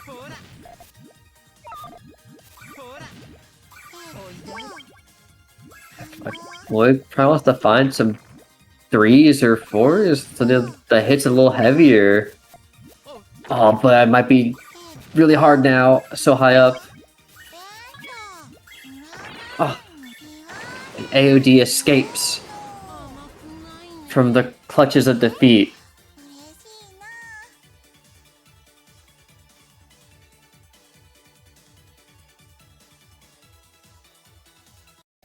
Oh. Oh no! Oh. Okay, 2-4. Oh, yeah. Very unfortunate. Though not uncommon. You know, it happens sometimes. I think we're all kind of used to it at this point. I believe it was 2-4. Unsure if it was on both ends or not. I will go take a sneak peek at our lovely match thread.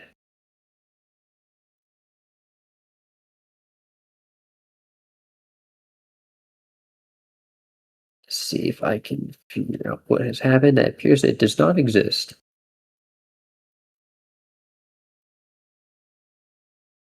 Oh, I hear the noise. I think we're getting right back into it.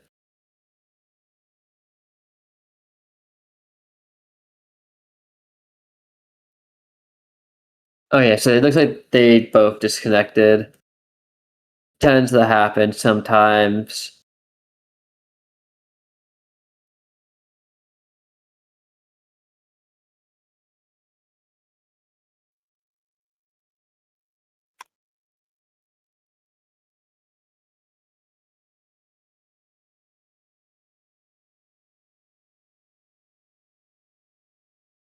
So I think with how the situation is going, it would look pretty close. So I assume we're gonna go back into 2-4.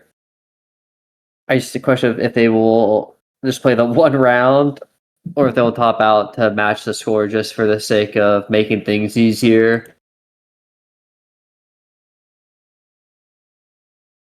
Like I said, not. I guess we can do a little recap while they're setting back up. It's been pretty sure the AOD is probably his best placement in a really, really long time. It's also, especially when you consider like how many of the top players have entered this event, and Void recovering from his burnout, playing much more in form. He doesn't avoid because he wanted to get so many ranking points, played in everything. and he got very tired because the way rating points are structured are very favored to who only places top 2. So that meant a lot of sets for Void, or tournaments for Void, they had to constantly keep playing it, or else he'd just fall behind to anyone else who got first. Since, the mid places don't give anything. Yeah, I understand. So, yeah, getting higher is keeping the highest place is the really tough thing. So, especially when the older players level is getting higher, one more, it is really hard to keep their place and rankings.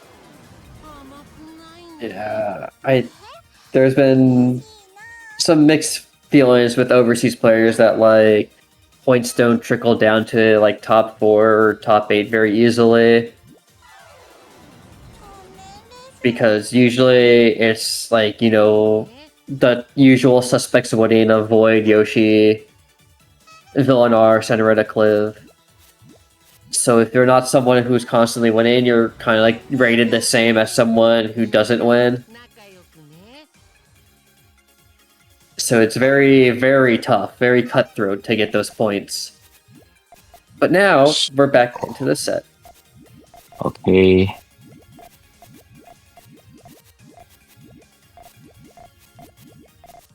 Yep. See, Void not really wasting any time trying to go for the transition, but AOD just quick attack after quick attack, and there is no yellows!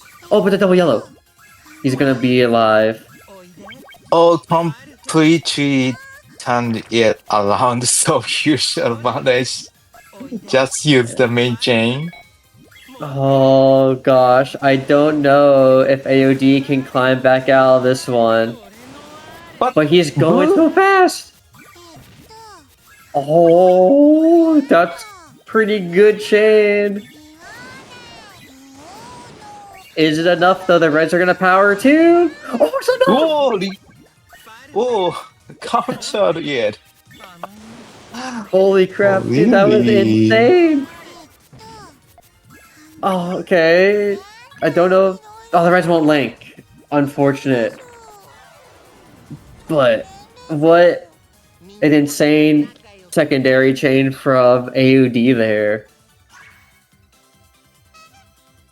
But still, he's got 2 more rounds to work with. Still has that set lead, since we did not finish the first set before that disconnect.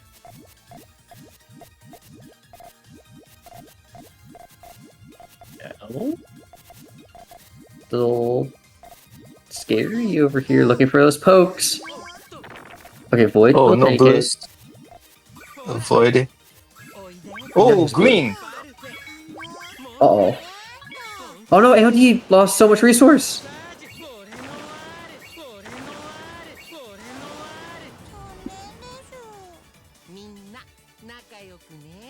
Okay, coming back from Void. Yeah, 4-4. But still a chance for AOD. Very close rounds overall. Just takes one good round from either side. Void rushing! What are they? This is classic Void behavior. Oh, As really? soon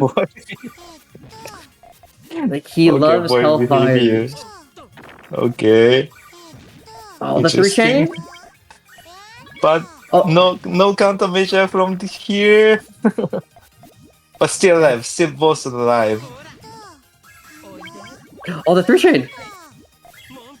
Oh my god! Okay, got the yellows too! Oh, good chain from AOD. He's gonna get him back at advantage.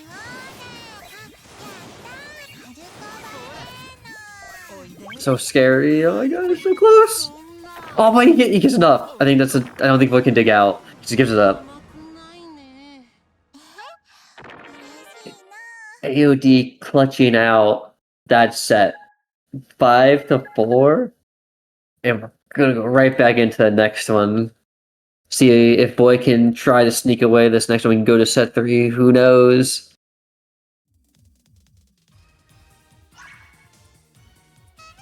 This might be the AOD awakening arc that everyone has been waiting for.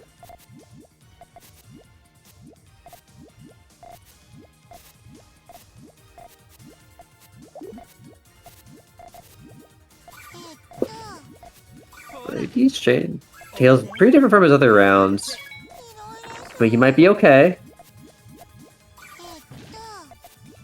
Oh, there's Yellow Green 2. He's gonna start digging down. Oh, purples, 3 purples. Oh, coming. And awkward for Void. I don't know if AOD has enough on his chain here. Oh, he does not.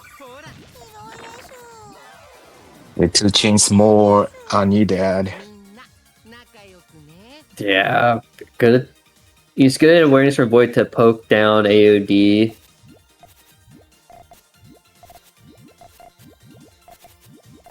I do think AOD built that situation kind of weird compared to his usual chaining forms. But we're looking at a bit more standard for his usual style now. Oh, big one.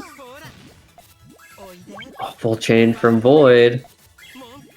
Extension time. Oh, good extend. So his res will pop a little early, but I think it's okay. Oh wait, no blue on his tail either. Oh, he took... Oh, there's no red! And he gets the all clear to end off that round and tie it back up. Oh.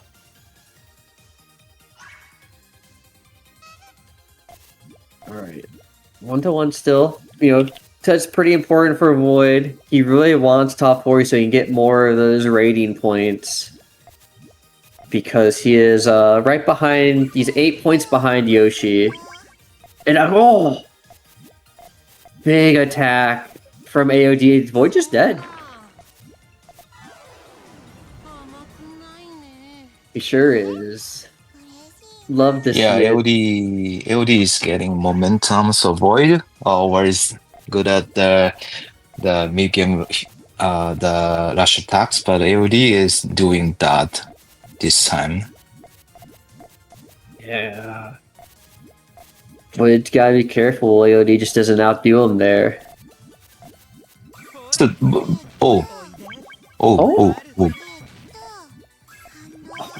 AOD is so good at finding these power 2s as well.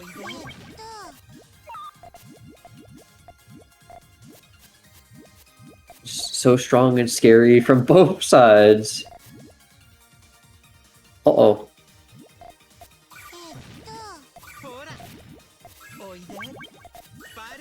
It's okay. Little awkward, but AOD can still extend. Wait, he's a green. Green. Oh, no green for 8 moves? Yeah, and I think if he did, his tail would have broken, because the greens would dislevel and then the reds would start popping. It's a very tough situation to get out of.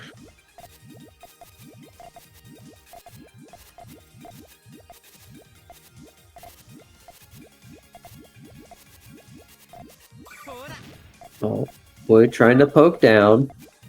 He's playing pretty safe. Has its main chain accessible, so Void doesn't want to overcommit. But now AOD goes after Void, sends off that power too. And now Void has to extend. Oh, nice extension.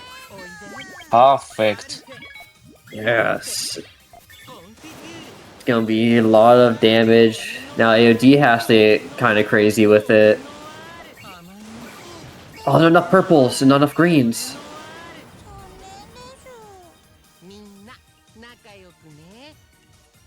And we are right back 2-3 minutes. Such a nail biter all the way through. Void could potentially get a first place if he can keep it going, get above Yoshi in that rating section. But for AOD, this could be a potential climb back to top 12 after a long break. And he just goes for a huge power 1 or thorn into power 2, and it covers the Void like crazy. Oh my gosh. Okay, Void's dug out. He's safe now. No longer super spooky. But 3. But, oh my god! Void! How big? Huge 3. Both of them are getting so aggressive now.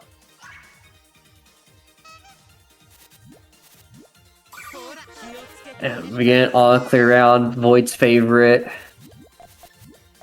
Probably gonna try and be nasty with it. There it is. All but AOD's right. And a second all clear? Oh, Salo agree? Oh, it's just not fair. But AOD is still alive! Even with 3 all clears, Void couldn't beat him. Gonna go for next red, but not show up in time because he has to split.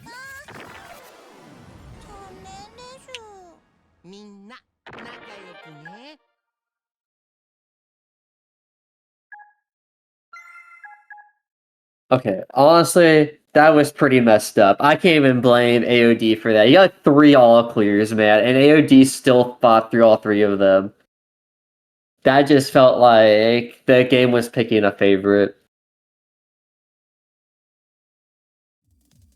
So it is still best of 3 sets.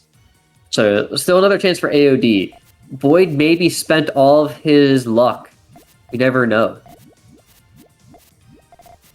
As Void loves to play his gambling games.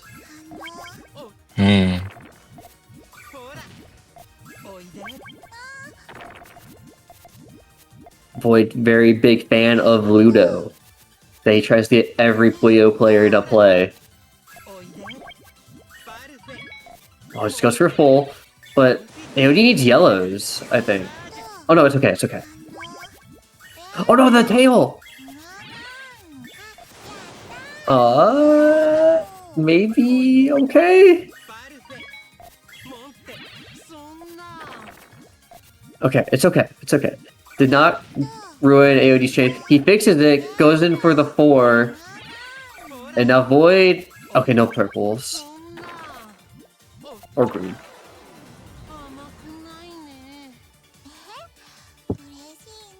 And AOD taking first blood there. For this last set. Could be very important momentum for both of these players.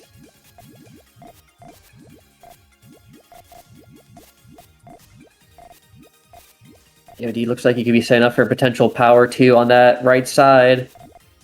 But it looks like he's opting out of it. AOD's tanking was on 1 now because the Void is going for some pokes in mid game.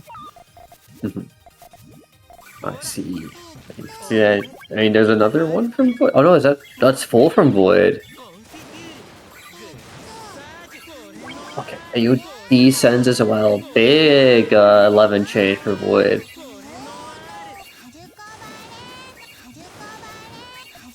Oh, well, look at the tail from AOD. It's gonna be a power 11 back, and Void cannot fight off the damage. And that's 2-0 up for AOD. Could we see the AOD breakout? It would be insane. Come back from a break and just start sweeping house.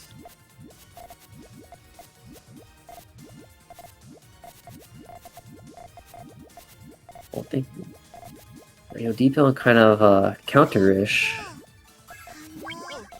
I think Kids Reds will pop up. He just commits? Oh, AOD. Fair. Oh! That's 2 too. Oh my god, that was so big. Yeah, I think a little overzealous there on the attack on Void. It's okay. Sometimes you have to play risky and aggressive. You have to show them that you are willing to risk it all for the W. Make them scared of you.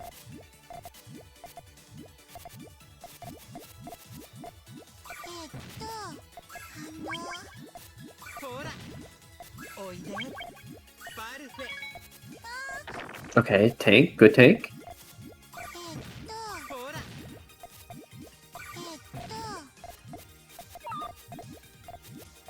Okay, I think AOD is gonna keep trying to clear out so he doesn't have to take damage. Oh! And then they used to extend with the blues? So good. A big power 9 from Void, 67 damage, so only the 10 from AOD is not gonna be enough. Even with the clutch extension. And we're right back to even.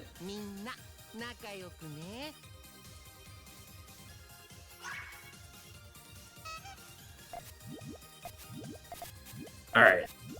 And now this is where we have to, hope some clutch up happens and no 1 in 6 to mess with AOD. Love to see that.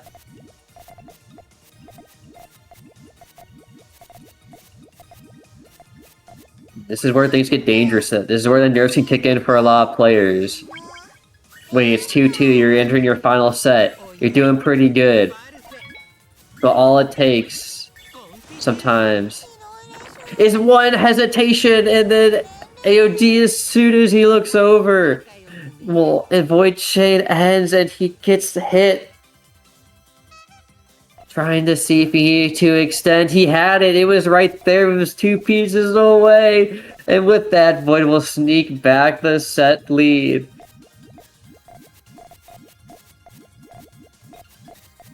Okay. AOD is... Yeah. Nice chain.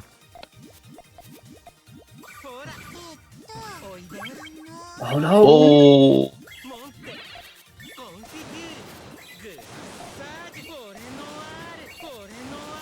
AOD It's so... had to extend. Yeah... Really rough. He tried his best, and the H just gonna come up short. And we're 2-4! One more point for Void. And Tom, that will be it. AOD will be out after such a huge upset.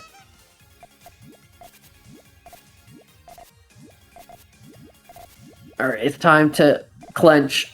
AOD's chain building is getting a little more sporadic, it feels like. It's less balancing on his columns and his cushioning. Even now, this is feeling kind of scary. And Bush is gonna attack him! Is there a blue? It's just overtime, but it's still takeable. Boy commits! And AOD can just go! Will that overcommit hurt? No, yes it will, because the greens will still relink! Oh my god, AOD just clutched up so hard.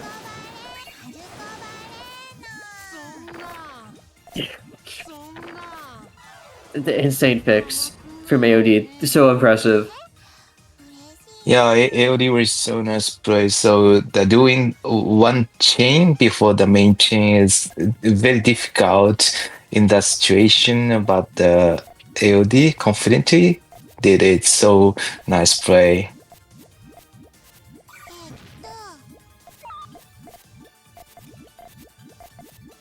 Alright. Yeah, okay, now this chain's feeling a bit more cleaner compared to last round. Void has a lot of big groups, but I don't know if this chain has the length to really take advantage of them. AOD's poking though! That yell might make things a bit awkward for his blue tail, but get another thorn. Oh! I think he got Void! Ever go to match point?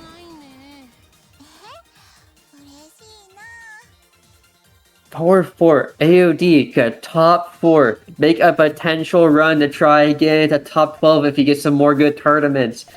But even more importantly, this could be some of his best upsets ever.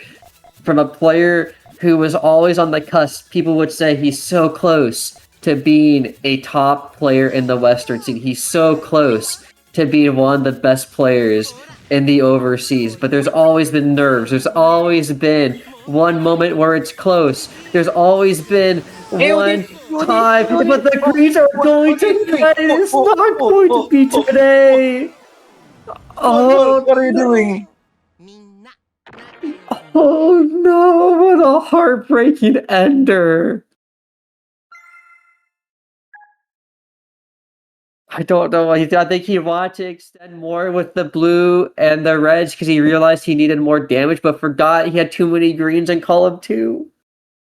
Yeah, the last game was complete TLD's game, but why? I think he gets nervous sometimes, and it's just those small moments that add up. But man, as heartbreaking as that ender was, I think AUD can at least be very proud of his performance from struggling with the mid levels to the top cuts to not only getting a very, very big win on Villain.R. So many few English players have beat him. Also taking down Riona and making it to 5th. Super impressive. And I mean, the chat popping off for AOD as well. You can just feel the fan base of AOD coming out strong. AOD fan base, why? I saw the nose. Everyone wanted it. Just not Void. Void wanted to continue his run. And he will, because I think top 4 is guaranteed points now. So I think that's 5 points. And Yoshi will get 3. So I think Void needs to get second to get enough points to take past. No, he needs to get first if he wants to pass Yoshi, guaranteed. So I think 10 only gets him close. He'd be like 1 point off because Yoshi has an 8-point lead, and he would only get 7 between the 3 and the 10. So a lot on the line, still going for Void. And then for Rick and Acliv and Red, it's all about who can get this higher placing. Acliv trying to keep his reign alive. In fact, I think if he wins this, if he gets too far ahead on placing Void, he will pass Void because the point gap is only 4 points. Whereas Rick is very far behind, it would want to catch up so he can have a better pick and draft.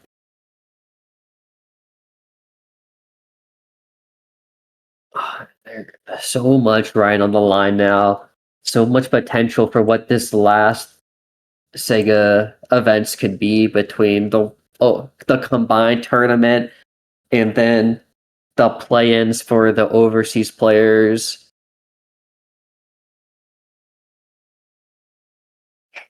It's a little nerve-wracking because you understand. By winning today's tournament, the number 1 player will get 10 points or They get 10 points for second. It's 10 20 points. points for first. So, 20 points. I see. And I'm looking at the latest ranking. The Yoshi is 90, Void 82, and Acliv's 78, right? yes.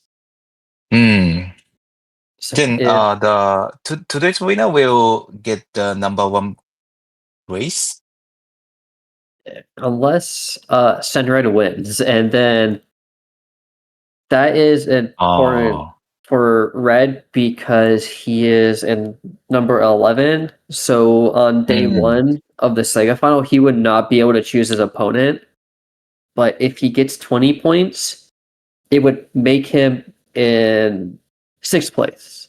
So he would be able to take first pick of his opponent on day 1, which is really, really important because right now I think Anamaru, Hiku, Dan, and Villain.R get to pick. But if Red gets to pick, he would be able to choose between, I believe it is going to be Free Mecha, Rider, Neru, or Villain. So he can get a much nicer matchup for round 1. I see.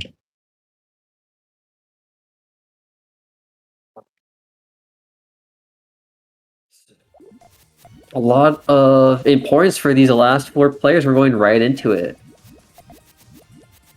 With Rick Yeah. versus So loses semi-final, and yeah, after this match, the Acliv's waiting.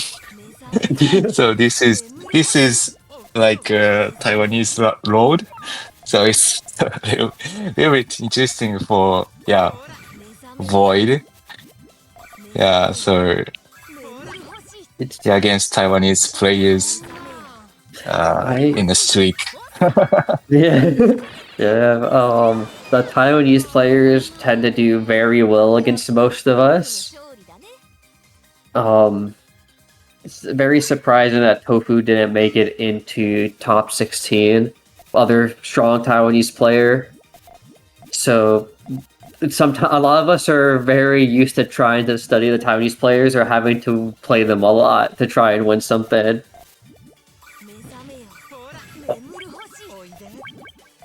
Oh, so aggressive. Many twos. Many big twos. Oh, no green?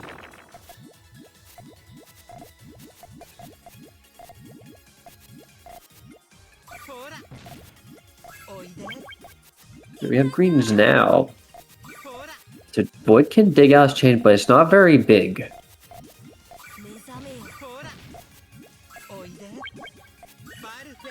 We are getting a lot of Viva Brazil.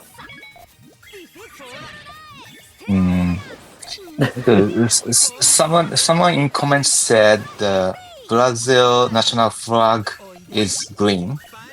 It was interesting. So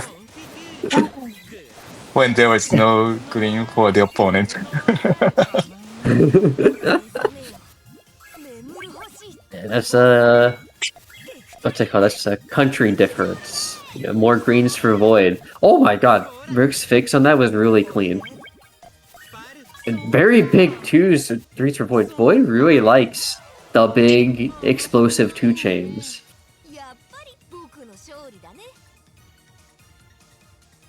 Interesting. Yeah, that's interesting. Rick is more the attacking, so rushing more than Void in mid games. It is interesting. Yeah, I feel like sometimes that Taiwanese players are very good at making the English players uncomfortable or too scared to attack because they kind of are either better at fighting larger attacks or situations like this happen where they just go straight full chain because English players struggle to find what is a good moment to attack because they lose sight of the transition of their opponent's chain. Oh, wish it's cut. Really unfortunately.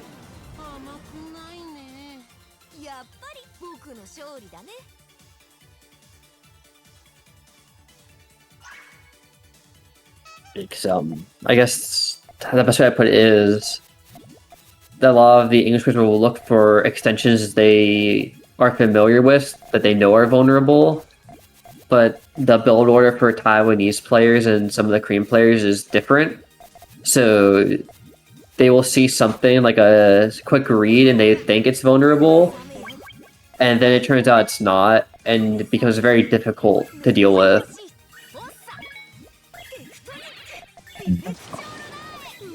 I see. So Void extension is too hard. Yeah, just not able to get any momentum, and it's already 4-0 for Rick. Oh, 4-win streak. Yeah, too many 4-0s in this top 8 for my liking. I'm gonna need Void to put together some points.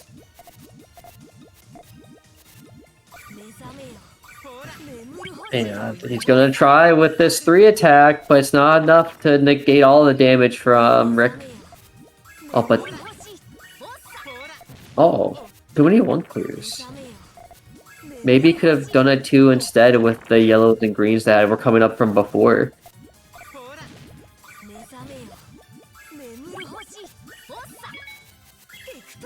Oh no, no space. And a very quick 5-0 from Void there.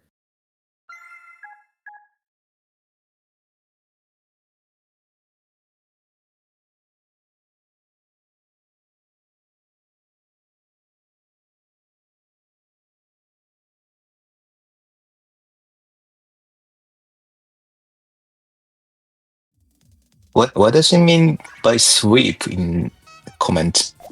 Oh, so sweep in English is where someone wins without dropping a round. So it's like Oh, it's kind of like associated with like if you ever like use a broom to sweep the floor, you're kind of just sweeping them under the table. It's a saying for when you just beat someone really badly. oh, I see. So Rick swept in the previous match. Yeah, because he got a 5-0. Mm, It's in video games only ever used when it's a perfect score. So if it's a 5-1, then it's not a sweep. mm, But if your opponent just only has a 0, then it's a sweep. okay.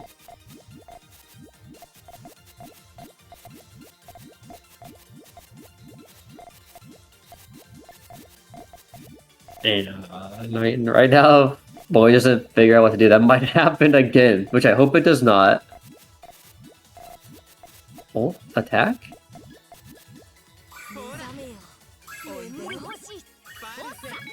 Oh, 5 chain attack, but Rick just went full. Hard for Void to extend here. And he knows it too. He realizes what happened. And this is kind of what happens with the English players when they fight other regions. Like Void put so much effort into like the main chain and then trying to go for even larger attack. He forgot to make sure like his board state stays relatively clean, or like try to avoid these color conflicts where he kind of built himself into that green-blue conflict so he can no longer extend, and therefore his chain could not win. Mm. Yeah, I understand.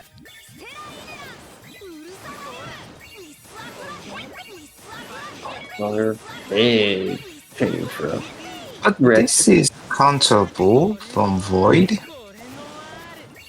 Yeah, I think he's got it. Just barely. But he's in there, and Rick still takes 2.5 rows. Or no, just 2 rows. Pretty good.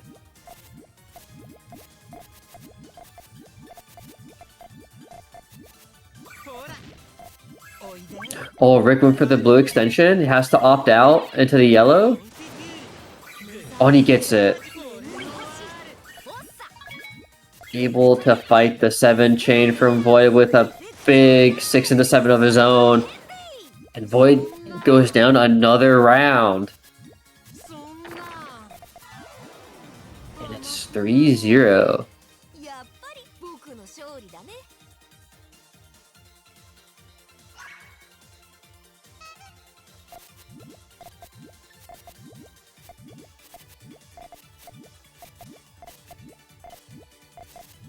What a turnaround from the AOD set where it was so contested, so back and forth, and now, I mean, and Rick has just kind of not dropped around this set. It's just been a pure streak. It's all Rick all the time. Oh no, and the blue gets covered? Okay. Okay, there's at least the 2 chain to clean up. But Rick's gonna go right into full. Oh, can he get those yellows to work? I'll stop to it. Oh no, the yellows are gonna cut though! And just like that, Rick's gonna go up 4-0. Potential perfect 10-0 in this set. And that would destroy Boy's chance of catching up to Yoshi with this tournament. He get a little bit closer with 2 points, but not enough to claim first. Oh, and Rick decides to do what he does when he gets ahead. He build not GTR, just build whatever he wants. Sometimes it's Fron style, sometimes it's Mary Dodai. And he's gonna go right into full. And Void Chain, I don't know how it works. Yeah, popping once, and after that, extension. Yeah, having time. Nothing. Yeah, hold off, nothing Shade. I think Rick just plays very well against Void style. Much more open with attacks and defenses on his builds. I think Void built himself too many into corners, trying to be efficient, but not leaving himself enough flexibility to attack Rick. Because Yeah. So yeah, I was aware of the after mid game exchange, the shapes are different. So relatively, yeah, Leak had a better shape to extend into main chain. So yeah, keeping shapes good. The during the mid games is really difficult normally, but yeah, well done it. yeah, it's very nice. I think Rick was able to set up a lot more like L shapes and other extensions after his attacks a bit easier.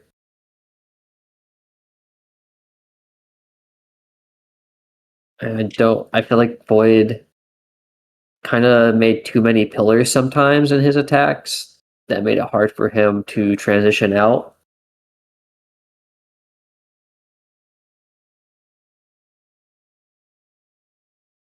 But I guess with that, it is now a test of Acliv and Rick to try and fight Senred. Because for Acliv, Rick, and Senred, they all get a lot of value out of winning this tournament. A lot of good can come from it, just not only for bragging rights, but also easier times in next tournaments. And once again, we will have Taiwan versus Korea grand finals.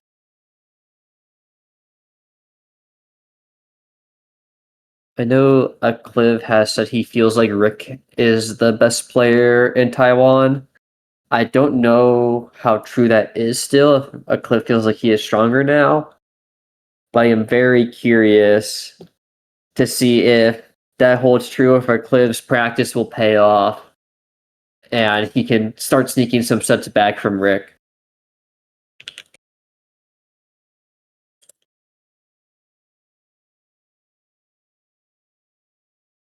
Sure, me too. I'm also curious about it.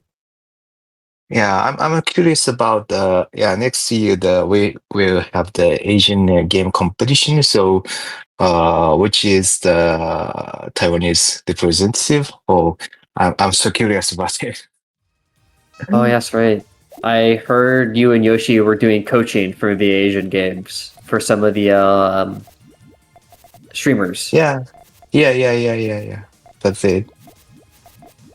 So yeah, Active is long player for many years, and yeah, Liquid is still so young. So mm, I'm curious about what's the difference between them.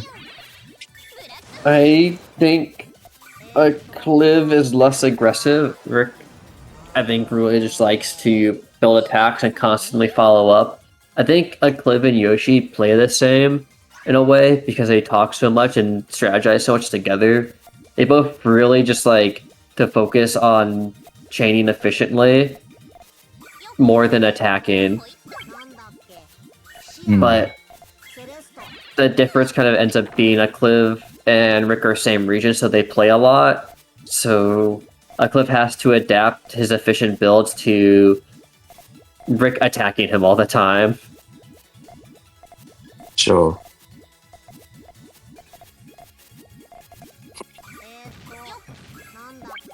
Oh, oh, nice. Takes him right off the top.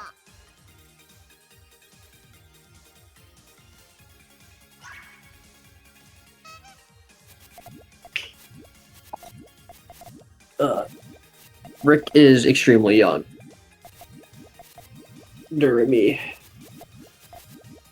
His parents are the ones who let him enter these tournaments so he can fight people. It looks like right now, Rick feels like he's just mainly looking for a strong chain. Oh, I think he just goes right into full there because of the green in column 1. And now it's up to Clip to extend here, but he has to go for these purple into greens. Yeah, yellow, purple stacking, so hard to hard to extend, hard to solve. So yellow, like yellow, purple, like something like that. So it was no time to solve it. Yeah. Oh, I think the Clip actually popped the 1 chain there. Yeah. So when we are confused about pop one chain is the effective, even when just before the extension, it is okay. But basically, it was so difficult to extend. Oh, Oh no! look at the purple. Oh, one ace is coming. Yeah, all of the blues too. I think it's gonna be a little alright, but Rick has a response. Oof, but not enough.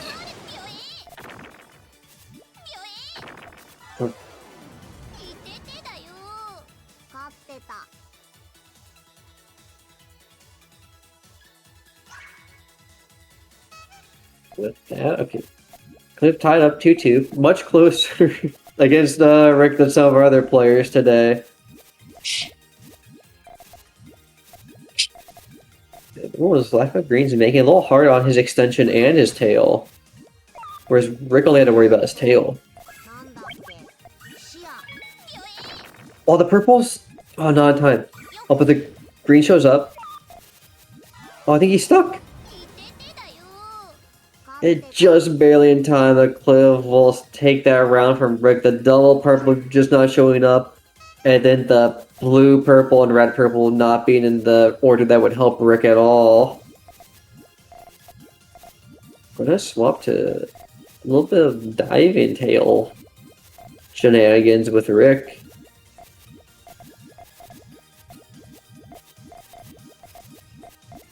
Maybe trying to keep a Cliff on his toes.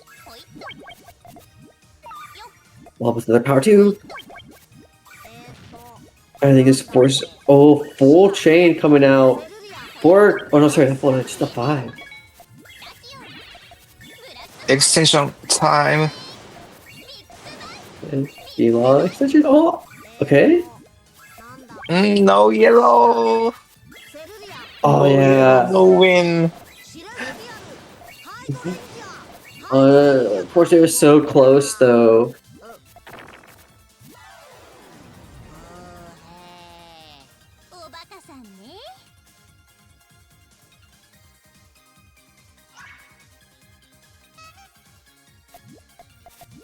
Alright. Good to know for a club like next time he just knows that he just needs to get that one piece. He's good. Ooh, kind of lopsided on that column 5 pillar on his tail. May try to clean up with that. But it's getting a little late now. She's gonna go for some 2 pokes instead. Oh yeah, there's the attempt to clean it. Gonna go for a nice big 3, but now it's kind of tricky to extend those purples without splitting. Okay, but it doesn't matter if you just take Rick off the top. Then you don't have to extend at all. Then you just win.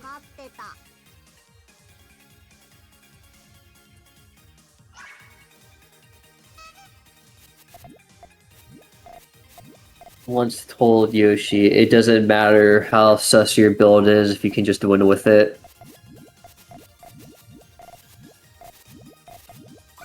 Many players do get tilted by that mentality, but sometimes it's just how it is. Because a lot of us don't even know what a sus build is to begin with. Okay. Oh. Has to use the green, so he loses it out of his column 4, which I think weakens his green extension attempt. But there's still time to extend, and Rick's chain isn't that big. I don't even know if it works. It does not. So Aclivtak just gets this round. Potentially. And only 2. Oh, perfect neutralize. Wow. Okay. Many yellows into another big 3 into 4 to 5. There's a cliff ready. It's close. Oh, there's the green. And the blue yellows is going all the way down. Oh, the reds. Oh, not enough time.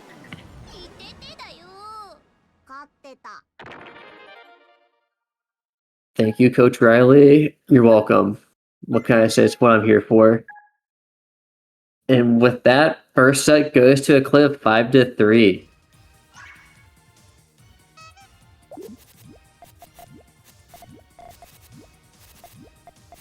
And just one step closer to stealing first place away from Yoshi and Void, even.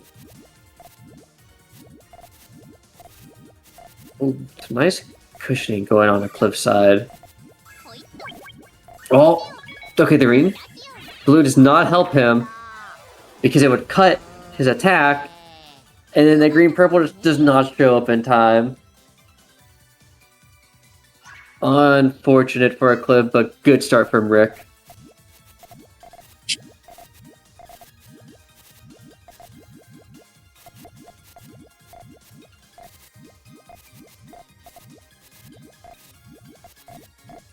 Okay.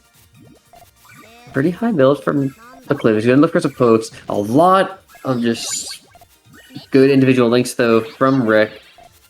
No, oh wait, there's nothing for him to risk up. He's gotta have to rely on the reversible here. Blow up the tail into the rest of his chain. It's still gonna be a 7.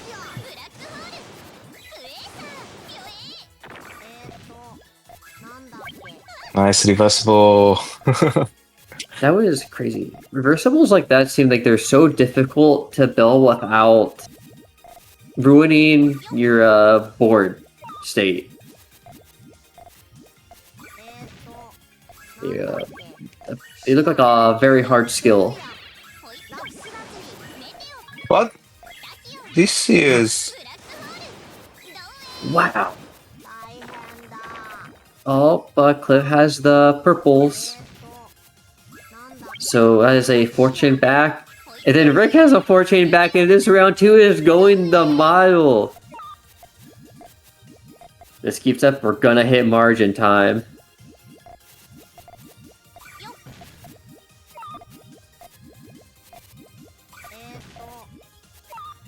No blues. It's okay. You get the extensions? From Rick, he gets it! It is gonna go all the way down again. Dude, it's insane!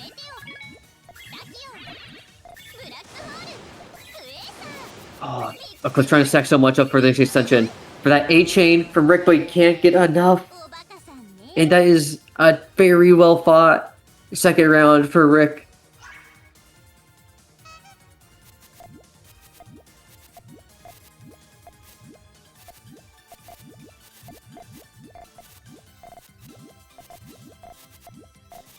Just like similar to the center set, you know, very quick adaptations from Rick, trying to make sure he can get the most out of his aggressive kind of decision making.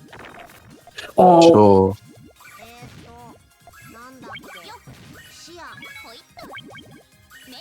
okay, this is doable.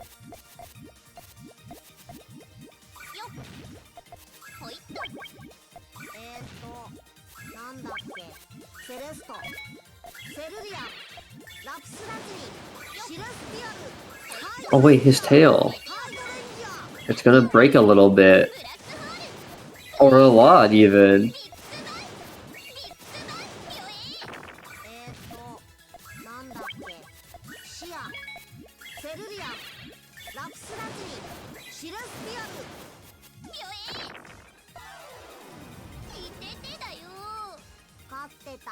Then Acliv joins the set count with a nice 1 on the board. Still has the overall set lead though. So it is interesting that Rick is using only right button rotation. I'm not sure why. Oh, I don't know either. I know some Tetris players only use button. I heard it's because of habit. Like, it's just how they played as a kid because they only knew that you can only use one button. So I don't know. Maybe something like that. Just comfort. Rick is Tetris player? I don't know if he plays Tetris, but that is like the other PPT players I know some of them only use one button because it's easier to mash for them than it is to just like swap back and forth. I don't know how that works because I use 2 buttons. I see. But it is very unique.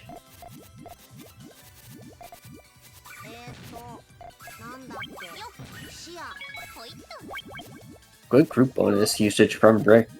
Defeating that 3 pretty easily. I know many players use... I don't know if this is true for Korea or Taiwan. Oh no, I know for Korea uses these, but not but in fighting games. Oh, good hit from Rick, taking it to 4-1. A lot of players play on keyboard, where they can hit one button really fast. And I don't know if have you ever seen like a hitbox or a leverless controller?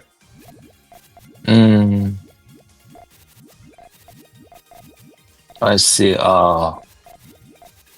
Sure. I'm not sure Rick or what controller Rick is using. Rick is from Taiwan. I bring it up because a lot of overseas players play on keyboard. Oh, yes. And there is a controller that people use for fighting games in Korea and in the US and overseas, where it's only buttons. It is not an official Nintendo controller. It is a they're just like called leverless controllers, where they're only like big keyboard buttons. They're like arcade controllers. Like if you were to go to like a round 1 and play games there, they're like that. And so you get like very interesting like controller grip and hand movements from it. But I don't know if you can use them in a Sega tournament because they're technically not an official partner.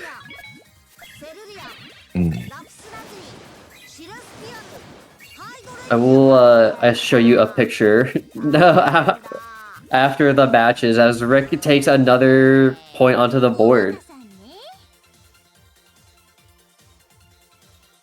Because it feels like Rick has very good adaptation to Acliv so far.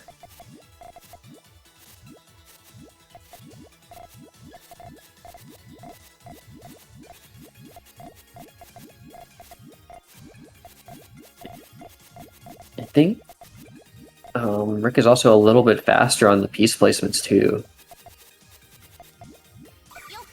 Yeah, so fast.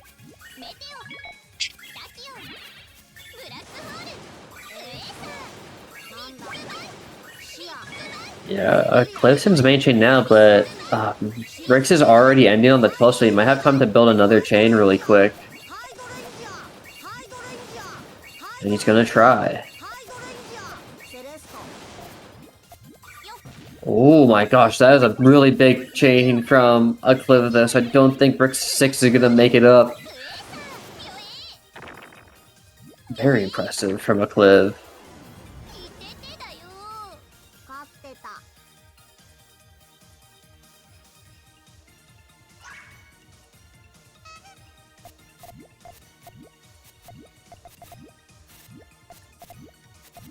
Alright, we're 1-1 here. Kind of still keeping it going. Oh my god, Rick is just gonna start being even more aggressive now. But that might be too much. Aclivtak still has access to his full chain really easily. But again, Rick just getting out of his situations pretty quickly. Oh, another big power too. No! Big 4! Rick is extremely scary. These attacks are crazy.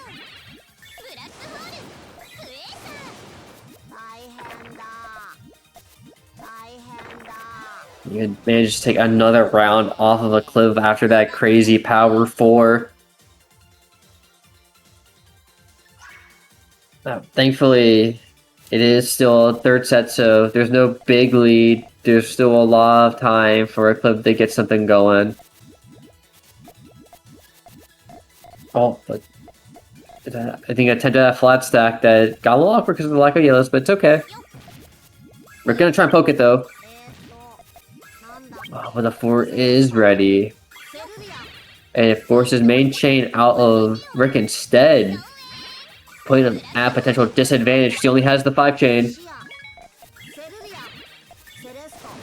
Oh, he's gonna need so many purples. So many yellows. Oh, but maybe. Oh, there's no yellow in column 5 that's even usable, or red. They could have actually traded back, because if you had red, you could go to red to yellow, to red again on that 6 area. That column 6. That could have been nasty.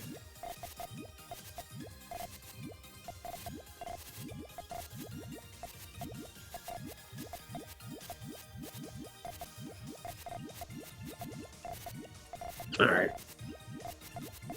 Now it looks like a potential attack up here from Rick. Yeah, gonna go for it. Big commitment onto that 2-3, but Aclivtak just went straight into full. But there's still time to extend. There's a little bit of room to work with. There's no purples though. And Rick's gonna concede, and Aclivtak just like that takes the set lead right back. And we're 3-2 on the board.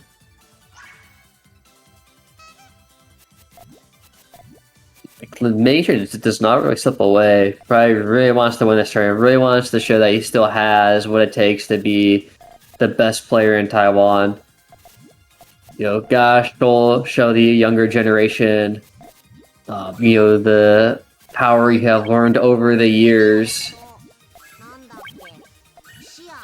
Victory. Small 3, but oh, there's not a lot of outs for this, so Aclivtak is kind of just really hard to dig out. Yeah, Rick's just gonna go for the follow-up, and there's nothing Aclivtak can do about it. I'm not even old. How dare you, Riona? You're like 2.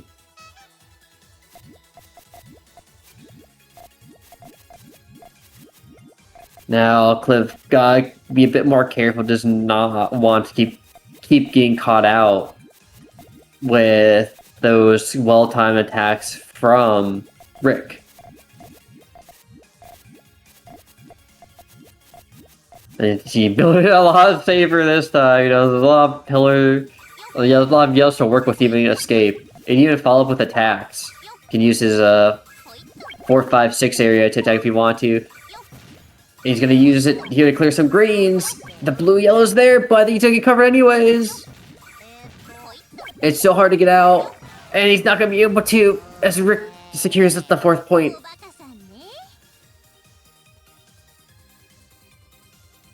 And just like that, it slips right back into Rick's favor, 1 point away, and Rick will secure himself so many more points. Yeah, another loss for Aclivtak means his chance at first place starts to dwindle, and that lead for Boyd and Yoshi gets a little... yeah, it gets a little bit smaller, but not by much. In fact, even tied with Void on points. And he gets a well-timed attack to take Rick off the top.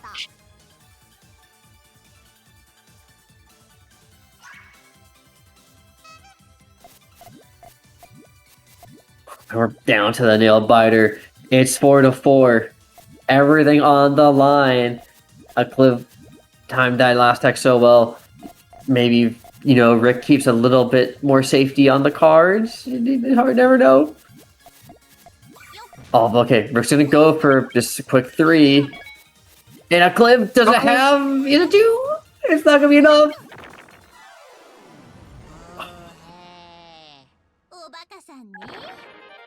And just like that, Rick gets a well-timed attack and Acliv with no time to react. Somebody else. Good game. Actually, we're sorry of that, but yeah, unfortunately, past the right way to respond.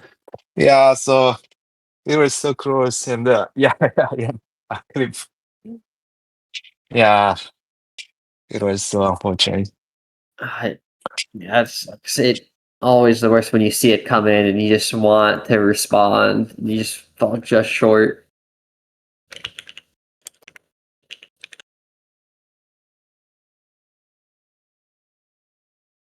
Yeah, Rick's speed is really good and non-stop, even at mid games.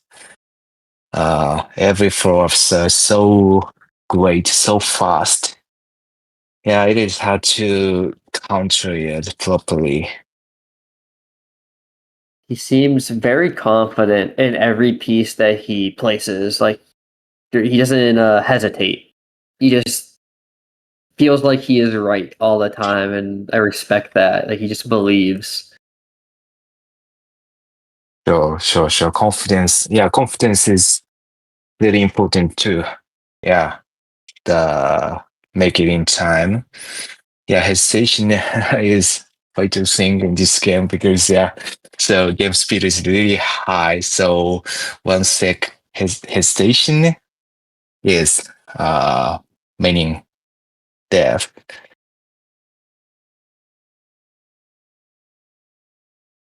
And now I'm very curious to see how Sunred tries to handle all that speed with this Rick and Sunred set coming up. Yeah, speed battle.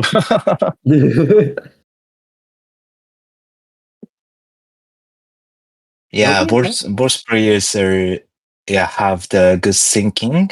So good thinking speed, decision speed is also really high. So that's not so battle. Do you think Rick has the advantage because he's younger? Mm, yeah. Okay. Yeah, so first. Confident, strong for the young player. I think Sunred got out though, or not. I think he had his full chain, and I don't know if he misdropped or not. But unfortunate for Sunred. It seems no mishaps, I guess, but yeah, extension failed. Yeah, so sad.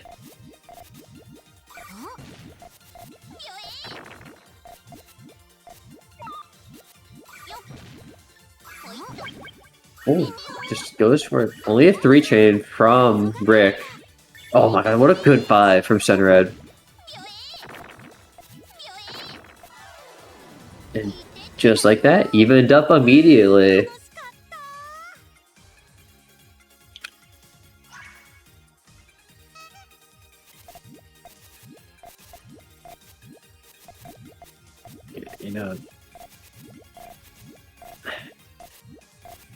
Just gotta take him to school, right? You gotta show him how it's done.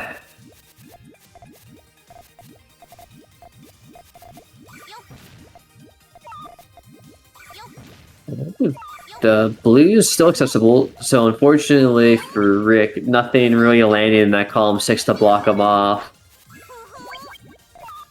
But it works out for Sunray because he doesn't have to worry about the damage because he can actually finish his chain.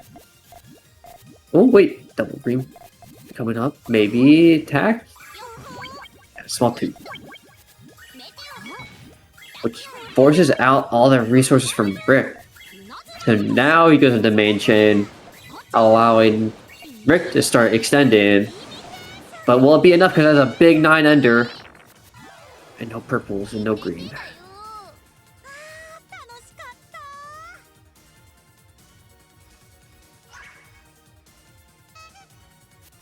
And we start this off 2-1.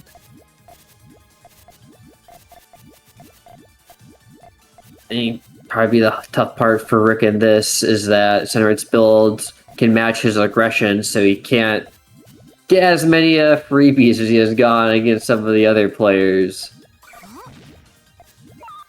But, oh, good. Little one poke. Because I really carved too much, but you know, it makes it annoying. It seems like they're both just trying to annoy each other with the one pokes back and forth. Oh, and we got another 3. I thought maybe he might opt for the double purple as well on top of it. She's not to, and that forces Rick into main. That's what the center to extend. And I think he's got, that's a big 9 into power 10, 80k damage. Kind of crazy.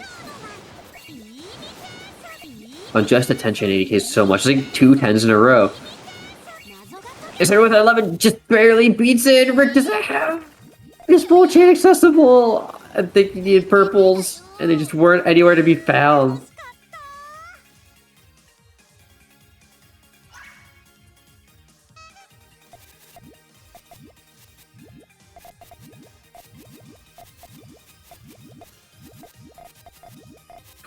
Alright, it's gonna be tough. Even one of probably Rick's best main chains we have seen this tournament, it still could not match the 11 chain of Senred. Gotta be tough to deal with, but it's okay. Oh, Senred actually opted out of the attack. To clean up instead with a 1, did not want to commit the resources. With the 4, this could be okay.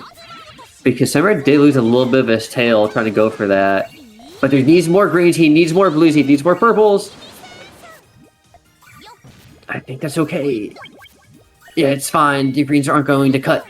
So it's all good in the hood for Rick. Oh, we'll get the green 10, Link 2. The center it's still ready too, because look at how this tail dives all the way from left to right. So good.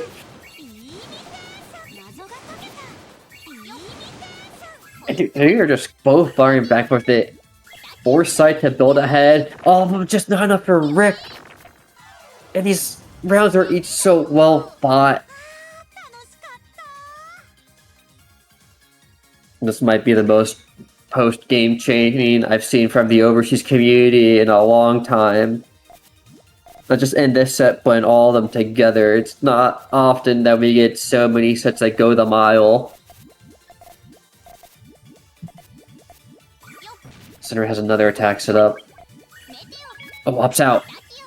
Realizes what's happening. Says we need to get the hell out of Dodge. But nothing works!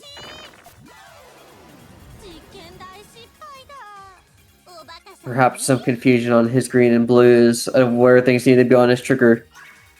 But good for Rick. So yeah, they were setting up the small chain for the mid game. So, but all of a sudden, Rick triggered his main chain, so confused him everything.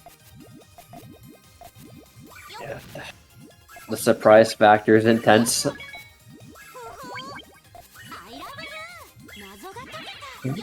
Good 4. Back into another 3. Needs some yellows. Only has the 1.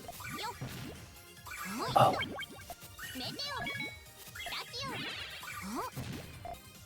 Oh wait. Oh no, the yellow's the link. That's unfortunate. That could have been pretty good. It may well let him take all that damage. Unfortunate for Center Red 2. Quickly dropped rounds after some very hard-fought ones, but it's not over yet. So you go right back into it. We get the nice flat stack for both players now. Taking a little bit slower this round, perhaps. All the extensions are clean, too. So much potential for so much damage. Oh, sorry. Yeah, I believe just... both are so clean. Yeah. I think Center Red locked in main with that column 1. He did.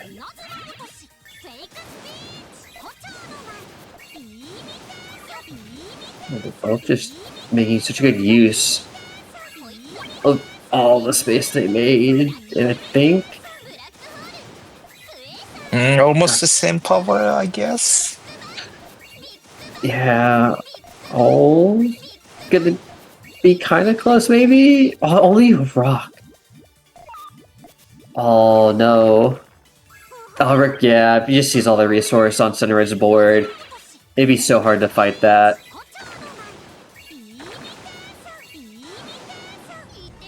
A chain for Center Red deck was upset 1.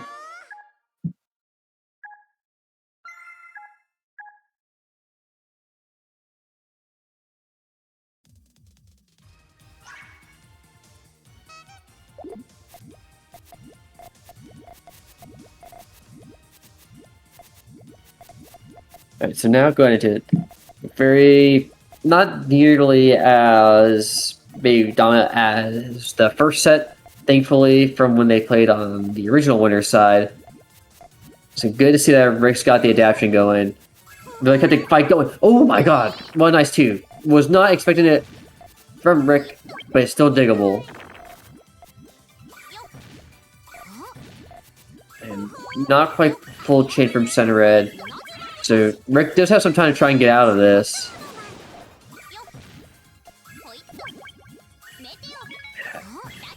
Oh, what's Center Red gonna do? He's gotta find some way to extend. Oh no, never mind.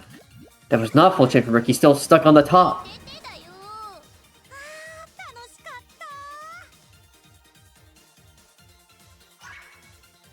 To think, man, how strong these two are. You look at some of the sets they play and how one-sided they make it look against other people, and they play each other, and it's still pretty close. Goes to show you the power of Center Red and Rick at the time. At this time.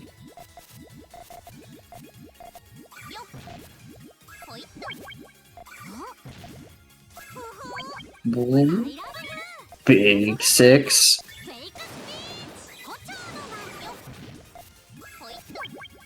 No, I was gonna cut for Rick, and the way it works out, she catches red.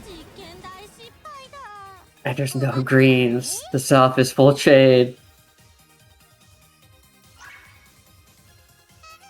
Can't blame Red for that one. It looked pretty much like the full chain was set off. I wouldn't have seen that cut either.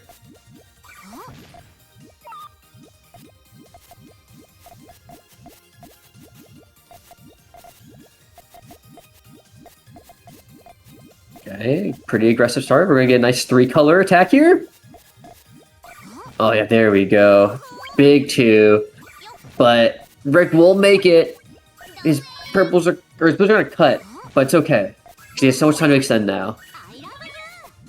Oh, you get some nice double blues to extend that with.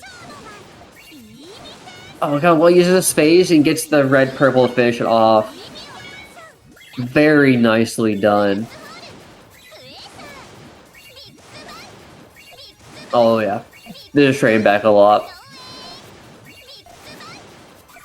Huge 11 chain for Brick. Such prestige usage all his points, but oh my god, Center with another 8. And he negates the damage, but he's still stuck on the fact that Rick has so many resources.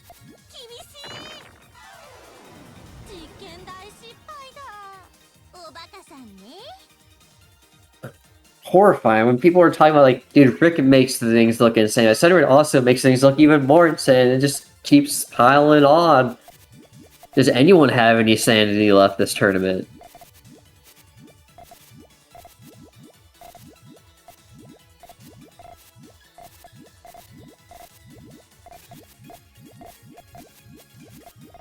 Okay, you're gonna get another big attack here from Sunred potentially.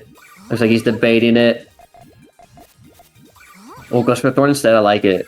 Try to make Rick use his resources first before he commit anything major. Though he might not have a choice now. Rick has all this time now. Does he choose to extend? It looks like he does. Gonna need some reds to go with that green. Go for the purples? Okay, no. Oh, Watch. nice. Nice trigger. That was insane. I didn't even see that.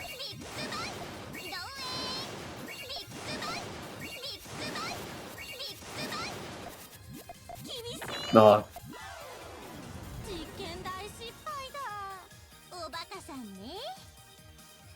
very clean from Rick. And now we're getting the reverse of the first set, where Rick just starts pulling all the rounds together. Maybe Center getting a little results on some of these attacks. Hard to say.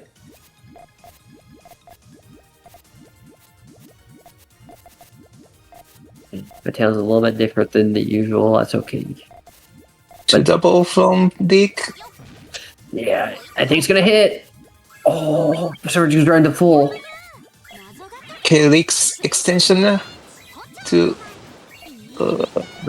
maximum chain. I think he fixed it a little bit. I think he used too much of his tail. Plus 3 chain is needed. Yeah. It was a good fix, just unfortunately not enough.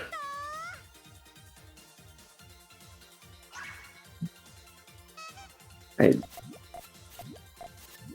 2-3 on the board. Let's go. Rick definitely wants to skew this round, just so you have a chance at a bracket reset. Center is just trying to end this tournament. Center trying to go to bed. Usually another day of hard work. Time to call it lights out. Oh, Rick is extending so nicely on that right side. Oh, Rick completed the main chain building. So Yeah. when fire it, okay now. But also, Red completed perfectly his main chain. Probably. This is so close. 14 from Rick. And I think it's a 14 from Sunred as well. Oh, but he still loses by a rock. Oh, gosh, and I think that would secure Rick another point.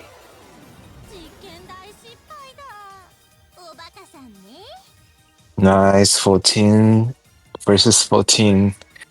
Only 2,000 point difference. Crazy close.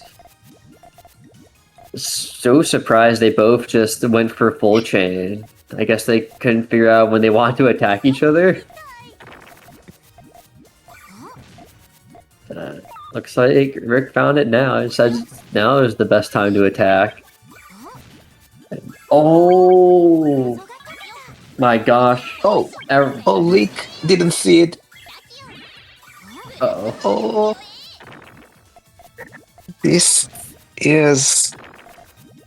Oh, this is bad. Shinra gains so much space, and there's nothing Rick can do about it.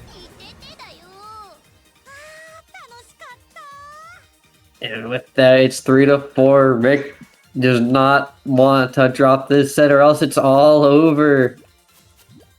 But Shinra is not going to make it easy.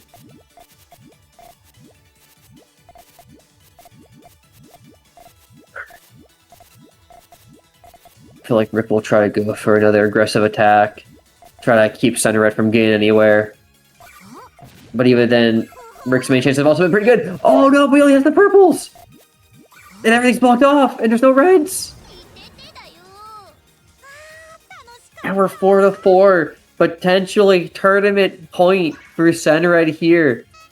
Just needs one more. Rick needs one just to keep his hopes alive, even gain a chance at the reset.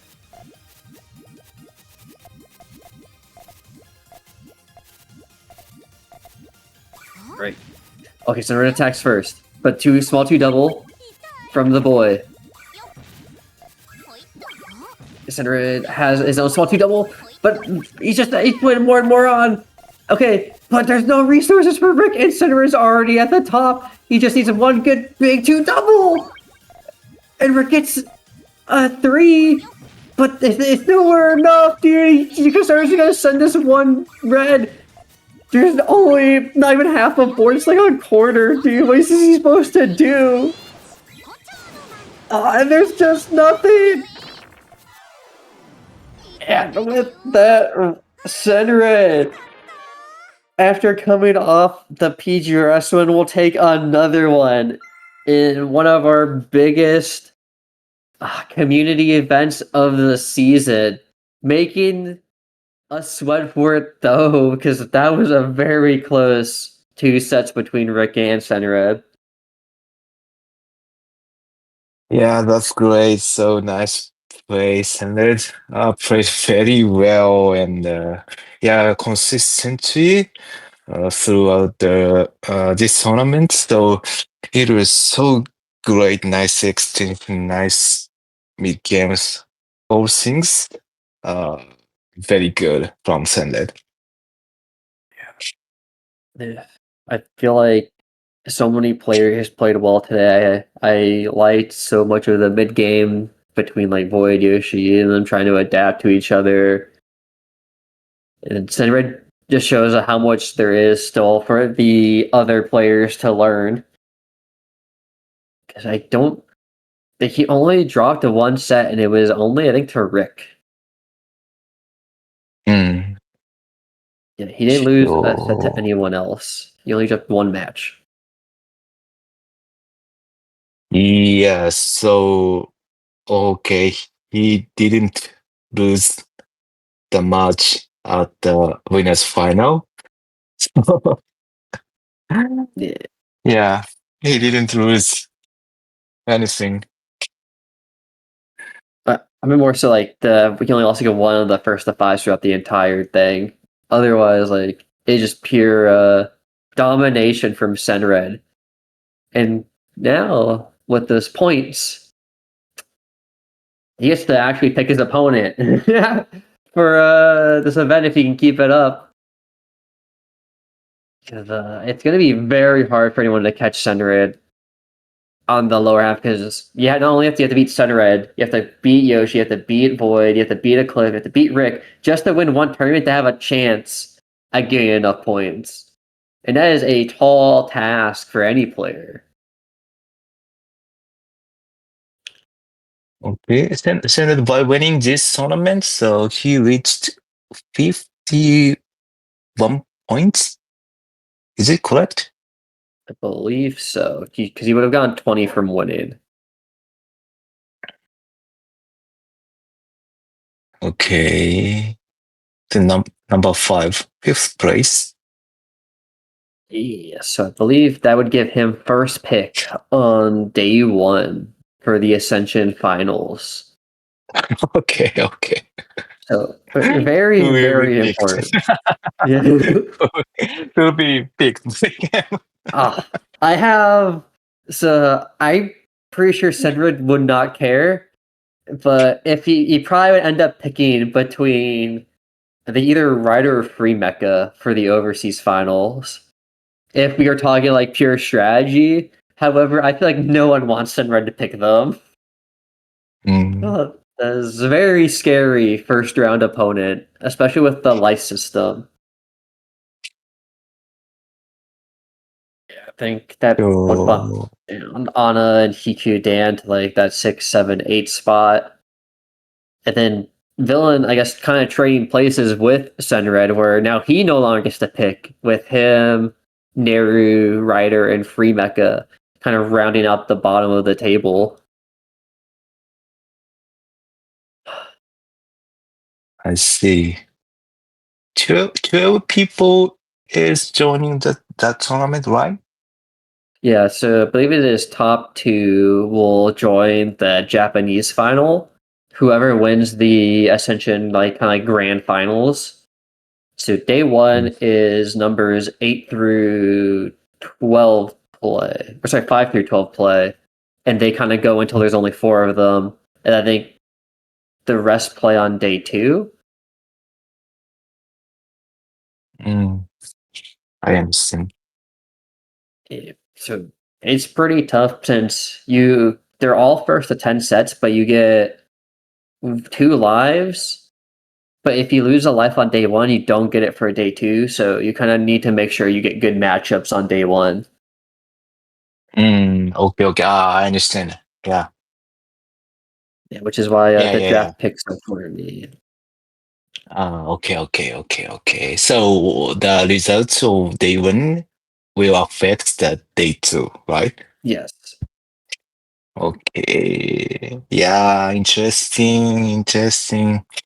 Yeah, so fire.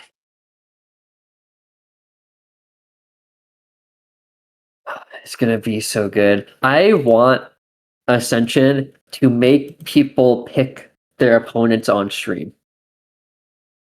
I think it will be so good That's because one.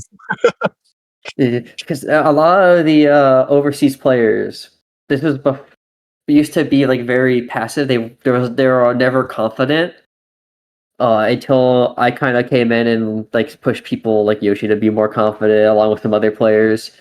And I want them to show who picked who. I want to know how we got there. I want to see the look on someone's face when Cedric says, "I want to play you," and then the horrifying reality that that player has to face. I want the That's emotion. interesting. I want to see it. Even Tom wants to see the emotion. It's perfect.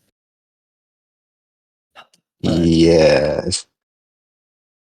how was your first time? Was this your first time commentating a English event that wasn't Sega? I think so. First of all, twice. Okay. And anyway, very first time to be here. Yeah, it was very nice having you on.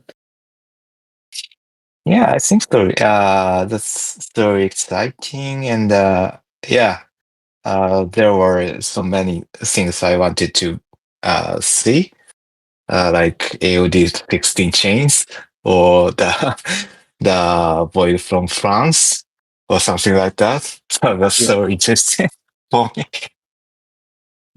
yeah. Void betrayed his country to become a France player. So now Okay, that's scary. on, he left Elio all on his lonesome. But Sure. And yeah, ranking was changed by the result of today. Yeah, so yeah. And ranking is finalized after this tournament, right?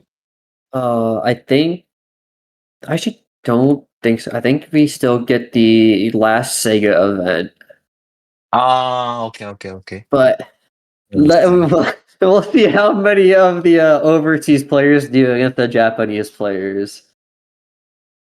Mm. Uh, there may be 1 or 2 more tournaments. I think Lei Dongzhong gets like a one, but that's like a smaller tournament. And then I think there is a B Pro Cup, which I think is a Taiwan tournament. Oh, okay. But Five I ton think is okay. yeah, so it's like yeah, so this is probably one of our bigger major ones. The other ones I might be smaller. Hard to say. Okay, okay. Still, there's chance to get higher. Yes. It's just very difficult if for the players who Okay, already have big gaps in the it's points. it's offline. So which one is offline? Oh, the Taiwan tournament, which I'm like, why is it announced so late, man? I am so sad. There are so Why? many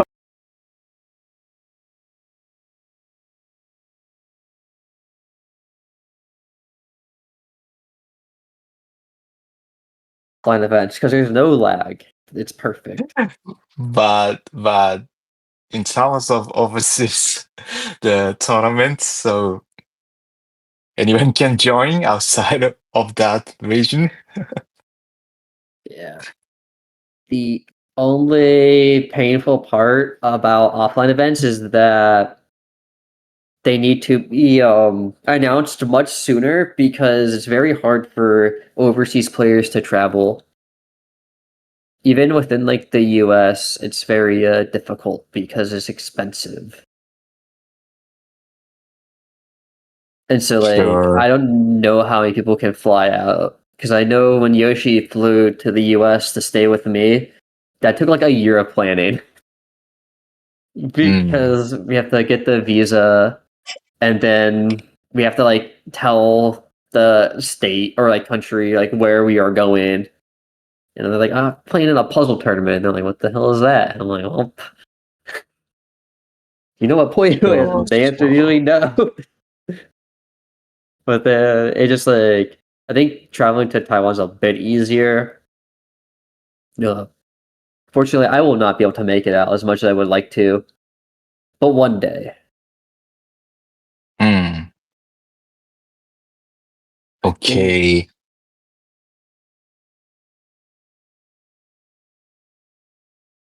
So when is the overseas the tournament final for that top 12 players next month?